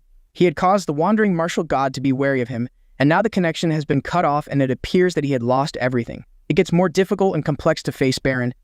Later on, CA finishes from school, and when she sees Jihan in the car, she teases him. After that, she gets into the car and greets Jihan, and he replies to her greetings just before starting the car for them to leave. While in the car, Jihan starts a conversation with CA, and he asks her if she feels like a burden has been lifted off her shoulders, and she replies that she feels refreshed completely after awakening. CA decides to drop out of the academy because she knows that the general notion is that students attend the academy to get their own gifts, and they all drop out of the academy after awakening. CA proceeds to post on her social media platform that she needs advice from her friends on what to do after awakening, as she is stuck between dropping out and continuing the academy after her breakthrough. She adds that she got a C-rank gift, and someone replied to her telling her that she would need to drop out, because if she continues with the academy, her friends are going to sign contracts with guilds and get training, which would make them ahead of her in life. Later, CA decided that she would take her training from Jihan, who agrees and continues to train her so as to give less reasons for her to continue the academy. While driving, Jihan begins to think that he is glad that CA would not encounter any problems again in the future, as she also has nothing to worry about. But he adds that he is the biggest problem they would both have. He remembers that the following day is the top 100 position games, and he has nothing to do about it, as he has not only lost the Wanderer's Eyes, but he has also failed completely to inherit the Nameless Divine Arts. He recollects how the system has shown him that his skill rank is ranked at S level, and he has a skill that is passed down through the fragments. In his status bar, the system shows Jihan that he can remodel the 3 divine secrets to fit him, or he should find the real name of the Nameless Divine Arts, and the 2 reasons are the only ways he can awaken to the Nameless Divine Arts. Jihan continued to wonder that the Nameless Divine Arts is only ranked S instead of SS, but it is only 2 skills as well. Sia notices that Jihan is not in a good mood, and she asks him if it is because of the top 100 promotion round that is coming up the following day. And he admits that it is the competition that is bothering him. Jihan begins to think that he is really bothered about his twisted future. But Sia distracts him by assuring him that she believes he is going to win, as he has always managed to find a solution amidst hard problems. She proceeds to tell him that she is not worried, as she is so sure of him that he would come back home. to tell her the good news that he has won the competition again. Sia becomes excited, and she tells him that she might consider betting on him getting the first place in the competition. But JiHan tells her that she should not think about betting because she would get into a lot of trouble if she does. Sia reminds JiHan that he streamed a betting game live as he can bet, but she does not have the permission to bet. But JiHan tells her that she is too young for betting. Then C tells JiHan that it is a ridiculous idea, but she is not interested in betting at all. As JiHan is about to reply to C, he suddenly feels a huge surge of electricity in his left eye, but he decides to act as if he is okay so as not to make CA suspicious. Later that night, JiHan sits alone, and he begins to wonder why his left eye feels weird, and he thinks out loud that he is feeling strange as he has never experienced such sensation before. And he immediately decides that he has to get rid of the pain urgently. In order to get rid of the pain, he decides to slowly approach the eye by using force to get its precise location, but as he tries to use his powers, the pain in the eye becomes much, and he gets hurt. JiHan begins to wonder if his eye looks okay, but the system gives him a notification that he has eliminated the traces of the wandering martial god, and because of that, he is completely free from the constellation's domination. On seeing this, JiHan becomes shocked and confused as he does not know what the notification meant, but while in his confused state, the system brings up another notification that he can now receive sponsorship from another constellation. JiHan begins to wonder that he could not receive any sponsorship before, and he was not aware of that, but he also adds that the status window does not lie, and that means that the martial god was in his way the whole time. JiHan becomes happy that he has conquered the martial god who he thought was like the giving tree, but was actually more like a parasite. The system tells JiHan that the martial god is more weary of him, and JiHan becomes shocked at that, as he asks the system what it meant by that. But the system tells him that the wandering martial god has suddenly vanished. JiHan begins to wonder what has happened with the martial god as he's weary of bronze to the extent that he has run away. JiHan adds that he is supposed to be the god of martial arts, and is still acting like a coward. Then JiHan begins to talk out loud that he is in his second round of life, and he still has a lot of questions that has no answers yet, and as he is not able to use the wandering martial god's power, he would have to use the opportunity to look for another constellation. JiHan stands up, and he checks his status bar, and tells himself that he has a new opportunity at the perfect timing, but the system tells JiHan that he has a new quest to find the Shadow Queen seated in the audience of the Colosseum map and provoke her. The system adds that his reward points is 50,000 achievement points, but JiHan thinks out loud that if he says the Shadow Queen will sponsor him, he would not be sure of what will happen at the top 100 position competition the following morning.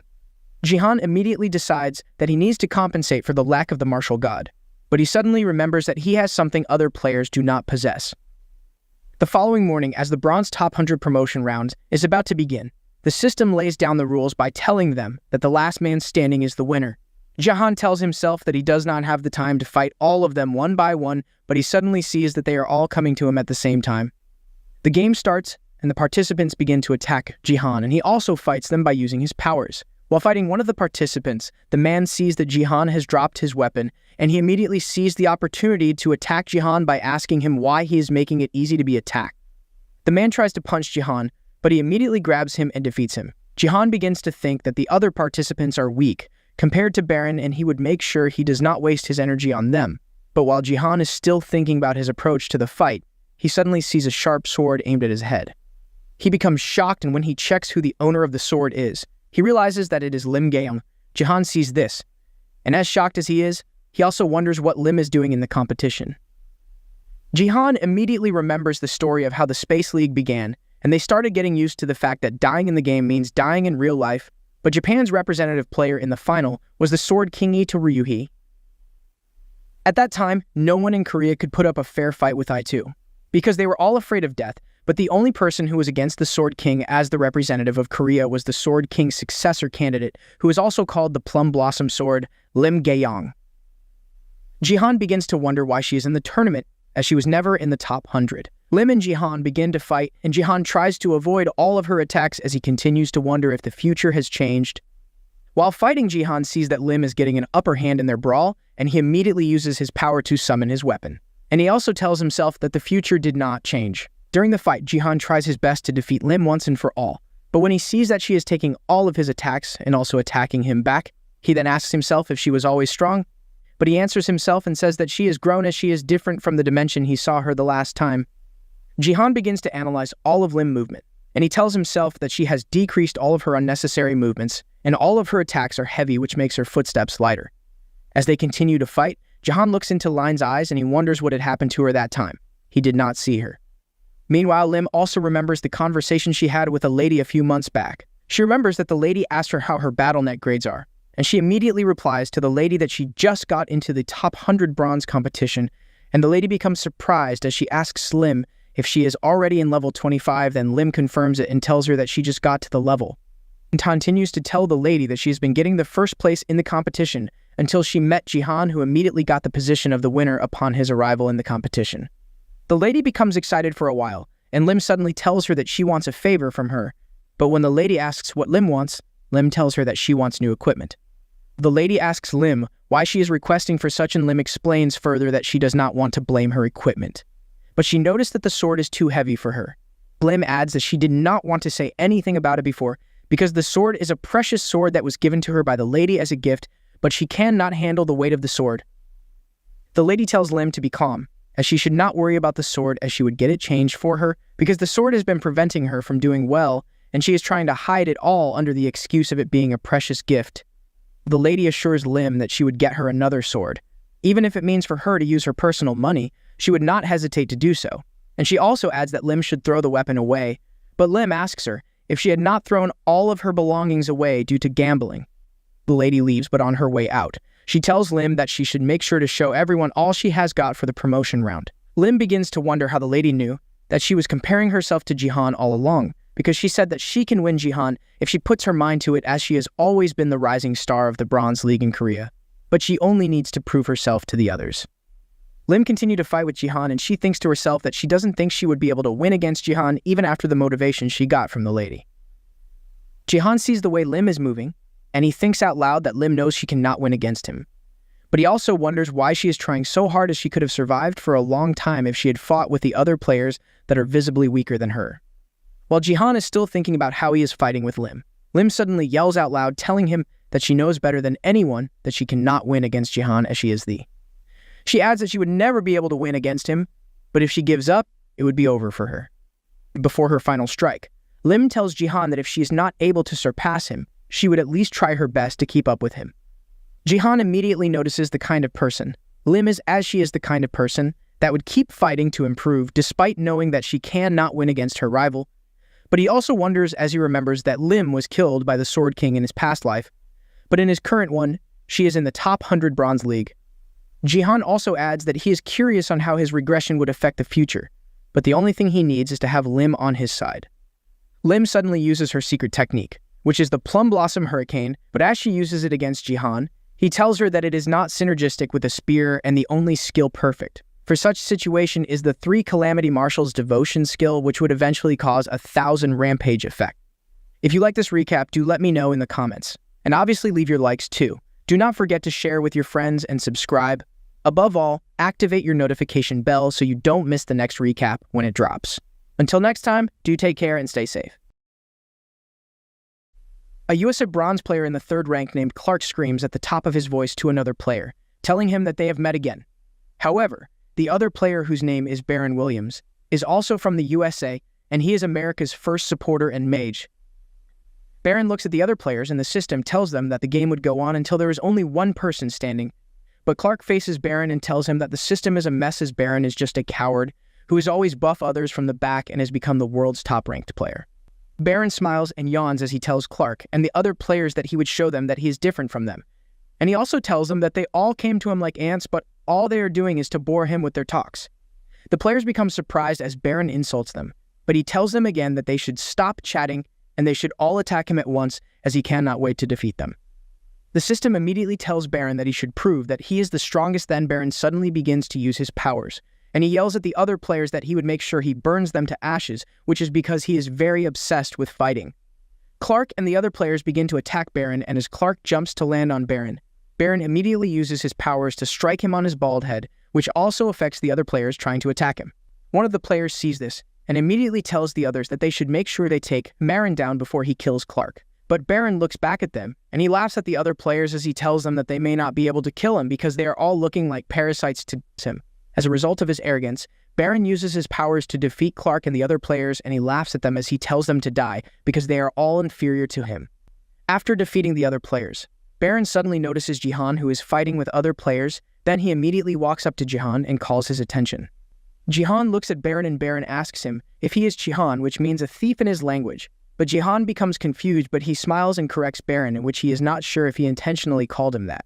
JiHan then tells Baron that JiHan in their language does not have a good meaning, but Baron immediately apologizes and tells JiHan that he is sorry as he does not really know the languages of the third world countries very well. While Baron covers his face in shame to laugh at himself, he intentionally calls JiHan a thief again and immediately uses his powers against him. But unknown to him, JiHan is prepared for any attack from him. Baron sees how fast and agile JiHan is, and he tells JiHan that he knew all along that JiHan is a good warrior. But JiHan replies that he knows he is good as well. Baron begins to float midair and he tries to use his powers to defeat JiHan. But JiHan also takes his spear and jumps to go and meet Baron. But Baron turns away so as to avoid any form of attack from JiHan. Baron begins to laugh, and he yells at JiHan as he asks why he would dare to come up to where he is in order to attack him because he is nothing but an insect to him. Baron launches an attack towards JiHan, but JiHan bends down and uses his own powers to protect himself from Baron. Baron proceeds to make a huge impact with his powers, which calls the attention of the audience and the other players. But Baron does not care as he is focused on killing JiHan. Baron also adds that his powers would give JiHan and the rest of the players the death they all deserve, because they are not meant to be competing against him. As Baron launches the attack in the stadium, it affects the players except JiHan, who is protected by his powers, which also makes it easy for JiHan to kill the other players. And as he kills them, the system begins to calculate the amount of kills he has as he has entered his 1000 rampage mode. While killing the other players, JiHan tells Baron that he is grateful to him as he has made it easy for him to be able to get more points, which makes him the top player on the rank chart as he has a total number of 20 kills. JiHan also adds that he is already in first place, but Baron becomes shocked and he begins to wonder how JiHan had survived his huge attack of his flames, combined with his force, which is supposed to make him burn till he dies. As Baron continues to wonder, he also notices that the flames are not touching JiHan, and immediately, he realizes that JiHan may also be able to use force like him. And when he asks JiHan, JiHan confirms his use of force by giving Baron an affirming look. Baron becomes confused, and he tells JiHan that it is not possible because he is supposed to be the only one who is able to use force because he possesses 2 status windows. He also proceeds to accuse JiHan of playing a trick on him, and JiHan replies that he did not use any trick as the use of force is not exclusive to Baron alone, and after he got the ability to use force, he realizes how unskilled Baron is. On hearing this, Baron becomes furious, and he uses his strength to summon his powers to create a huge effect. Then he tells JiHan that he is pretending and he is also using the opportunity to mock him as well. Baron adds that he would make sure he burns JiHan alive without remaining any ashes of him. But JiHan replies that he would never let that happen as he has not used all of his powers in the competition. JiHan immediately brings out a crystal fragment, but he immediately recounts how he has checked his status bar the previous night, and in order for him to make up for the lack of the martial god abilities, he found the crystal fragment which only has one use, and it gives the user a divine blessing which could only be used in bronze or silver zones. JiHan uses the crystal fragment, and the system tells him that the crystal fragment has been activated. Then he yells at Baron that he has been waiting for the moment where he would have chances to meet Baron in a duel in order to defeat him. The system also tells Baron that JiHan's stats have increased by 50%, but Baron continues to challenge JiHan as he tells him that they should go all out to see who would win, and JiHan also tells Baron that he would make sure he destroys him. JiHan remembers Baron's story, and he recounts that Baron used to be a coward who was shy and not as muscular or tall as the other players in his group. He was also a player who was very afraid of other players, and the players refer to him as a waste of a gift as he is unable to do anything good apart from hiding in the rear during battles. Baron has 2 status windows and 2 classes which would have been of great advantage for him to dominate the BattleNet if he had utilized it, but Baron chose the supporter and the mage rank, so as to stay clear of danger when in a battle, because the rank he chose gave him that opportunity to always be at the rear of any battle. Suddenly, Baron changed when he earned force, and he began to dominate the field with the help of the mana he possessed. A lot of players who were regarded as rising stars fell under the feet of Baron, and he became arrogant because of what the players who had fought with him said. The players reported that Baron has 2 types of disasters in the palm of his hands, and they describe his 2 deadly attacks as disasters, because no one makes it alive after being hit by those powers. The first one is called the Fire Wave, which allows him to sweep through his enemies at once with a tsunami of flames, and as a result of this, all of his enemies die after being hit. And that is what made him angry that JiHan is not dead after being hit by the Fire Wave. Baron begins to think of what to do, and he immediately remembers that he has not used his second skill to attack JiHan. but JiHan uses his powers, and with the help of the crystal fragment, he's able to use one stabbing attack to clear the tsunami of flames caused by Baron so that he would be able to see Baron when he wants to launch his attack on him. Baron sees this and he becomes surprised, and he wonders how JiHan is able to clear out his tsunami of flames. And JiHan tells him that he knows that Baron is a coward, and he also knows that he's only looking strong on the outside, but he's weak inside. JiHan jumps after telling Baron that he is nothing, and when he tries to use his spear to pierce Baron's chest, he first uses his powers to hit Baron while he tells him that he is too busy trying to hide his lack of skills from the worlds instead of making up for them and training harder. He adds that Baron is useless, and weak as he has no precision over his life. Then he immediately tries to pierce his spear into Baron's chest, and Baron immediately dodges it, and JiHan suddenly knocks him down. JiHan stands up after bringing Baron to the ground, but Baron becomes weak, and he tells JiHan that he is talking as if he knows everything about him.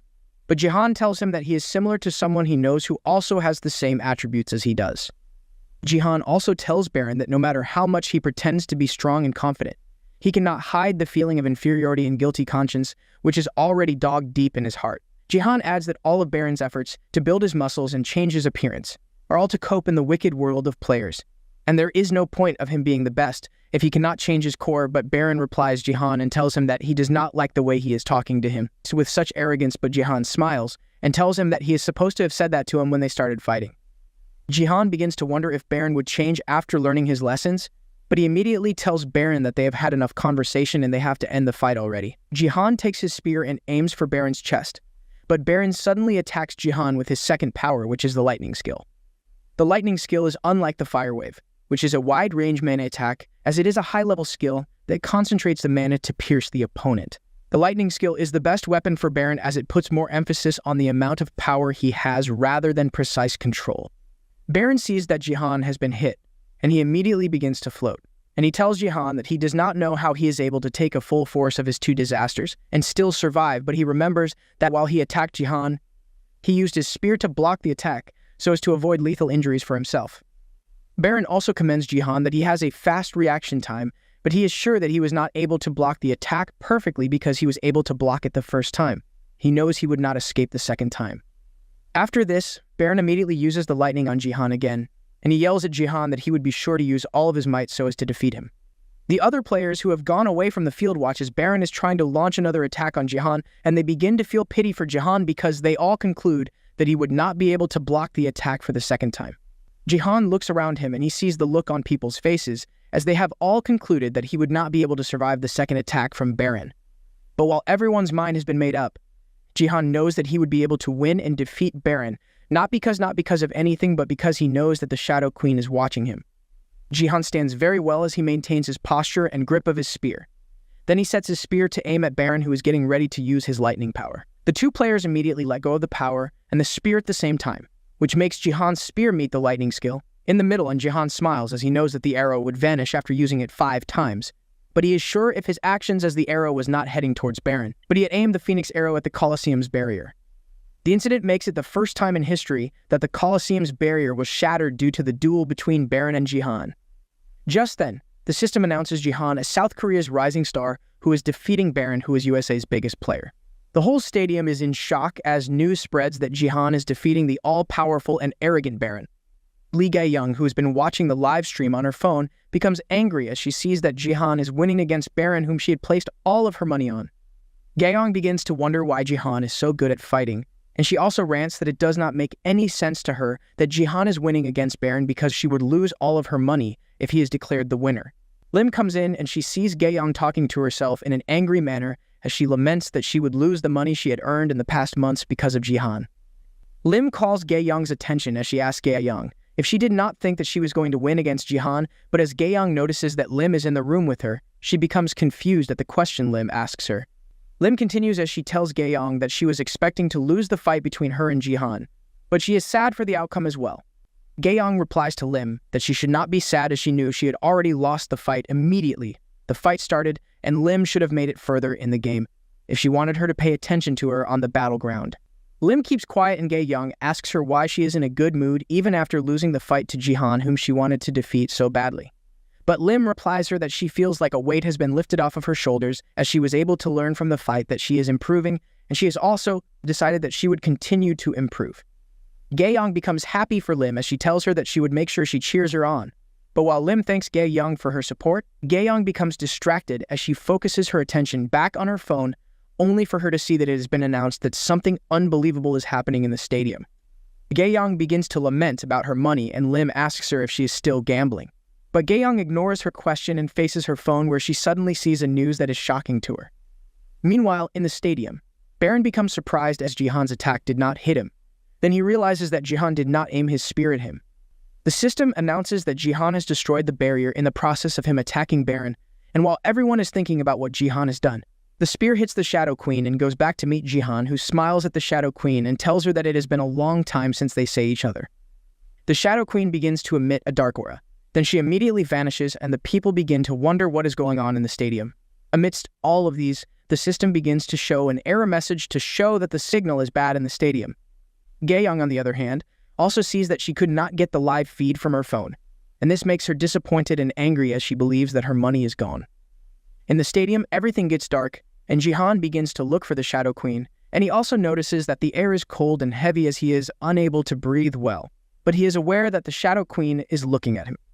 Jihan begins to wonder why he has not gotten any notification, because he is supposed to get one so as to defeat the Shadow Queen, and suddenly the system brings up a notification that he has an epic quest to find the Shadow Queen, who is seated somewhere in the audience of the Colosseum and provoke here. Jihan becomes excited at the quest, and he immediately prepares himself for his new task. But he immediately uses the Path of the Immortal Sage ability with his spear, so as to find the Shadow Queen in the stadium. When Jihan sees the Shadow Queen, he attacks her with a sword key, but the Shadow Queen absorbs it. But Jihan continues to attack the Shadow Queen, but he soon realizes that his attacks are having no effect on her. The Shadow Queen suddenly releases a lot of shadow beings and the beings begin to fight with the crowd. But when Jihan hits one of the shadow beings, he realizes that they are just shadows. But the other fighters continue to try to defeat the shadow beings, but they are unable to do so as the beings attack them.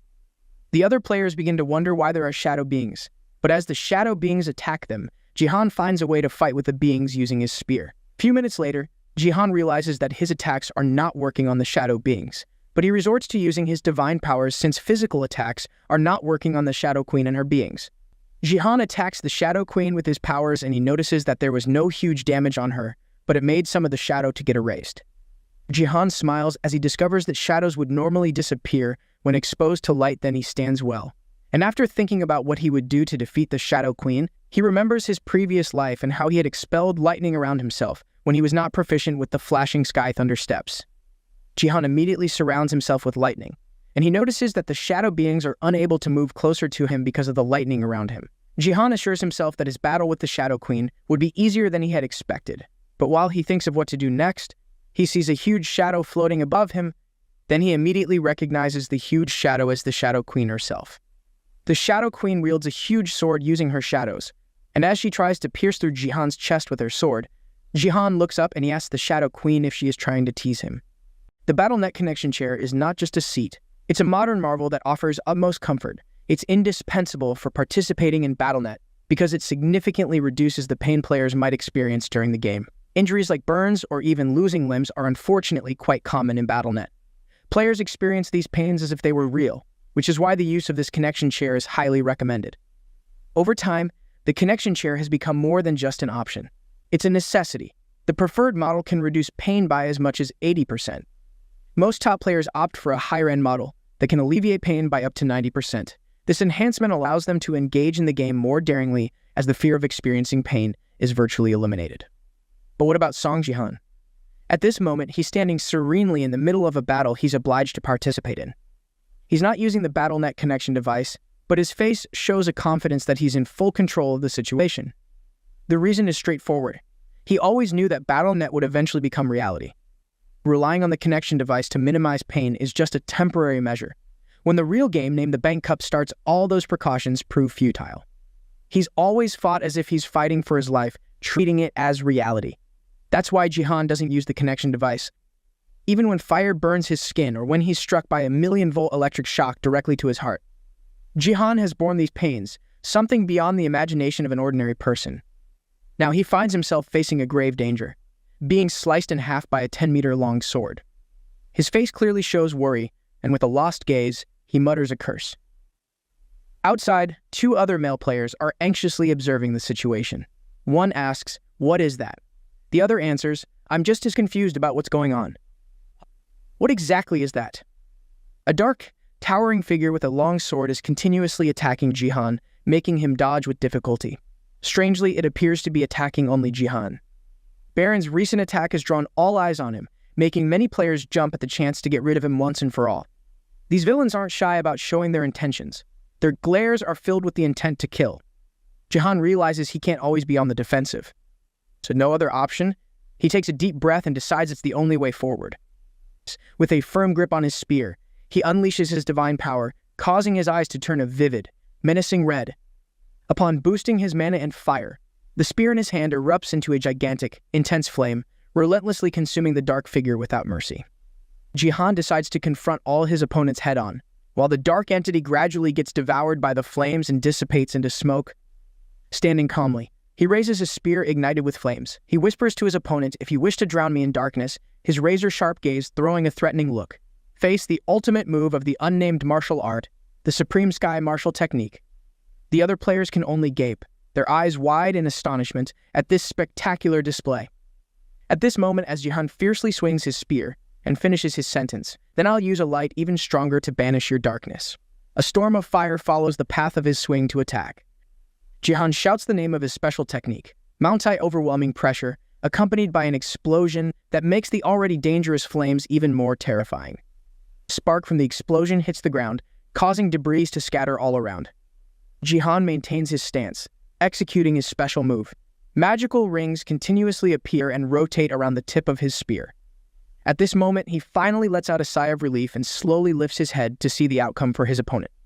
All he sees in front of him is a sea of flames still fiercely burning.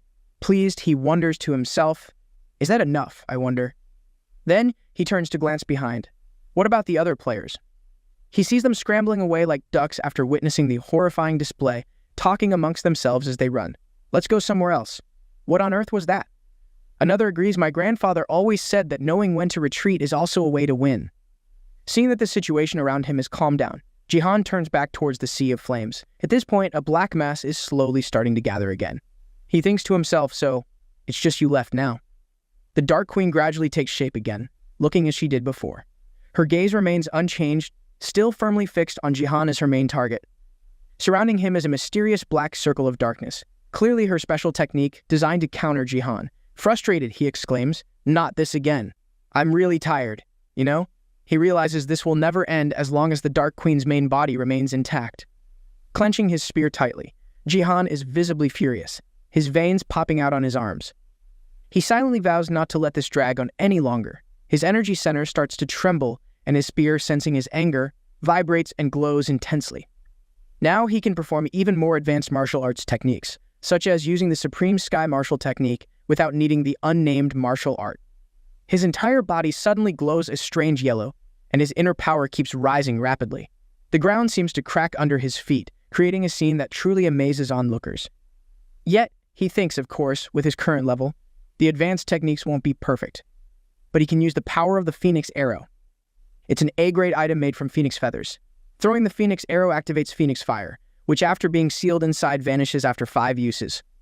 JiHan decides to use it to compensate for the power he lacks. Since ancient times, thunder and lightning have been associated with the wrath of the heavens, a punishment from an angry god upon humanity. During a time when the world was still shrouded in darkness and chaos, Siren stands tall in the arena, lifting his spear above his head. He utters a single word, "Light," and suddenly, a lightning bolt from nowhere strikes, gathering atop his spear with terrifying force. This magical power grows, confronting the dark forces, lighting up a corner of the arena with a brilliant golden glow. A warning appears, stating this power exceeds a player's capacity, and the player's life is in danger. JiHan seems unfazed by the warning, shouting, "This is the martial art of the Thunder God." Gritting his teeth and twisting his body to the limit, like a bowstring pulled tight, he prepares to launch his spear at his opponent, determined to purge all demons and evil. With all his might, JiHan spins and throws the spear at a terrifying speed. Divine Thunder Technique, Lightning Strike. Even though only about 80% of his power was completed, JiHan's face shows clear signs of exhaustion. Initially, the lightning strike was just a technique of many lightning bolts striking down together. However, JiHan's lightning couldn't achieve perfection. It flew but couldn't match the speed of the Phoenix Arrow and was not perfect. The spear hurtles towards the dark entity, with the sound of the wind whistling sharply non-stop. Surely everyone thought this was the end for that dark entity. As soon as the spear hits the target, a deafening explosion rings out. Suddenly, a witch with long platinum hair, black eyes, and sharp elf-like ears appears. Her eyes sparkle at the sight of the thundering spear heading straight for her. Surprisingly, just as the spear tip is about to pierce the face of the strange witch, it suddenly stops and hangs in midair. The lightning effect also mysteriously fades from the spear. In an instant, it becomes a normal, harmless spear floating in midair, in front of the newly appeared peculiar witch. Clearly, JiHan's recent move wasn't strong enough. It only managed to reveal the face of the Dark Queen but couldn't inflict any damage on her. In a fleeting moment, she thought so, but unexpectedly, a small cut, inexplicably accompanied by a tiny spark of lightning, appears on her cheek. Her face is shocked and stunned upon realizing this. Her eyes filled with fear turn towards JiHan, reassessing her opponent. He stands opposite her, completely calm, not even bothering to assume a defensive posture. Even though his arm, which launched the lightning spear, is scorched black from the movie's backlash, he slowly lifts his face with a satisfied smile. It's done. The spear slowly floats back to him. He silently thinks he was lucky because the lightning strike move was delayed, only holding off the attack for a few seconds. The Dark Queen gently touches the cut on her face, her expression hard to read, pondering her thoughts. Meanwhile, JiHan is reunited with his spear, surprised that such a move could create such a variable. Now he decides to launch his finishing move, his eyes turning serious and filled with a killer intent. Have I provoked her enough? He wonders, while the Dark Queen cautiously scrutinizes him from a distance. Suddenly, she breaks into a sinister smile. Congratulations, you have completed the task of provoking the Dark Queen. An unexpected notification pops up. JiHan seems a bit surprised and confused by the Dark Queen's attitude at this moment. He can only sigh in frustration. Damn it.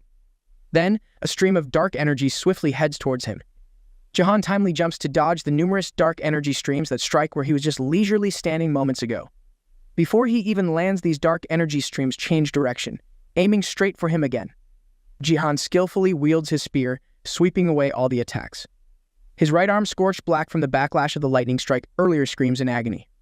He wonders if he overexerted himself just now. Given his current condition, he doubts he can hold on much longer. Her attacks grow in number and speed by the moment.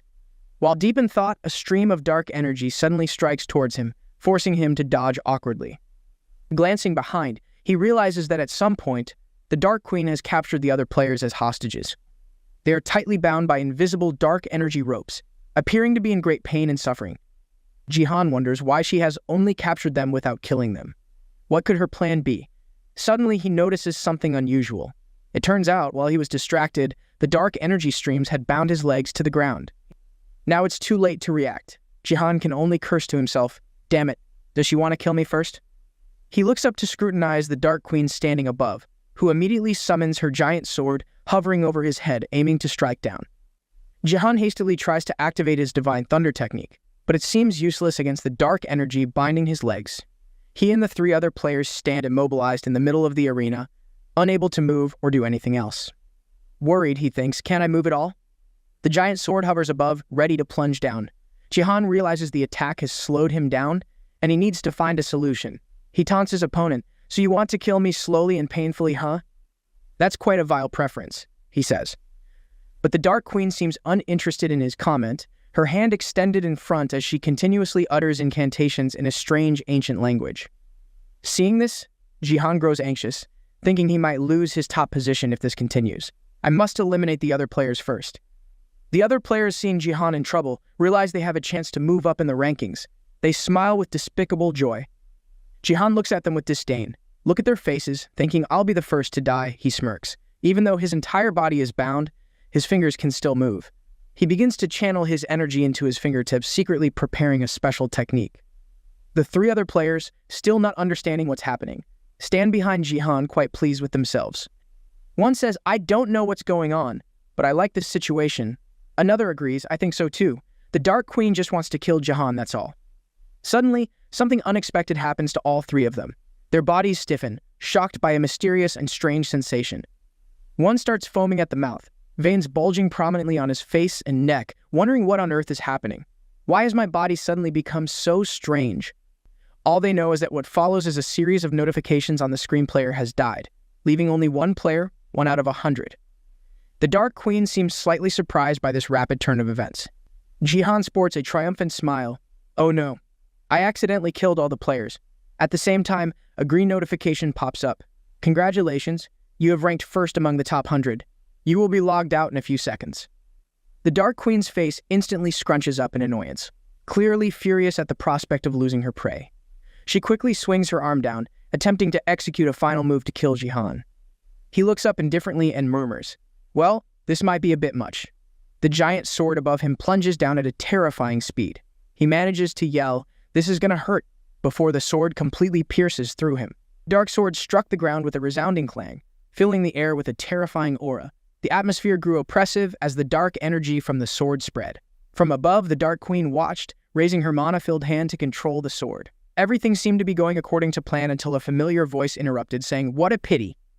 Startled, the Dark Queen's cold eyes flashed with surprise. The familiar voice belonged to none other than Jihan. Emerging from the space near the sword, Jihan appeared, holding his own sword, and remarked, "I almost didn't dodge that." Jihan looked up at the Dark Queen, knowing that once the game ended, the influence of Battle.net and her darkness would fade. He thought she should be pleased for at least hitting his left arm. However, the system then announced the game was over, forcing Jihan to log out. With a challenging look, he said, "See you next time?" The Dark Queen, still processing the situation, watched her prey slip away, feeling a surge of anger. Following this, the system issued 2 red alerts indicating an error had occurred. It stated the shadow of the sun has fallen on your left arm. Escaping the game, Jihan lay sprawled on the floor. Luckily, his body was intact, but the battle had truly exhausted him. He could feel every muscle in his body tense and sore, even though he knew it was just a psychological effect. Lim Gay, Young, Baron, and then the Dark Queen fighting all 3 in succession was too much. Jihan suddenly opened his eyes, still feeling tense when he thought about what had just happened. If he had reacted even a split second slower, it would have been game over. Right before the Dark Queen's sword struck, Jihan had channeled as much divine power into his fingers as possible. At the same time, he severed the heart veins of the remaining enemies. Jihan knew the Dark Queen was a formidable opponent, and he worried she might stop him. Fortunately, she didn't notice anything unusual. As a result, Jihan only lost his left arm. Thinking back, he felt immensely relieved. Whenever he remembered that dark sword, he felt he had narrowly escaped the agony of having his body crushed and blown apart. One gamble like that was enough. Jihan started to sit up and check the information on the system board. After this battle, he was rewarded handsomely. According to the display, Jihan had made it into the top 100, receiving an additional 1 million GP and extra experience points. This allowed him to reach level 5. He looked at the new GP and experience points, feeling a bit satisfied. The rewards at this level were indeed different. Another notification made Jihan's eyes widen in surprise. After this battle, he had received the title of King of Kings, bronze level. This title was awarded to the top 100 rankers. All his stats would increase by 5 in Silver Cup matches, and his experience points would always increase by 50%. Jihan had waited a long time, and finally he could replace the title Training Conqueror.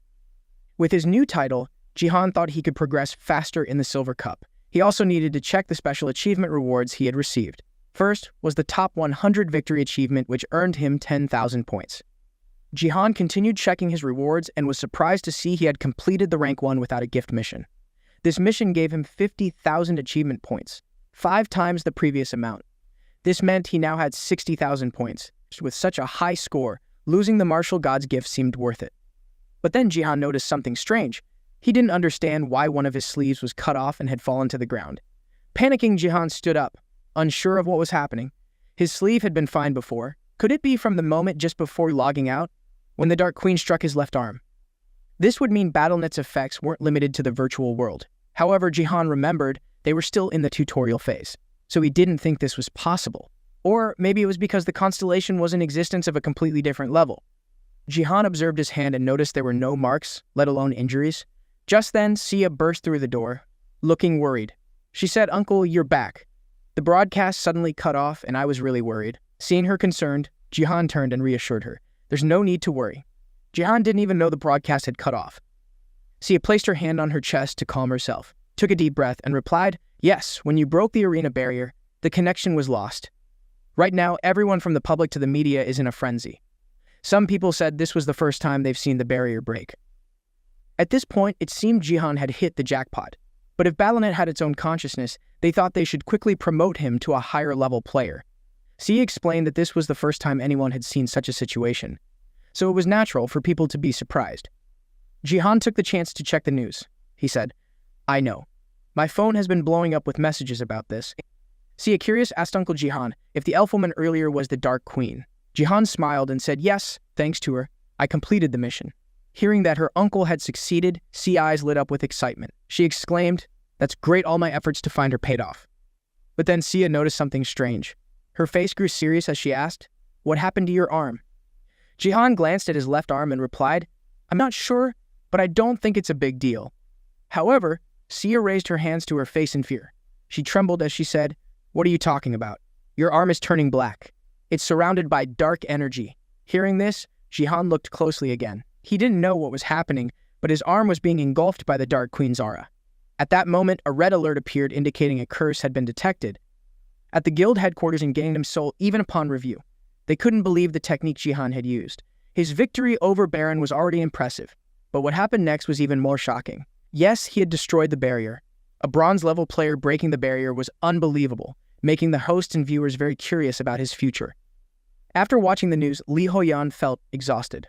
As she expected, the foreign media were in an uproar. The events involving Baron, the top 100 winner, and the barrier's destruction were causing a storm. Lee Ho-yeon didn't expect Jihan to become so powerful. She knew she couldn't let such talent slip away. Lee Ho-yeon told the council that they must do everything to recruit Jihan first. But now, he had become too famous. Immediately after, an emergency meeting took place at the first guild tower in Manhattan, New York, USA. The meeting's host asked what they should do, given Jihan's high value. They decided there was no need to beat around the bush. They needed to contact Jihan right away. Meanwhile, in Tokyo, Japan, another emergency meeting was held. After the news of the battle spread, everyone saw Jihan as a precious gem. The Japanese leaders started to believe everything Takeda reported was true. The employee opposite them said they must recruit Jihan at all costs. It's easier said than done. No one knew how to recruit him successfully. The leader noted that they had already tried money and sincerity but couldn't persuade Jihan. The results were zero. The employee suggested they still had the special squad. Hearing this, the leader slammed his hand on the table. He had said not to use them because of the Sword King. If she went to Korea, who would control the Sword King? At that moment, the employee hinted they had a special method. He meant a way to recruit Jihan while keeping control of the Sword King. The leader asked if he was sure. The employee bowed deeply and affirmed it was true. He believed she was already on her way, so the leaders could rest assured. On the rooftop of a building, a helicopter had just landed. At this moment, Sword King Rihyuisui stood silently, staring at the woman in front of him. After a while, Rihei asked helplessly, "You're still not going to tell me where you're going alone?" Iri Shizuru turned around and gently said, "Don't worry, Rihei, I won't be gone for too long. Just wait quietly and love me as always." Her words, filled with mysterious magic, successfully reached Ryuhei consciousness. Once under her control, his eyes quickly changed color. Ryuhei no longer questioned her. He looked at Shizuru and said he would do as she asked, reminding her to be careful during her trip. This woman was Ito Shizuru, known for her mind-controlling abilities in Japan. After their emotional farewell, Shizuru turned and left. The bodyguards beside her warmly called out, urging her to hurry, calling her goddess. Before leaving, Shizuru closed her eyes and lifted her face slightly to feel the atmosphere. She thought the sky was beautiful today, with not a single cloud. It was the perfect day to find someone. She was curious to know if that person felt the same way Jihan. Kim Nam-tae believed Jihan should be grateful for the opportunity to apologize instead of showing attitude. He warned that the government had the power to stop anyone causing trouble and that Jihan would regret it if he didn't stop. But instead of compromising, Jihan raised his hand and used magic to lift the glass of orange juice on the table. The glass floated up and then poured its contents over Kim Nam-tae's head. The orange juice drenched his face and his neat suit. Kim Nam-tae stood in shock, unable to believe what had just happened. His entire body started to shake. He covered his face with one hand, gritting his teeth, and muttered that Jihan was a crazy fool. 10 minutes before this incident, the head of the BattleNet department received a phone call. He responded cheerfully and respectfully. "Yes, sir. That's right, I've just arrived here." The person on the other end expressed gratitude for his help. Kim Nam-tae stepped out of the elevator and politely said it was nothing, understanding that the other person was busy and he would handle the matter. While speaking, he signaled to his two bodyguards that they didn't need to follow him further. Since he'd already arrived, he assured the caller that in recognition of their efforts, he would make sure to convey their message to the two people who had harmed the Taiwan Daily. As soon as he finished speaking, the door in front of them was opened by Sia. The Song uncle and niece were dressed neatly to welcome their esteemed guest. Inside, there were plenty of snacks and drinks. Jihan spoke first, expressing his surprise that the Battle.net department had come to visit them. Hearing this, Kim Namtae laughed heartily and apologized for not being able to visit more often. He also mentioned that he was curious about how they had been doing lately. Sia, feeling awkward, replied, "We've been doing just fine." JiHan, however, was eager to know the real reason for Kim Namtae's visit. Kim Namtae explained that the department had decided to reward JiHan for all his contributions over the past months, and he had come to convey the message personally. JiHan, thinking it wasn't a big deal, appreciated Kim Namtae's effort to come all the way and thanked him sincerely. Kim Namtae nodded and put down his glass. He had come all this way to negotiate. The Battle.net department wanted JiHan and Sia to officially apologize to the Taewon Daily before receiving their reward. Sia was stunned and asked why they had to apologize. Kim Namtae explained that JiHan seemed to have attacked the family of the Taewon Daily CEO. To resolve the issue, he wanted JiHan to sign a contract to be their promotional model and publicly apologize. If they did this, Taewon Daily would forgive them. Kim Namtae thought this was an easy solution, solving the problem quickly while also benefiting from JiHan's modeling work. He considered it a generous offer from Taewon Daily. However, JiHan firmly refused, causing Kim Namtae to jump in surprise. JiHan was resolute. Nothing could change his mind. He told Kim Namtae that if this was the reason for his visit, he could leave now. These disrespectful words made Kim Namtae angry. He shouted that he was the department head, and JiHan couldn't leave while he was still talking. Seeing JiHan not intending to come back, Kim Namtae yelled, "Hey JiHan, do you know Taewon Daily is about to publish an article about your niece?" Hearing this, JiHan stopped in his tracks. Behind him, Kim Namtae angrily pointed out that they were talking about the powerful Taewon Daily press. He told JiHan that they could ruin someone's future if they wanted to. Kim Namtae said that even if JiHan donated money to charity to clean his image, people would still despise him because of his connection to the Sword King. He believed JiHan should be grateful for the opportunity to apologize, but JiHan's attitude showed otherwise. This was why the orange juice was poured over his head. JiHan was no fool. He knew they were using Sia to threaten him. The juice drenched Kim Namtae's face and suit. He stood there in disbelief, his whole body starting to tremble. He covered his face with one hand and angrily muttered, calling JiHan crazy. Looking at JiHan, who showed no respect, he slammed both hands on the table and yelled, "How dare you treat the head of Battle.net Korea like this? You don't seem to understand the seriousness of this situation. Let me tell you, you've just made enemies of the Korean government and the press." That was enough for Kim Namtae. He saw no need for further negotiation. He said they would publish the article about Sia everywhere, so JiHan had better prepare himself. Kim Namtae quickly left, slamming the door behind him in anger. The room gradually became quiet. JiHan stood there, staring at the closed door for a moment. Then he glanced at his niece and asked if she was bothered. Sia cheerfully replied, "No, I'm not." Later, at the Taewon Daily headquarters, Kim Namtae returned looking disheveled. He wiped the stains from his clothes with a towel, muttering angrily about those arrogant kids. His anger escalated, and he shouted that he had never been treated like that before. He remarked to the person opposite him that JiHan must think he's really great just because he's won many battles in Battle.net. At this moment, the coup of Taewon Daily, Kim Hyungchil, held a cup of tea and commented that it must have been tough for Namtae. Before he could take a sip, his daughter handed him a phone, asking him to look at something.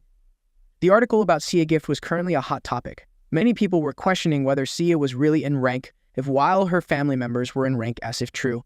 This would be a rare talent. Some people felt sorry for Sia, thinking she shouldn't have accepted the gift. Others criticized her, saying it was why the Sword King left her. Seeing these rumors, Hyunchil's daughter felt very satisfied. She thought they should have published the article sooner to see Sia downfall. Hyunchil put down his tea and told his daughter not to be angry anymore. He believed that although JiHan and Sia were arrogant now, they would soon realize the impact of this situation and would have to bow their heads. Kim Namtae felt somewhat comforted and laughed loudly. Agreeing with Hyunchil, just as he was about to compliment him, the meeting was interrupted. A man burst through the door and said, "Director!" Hyunchil looked at the employee and lowered his voice. "Why are you causing a commotion? Don't you see we have guests?" The man bowed deeply and apologized but said it was urgent. He thought the director needed to see this. Player JiHan is exposing Taewon Daily and the Battle.net department on his stream. At that moment, JiHan was playing a recording of their recent conversation. On the live stream, the recording played loud and clear. "You should feel grateful for the chance to apologize, but what's with this attitude? You've made enemies of the Korean government and the press. Do you understand? The article about Sia will be published everywhere. You better be prepared."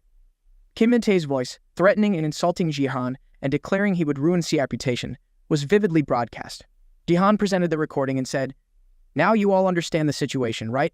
Everything you heard was done by Taewon Daily and the Battle.net department to me and Sia." With this breaking news, Viewers began to see things differently. They couldn't believe that a department head would threaten a player, given how skilled JiHan was. They felt he deserved better treatment. Some viewers started to understand why the Sword King left. Continuing the broadcast, JiHan confirmed that the family of the Taiwan Daily CEO had attacked him to publish defamatory articles about Sia. The BattleNet department had collaborated with them to pressure him and his niece. When their efforts failed, they resorted to publishing the article about Sia gift. JiHan explained that he had analyzed the gift using Hermes' monocle. As he had calculated, once the true nature of the gift was revealed, others would see it too. Meanwhile, the exposed, dirty tactics left the perpetrators looking furious and humiliated. On the broadcast, JiHan announced now is the perfect time to reveal Sia gift to everyone. Sia, are you ready? Sia replied, yes, I've opened the status window. At that moment, the broadcast displayed the player's status screen. The gift Sia received was the late blooming flower, an item ranked F. It was a gift that could be upgraded, provided the player participated in battles on BattleNet. The rank F effect allowed an extra game participation per day and increased the natural growth rate of her stats by 100%. After seeing the information about the gift, Hyunchul's daughter screamed in disbelief. She couldn't believe it was an upgradable gift. She didn't even think such a gift existed. On social media, the community was buzzing, saying the gift was too powerful. They felt there should be an SSS level alongside the F rank. Given the strength of this gift, every guild would want to have it. JiHan felt that people now had a clearer understanding of the value of Sia gift. He hoped this cleared up any misunderstandings. Despite this, he still planned to deliver a few more blows to their enemies. A notification from Ari Gates, gifting 100,000 GP, quickly caught JiHan's attention. This person introduced himself as Robert Gates, a recruitment officer from the top guild in the USA. Before JiHan could react, another message from Robert Gates arrived. Mr. Gates expressed his admiration for JiHan's battles and today's stream. He wanted to offer a contract for JiHan to review and suggested a private conversation for easier communication. However, JiHan saw this as an opportunity to strike back at his adversaries. During the live stream, JiHan said that since Mr. Gates had given such a large amount of money, he had no choice but to consider the offer. He then wanted everyone watching the stream to see the contract terms. Robert Gates generously disclosed the initial offer, $300 million. The amount was so huge that viewers couldn't even count the zeros. Some commented that with that kind of money, JiHan wouldn't refuse and would renounce his Korean citizenship immediately. These comments aligned perfectly with JiHan's intentions. JiHan decided it was time to speak. First, he thanked Mr. Gates for the offer and mentioned his small dream of starting his own guild in Korea once he reached silver rank. But with major companies like Taiwan Daily and even the BattleNet department head treating him this way, he felt hindered. Hearing his name, Kim Namtae muttered angrily about JiHan. Yet the broadcast continued, mocking him further. JiHan expressed that he couldn't thrive under such conditions. Although he didn't belong to any guild at the moment, he genuinely loved his country. He hoped that everyone could support him so he could stay in Korea. This speech successfully shifted public opinion. Viewers began to demand accountability from Taiwan Daily and promised to do whatever they could to help JiHan. Feeling satisfied with the outcome, JiHan announced the end of the stream. From behind, Sia asked JiHan what he planned to do next. Feeling optimistic about the situation, JiHan told Sia not to worry. He mentioned he had something to take care of right away, but assured her he would be back soon. After saying this, JiHan started calling Lee Hoyeon. Lee Hoyeon felt exhausted and held her head in her hands when she received JiHan's call. She had no idea what to wear for their meeting. Standing among hundreds of clothing options, she felt confused and unsure of which outfit would make the best impression. She also wondered why JiHan wanted to meet her at this hour. Seeing Hoyeon frustrated, Gae-young asked what she was doing. Hoyeon, seeing Gae-young as a lifesaver, quickly turned around, picked out two outfits, and asked Gae-young which one looked better. She wanted something that looked casual yet professional and attractive. Overwhelmed by the questions, Gae-young asked where Hoyeon was planning to go. At that moment, Hoyeon seemed like a young girl going on a date. She focused solely on choosing the right outfit, ignoring everything else. After much deliberation, Hoyeon picked up a blue blouse and tried it on. Standing in front of the mirror, she smiled, feeling more confident. However, curiosity still filled her mind. She was eager to know why JiHan wanted to meet her so urgently. As JiHan walked while scrolling through his phone, he bumped into a group of people dressed in black. He quickly realized they weren't just a random cosplay group passing by. In an instant, they deployed magic and drew weapons aimed directly at him. JiHan remained calm, his eyes cold, and asked if the BattleNet department head or Taiwan Daily had sent them.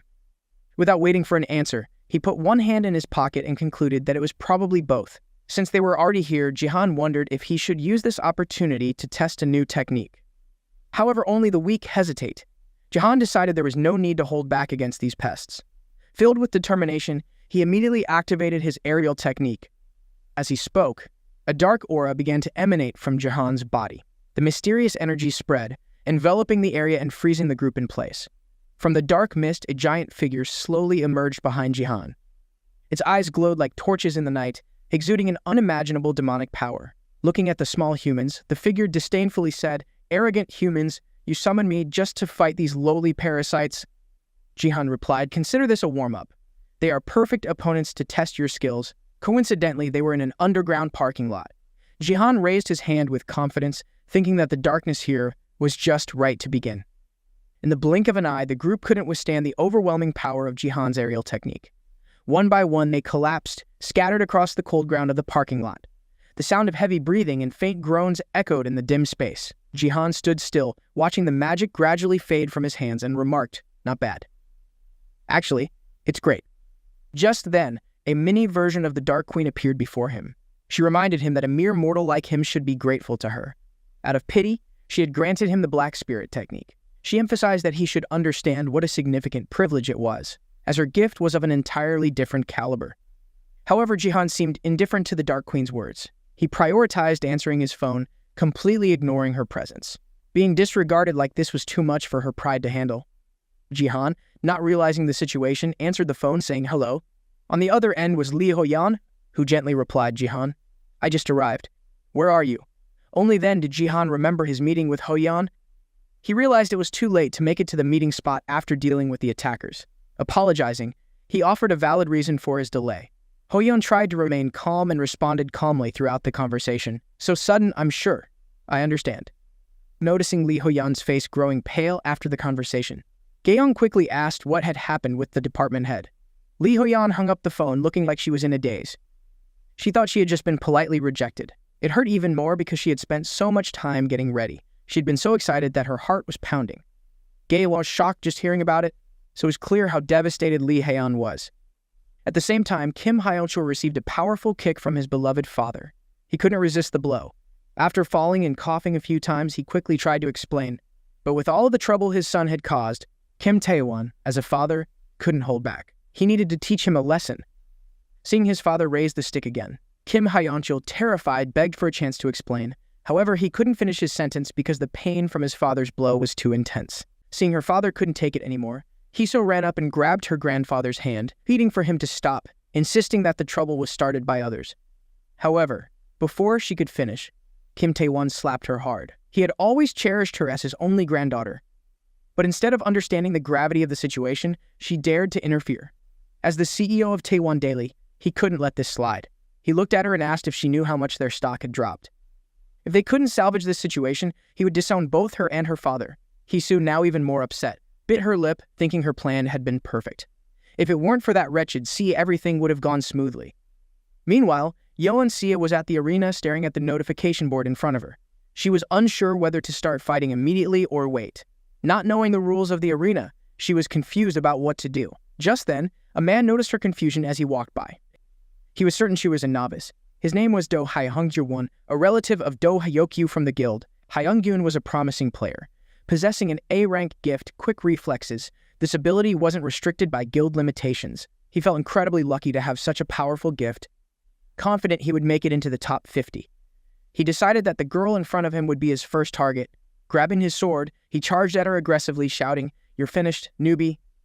However, the first strike of his sword left him stunned. Sia had instinctively raised her hand to block the attack. Thanks to her opponent's move, she understood how the arena worked. Tae-yeon's flimsy sword had no effect on her A-rank artisan steel gauntlet, and all her other gear was a rank or higher. Seizing the moment, Sia quickly counterattacked, knocking his sword high into the air. While Hyun was still in shock, she grabbed his sword and swiftly struck him down. She even thanked him for giving her the first kill. Watching the broadcast, JiHan thought Sia's first fight wasn't bad at all. Behind him, the Dark Queen crossed her arms, dismissively saying that no matter how good it was, she was still just a lowly creature. JiHan retorted that she was serving a lowly creature herself, implying she was even more inferior. Outraged, the Dark Queen snapped at him to shut up. She reminded him that she was there to fulfill the noble mission her original form had entrusted to him.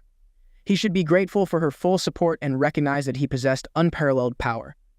Speaking of this power, JiHan remembered that day vividly. When Sia noticed his hand turning black, a warning appeared, indicating it was the curse of termination. The curse would drain the user's magic and experience until it was broken. Hearing it was a curse, Sia asked if it was serious. JiHan tried to stay calm and analyze the situation, thinking it resembled a cursed item. So, he decided to attempt a rapid recovery. With the green light, JiHan began focusing his energy and used the sun shadow recovery technique. However, the curse was too severe, and the warning indicated that only partial recovery was possible. Refusing to accept this, JiHan lost control and tightly grasped his cursed wrist with his other hand, repeatedly chanting, "Rapid recovery, rapid recovery."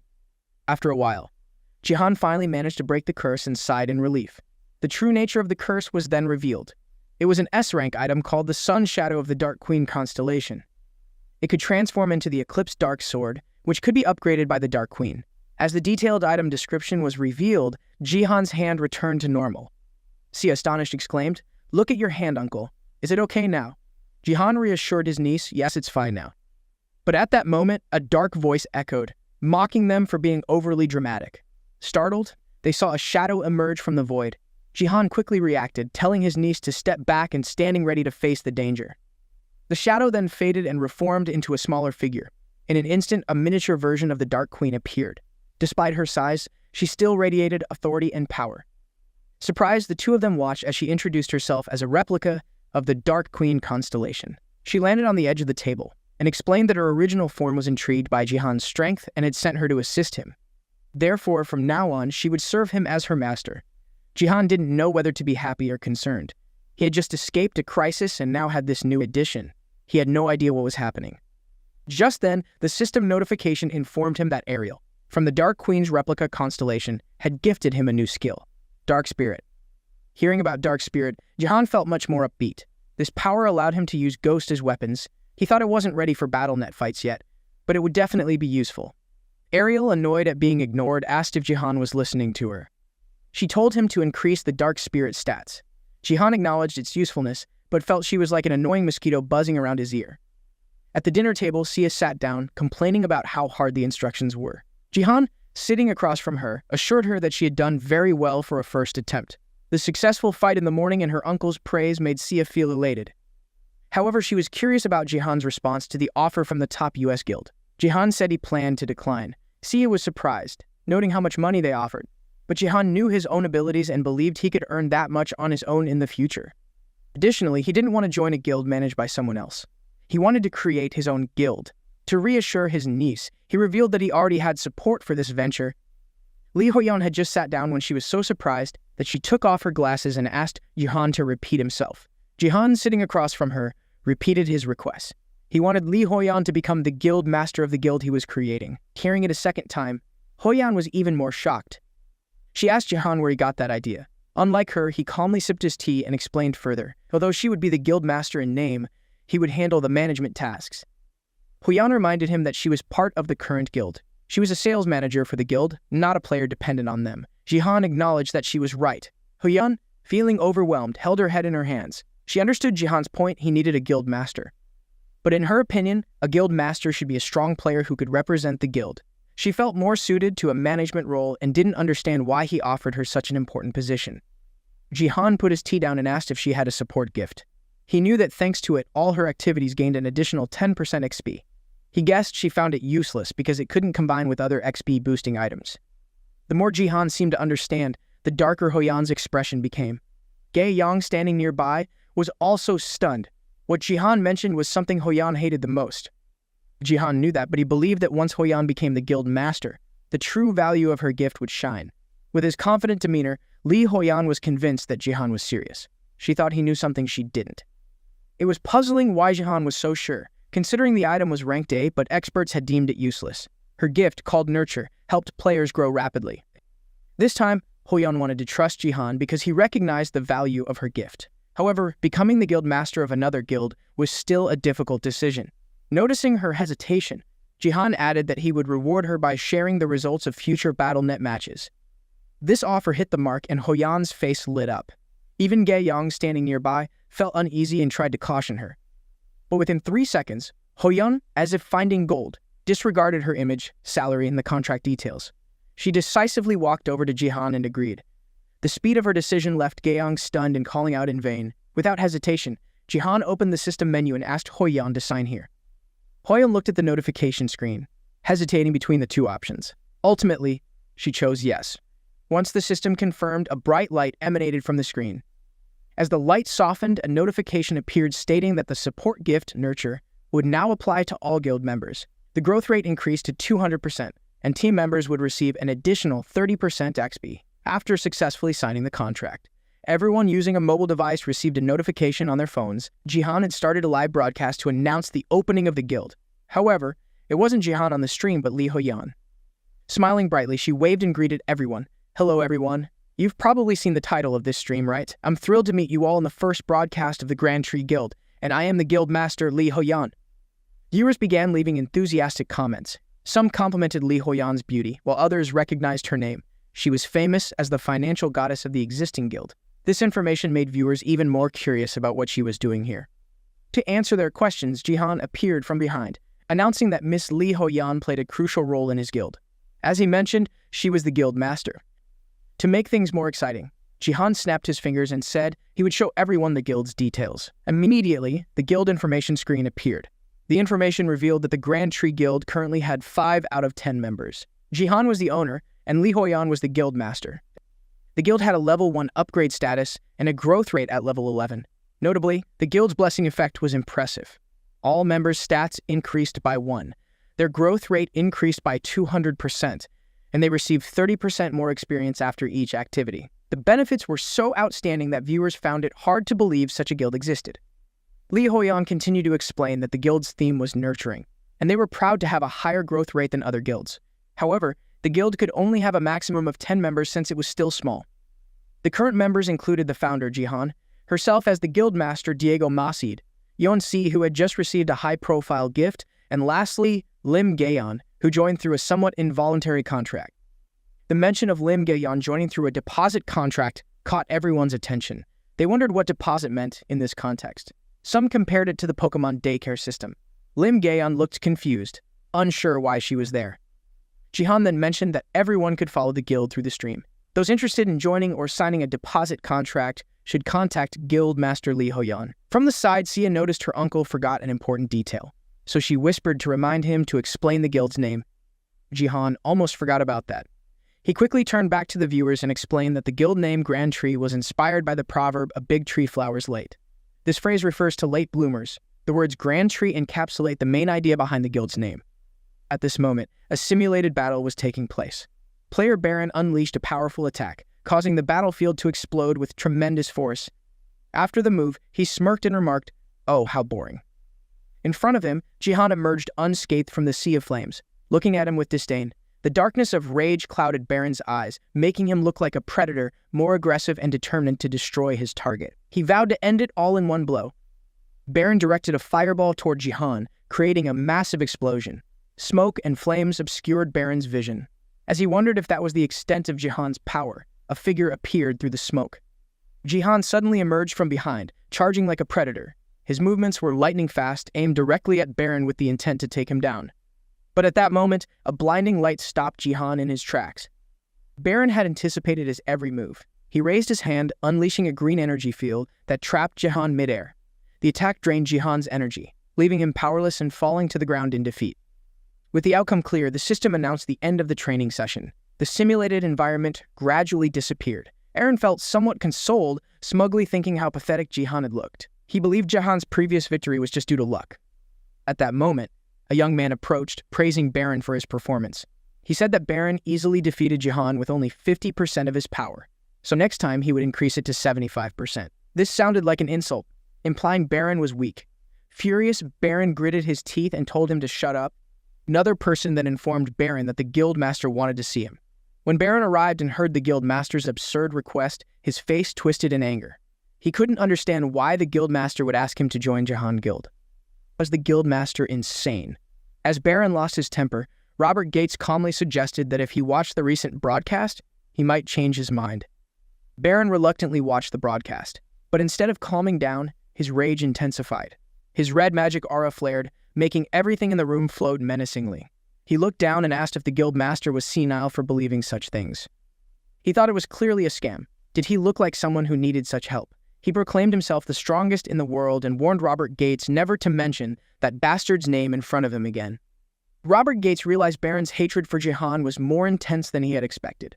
If Baron was out, his second choice would be the blonde girl who seemed very interested after watching JiHan's broadcast. She was a player from the top US guild known by the title Saint Sophia.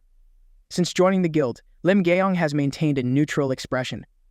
Lee Hoyan was shocked to learn that the top US guild had offered a substantial amount of money to learn the secret of buffing guild benefits. She also saw an exchange offer from China. Sung JiHan shared this information with Hoyan, advising her to be cautious and never reveal the secret to them. Hearing this, Lee Hoyan quickly replied, "Of course. What kind of person do you think I am?" Seeing how everyone was eager to know her secret, she felt proud. She had never thought her gift was so valuable. Reflecting on the past, Lee Hoyan remembered telling the branch guild master that JiHan needed her gift. The guild master had insisted that JiHan was just using that as an excuse because he was interested in her. However, he also saw it as a great opportunity and encouraged her to use it to win JiHan over. After all, she hadn't contributed much to the guild yet, and this was her chance to shine. Now, Hoyan realized that JiHan was making excellent use of her gift. So, she told JiHan she would do her best for the guild. JiHan was puzzled by Lee Hoyan's sudden declaration.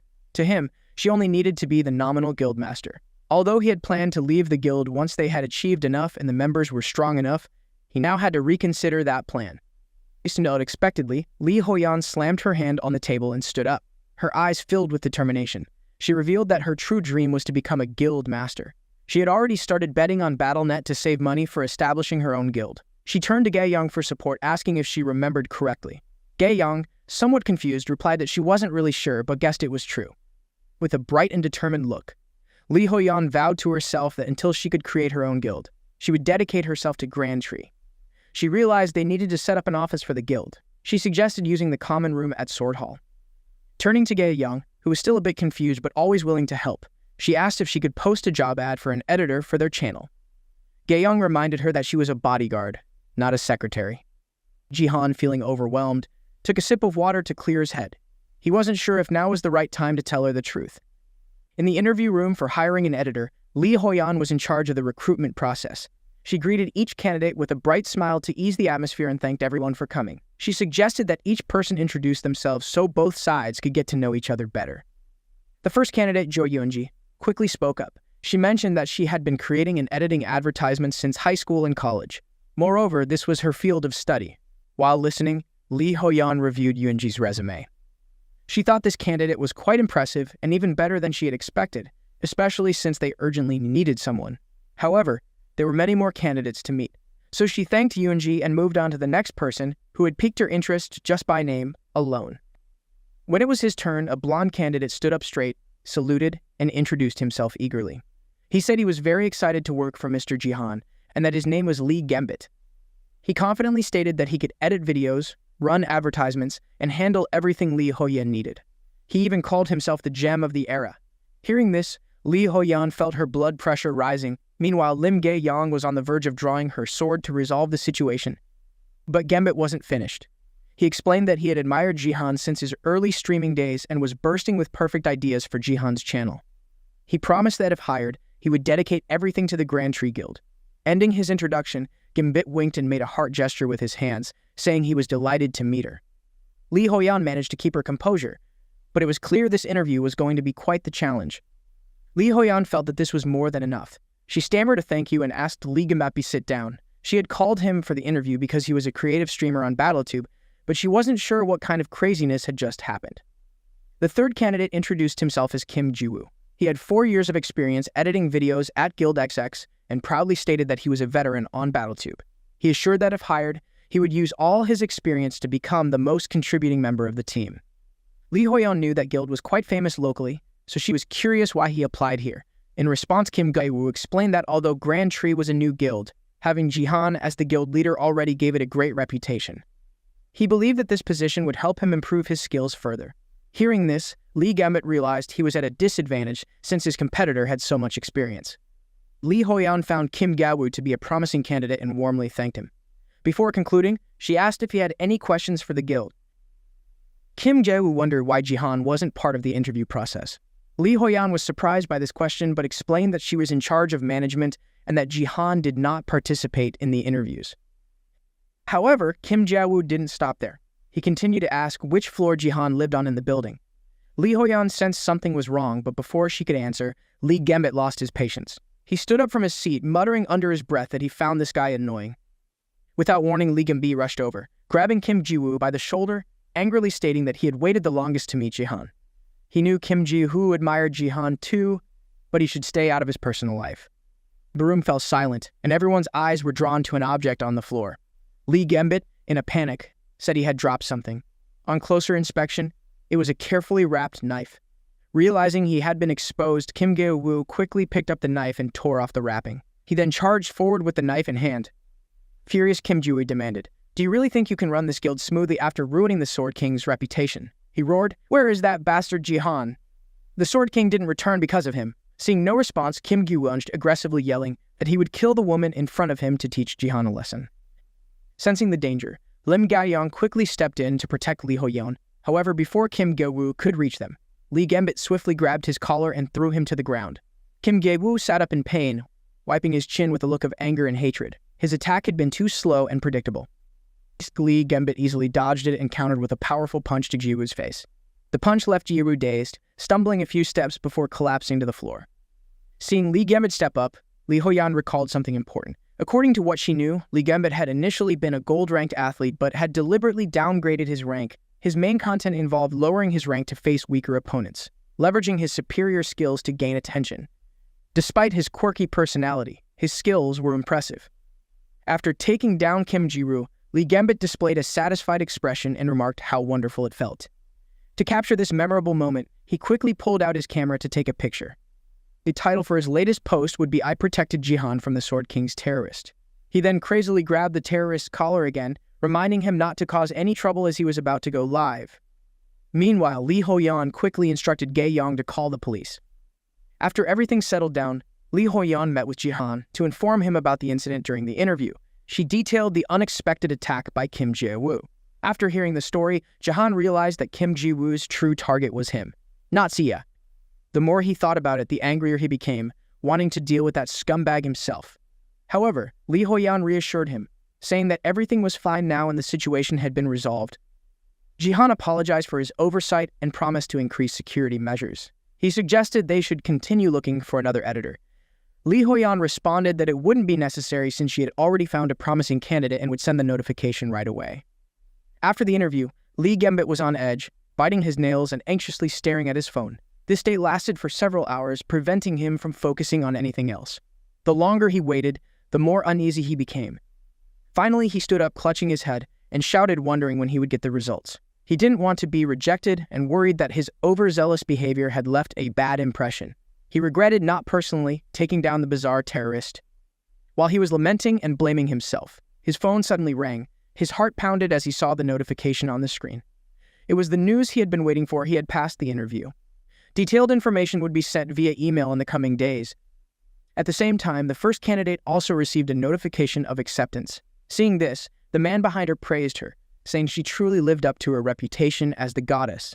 However, the man expressed concern about her infiltrating the organization as an editor. He didn't want to overstep boundaries, but he felt the job of an editor might be challenging. Hearing this, the girl calmly removed her glasses, revealing eyes that shone with confidence. She assured him that this was her specialty. She was none other than Hee-soo, the daughter of Kim Hyun-sil and the granddaughter of the owner of Taiwan Daily.